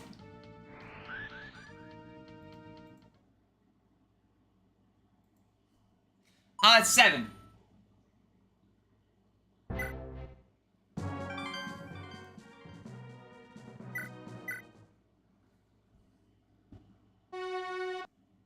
Does anything in particular happen if a unit with critical uses a weapon with critical? No, but you do still get the extra crit from overkill. Because remember, anything over 50 contributes to the kill count as well. Well, I didn't want to do this. Is the skill just overwritten? It's not overwritten. But you don't get 2 crits. You can't have the critical skill twice. But it does still stack with the extra. I didn't want to do this, but because of the way the RNG has fallen, the skill isn't taken into account. Well, I mean, it is. You need to be, like, so basically, having 50 kills on a weapon gives it critical.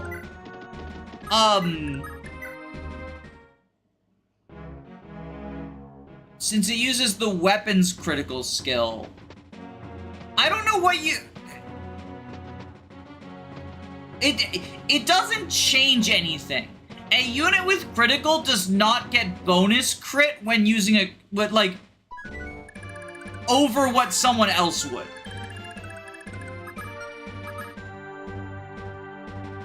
If that does that make sense? I'm not sure what you're asking at this point. I thought I understood, but now I think I was confused. You do not get extra critical with the crit weapon. Yes.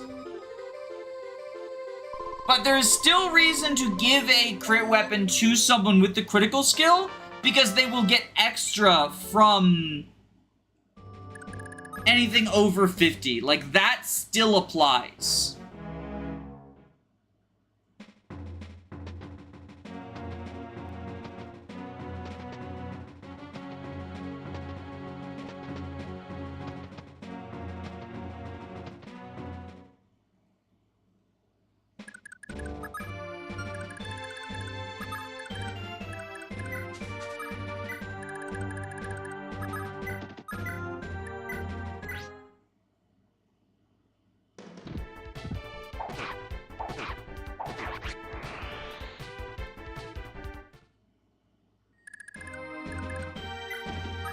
You don't add your skill stat unless you have the critical skill. Is that true? I'm pretty sure that's not true.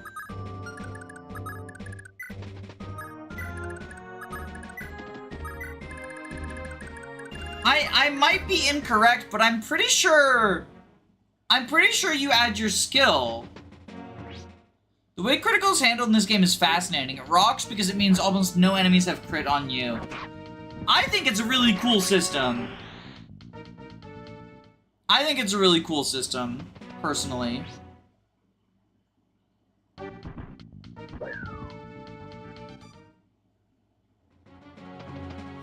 A weapon with 50 kills has +0, but you can still crit with it. Yeah, so you get to crit with your skill. That's yeah. So I was right. I'm right.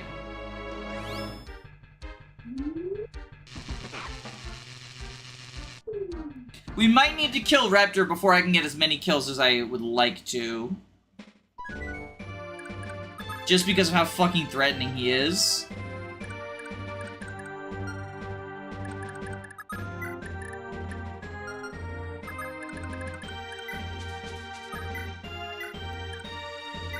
I think we just kill him here. The enemies vanish once he dies. Yup! Which is why I've been trying to keep him alive.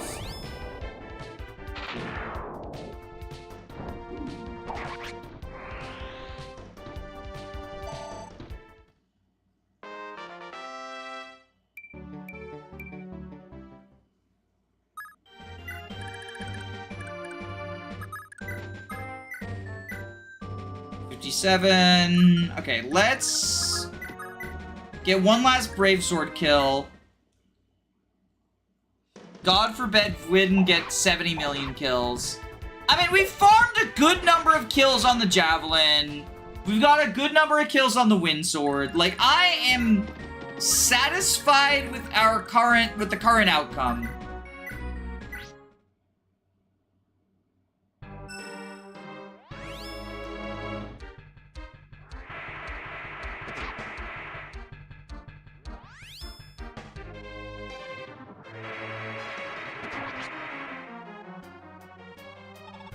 Ugh. Arvis! What in blazes are you scheming?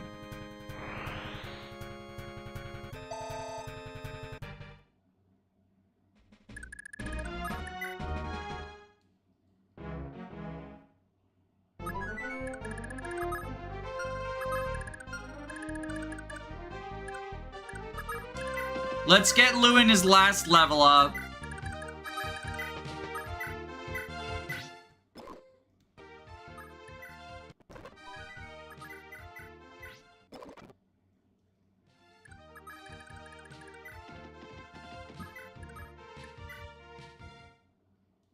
In blazes, you say?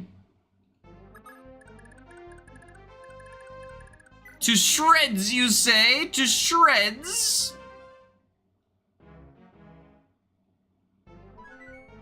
Alright, it's time.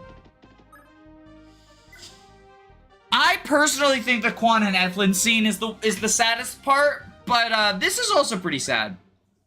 For as much as people meme about it. Ah, Lord Sigurd, I'm glad to see you're safe. What's going on? What's caused Velthamir's change of loyalties? Lord Arvis has long been aware of your innocence and was on your side all along. Actually, wait, I want to double check and make sure everyone has the items I want. Before we lock in.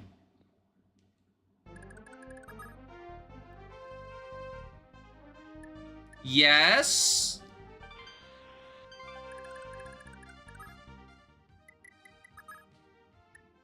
Yes. Yes. Okay.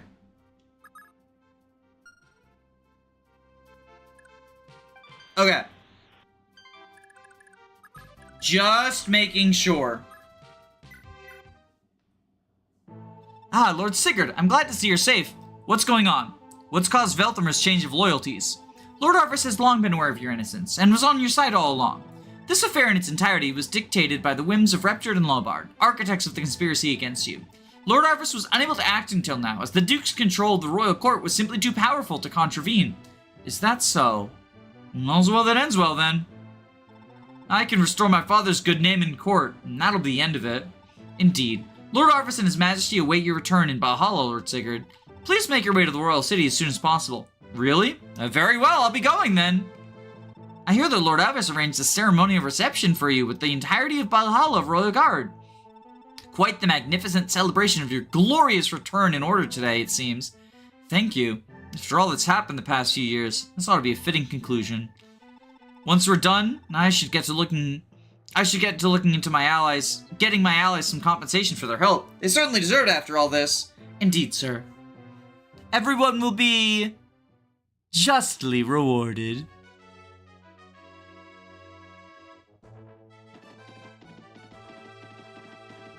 Look at our victory procession!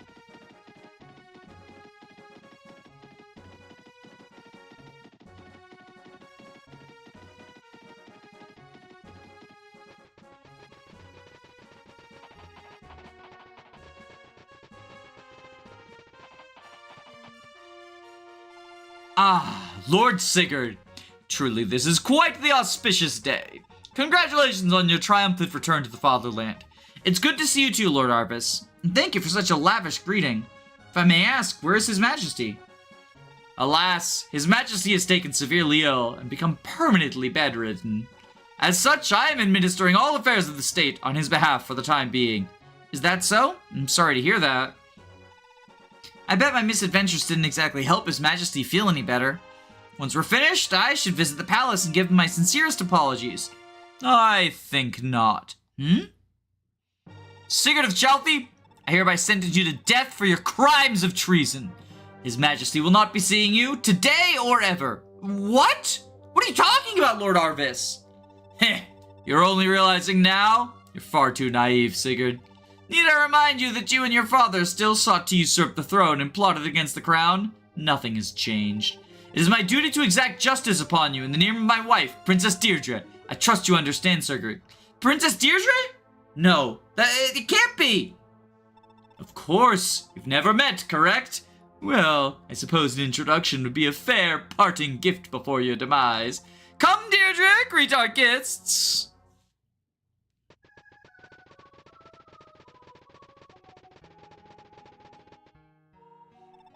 Deirdre, allow me to introduce you to Sigurd, the spawn of your father's murderer, Byron. I trust you have some choice words for him. So this is Sir Sigurd? Deirdre, no, this can't be happening. Why are you speaking like this? Deirdre, it really is you. No. Do you know me, sir? Of course I do. You're my... Enough. Deirdre, stand clear. This is an extremely dangerous man. Rest assured this traitor will be punished. But he's... Can't we have even a little more time? Unacceptable. Guards, escort the princess to the castle. Wait, Arvis, please, just a little more time. I think this is the cruelest thing Arvis does. Because as we went over in the last cutscene, he knows. Not only that, but like he's terrified that Deirdre will regain her memory. I think this shows that he doesn't care about Deirdre or Sigurd. Like, obviously it's cruel to Sigurd. But he pulls Deirdre out, and Deirdre clearly recognizes Sigurd, and then he pulls her away. He doesn't care about her. He just sees her as a means to power, because he wants to be the emperor, right? He thinks that becoming the emperor is sort of like this noble thing, and he's going to end oppression and whatever.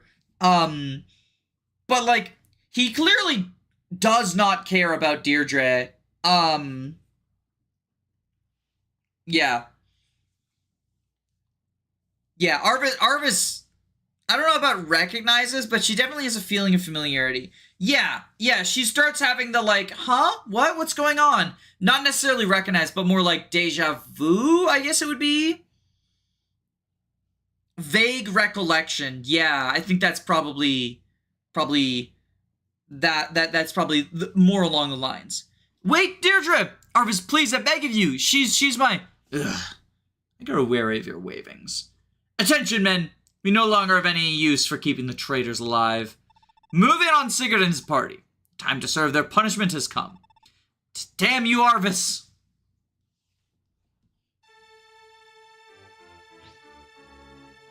Arvis was trying to build up hate for Sigurd. Yeah, like he introduces, like, this is the guy who killed your father.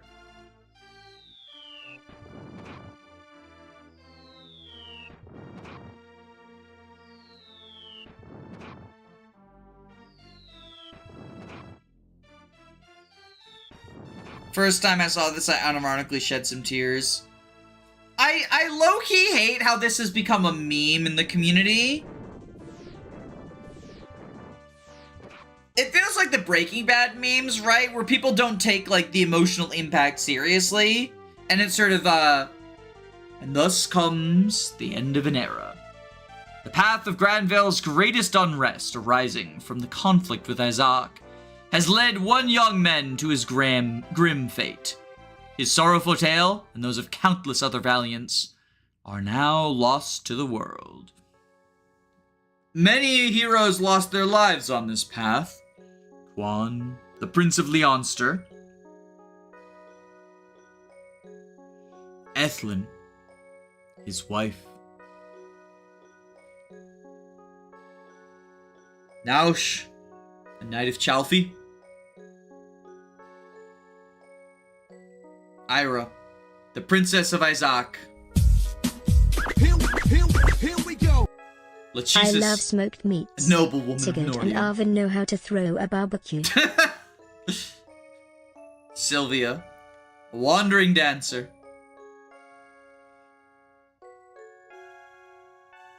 and Sigurd, the young heir of Chalfie. Thank you for the $5 donation, lolfacelol. And the names of those heroes who fought alongside Sigurd to the bitter end at Balhalla, whose fates remain unknown. Alec, Knight of Chalfie. Arden, a Knight of Chalfie. Lex, a nobleman of Dozel. Azel, nobleman of Velthamer. Edain, a noblewoman of Yngvi. Midir, a knight of Yngvi. Jamka, the prince of Edain. Beowulf, a free roaming knight. Chaloan, a gladiator. Du, a thief. Lewyn, the prince of Celeste. Erinus, Pegasus Knight of Celeste. Claude, a priest of Ada. Tailtu, noblewoman of Frege. Brigid, a noblewoman of Yngvi.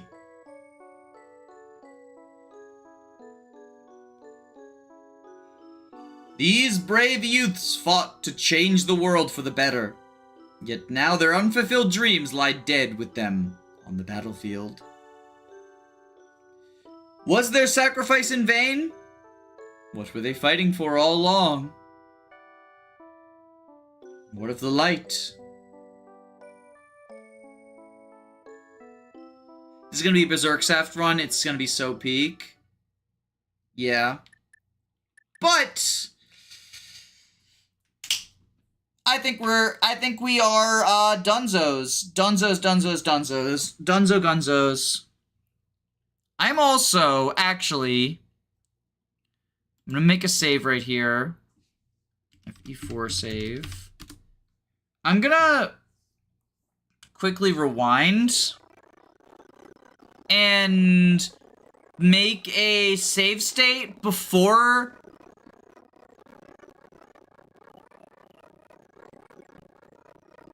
because I want to have a save state that's ready for substitute run shenanigans.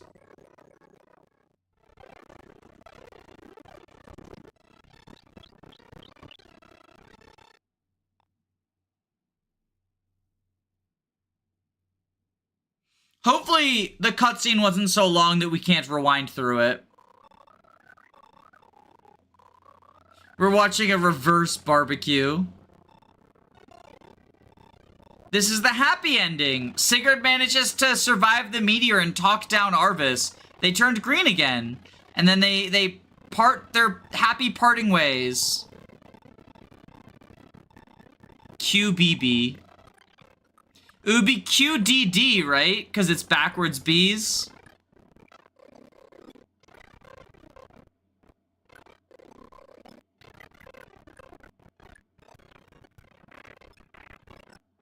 But then the traitor Lewyn injures Sigurd and revives Reptor from the dead. Save game position. Subs. Load game position.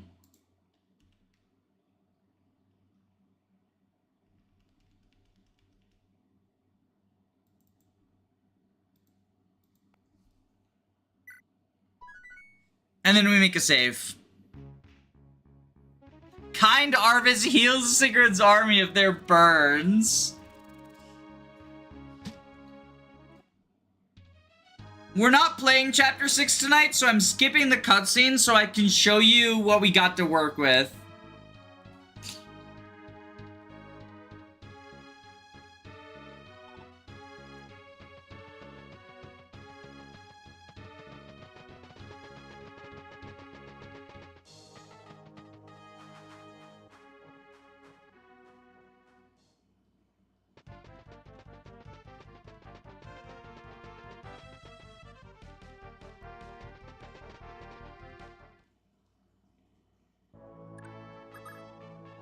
Here he is! At least they have pursuit.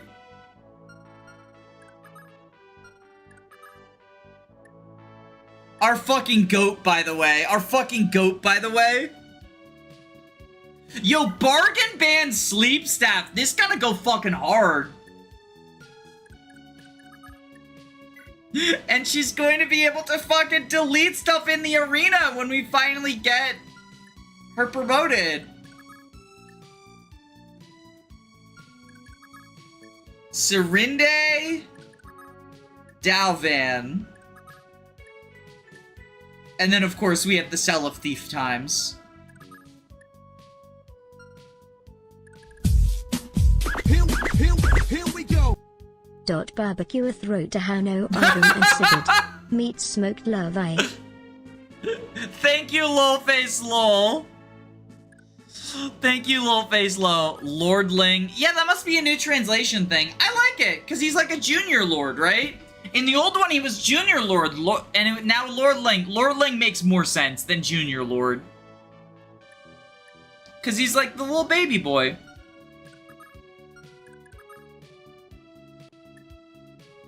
I hope you're ready for some heroes. Fire Emblem heroes. Wait, I forgot! He has Vantage! Is Dalvan just better than Serinde? I think he is. Because he has Vantage. Yeah, Dalvan's just better than Serinde. Better stats, too.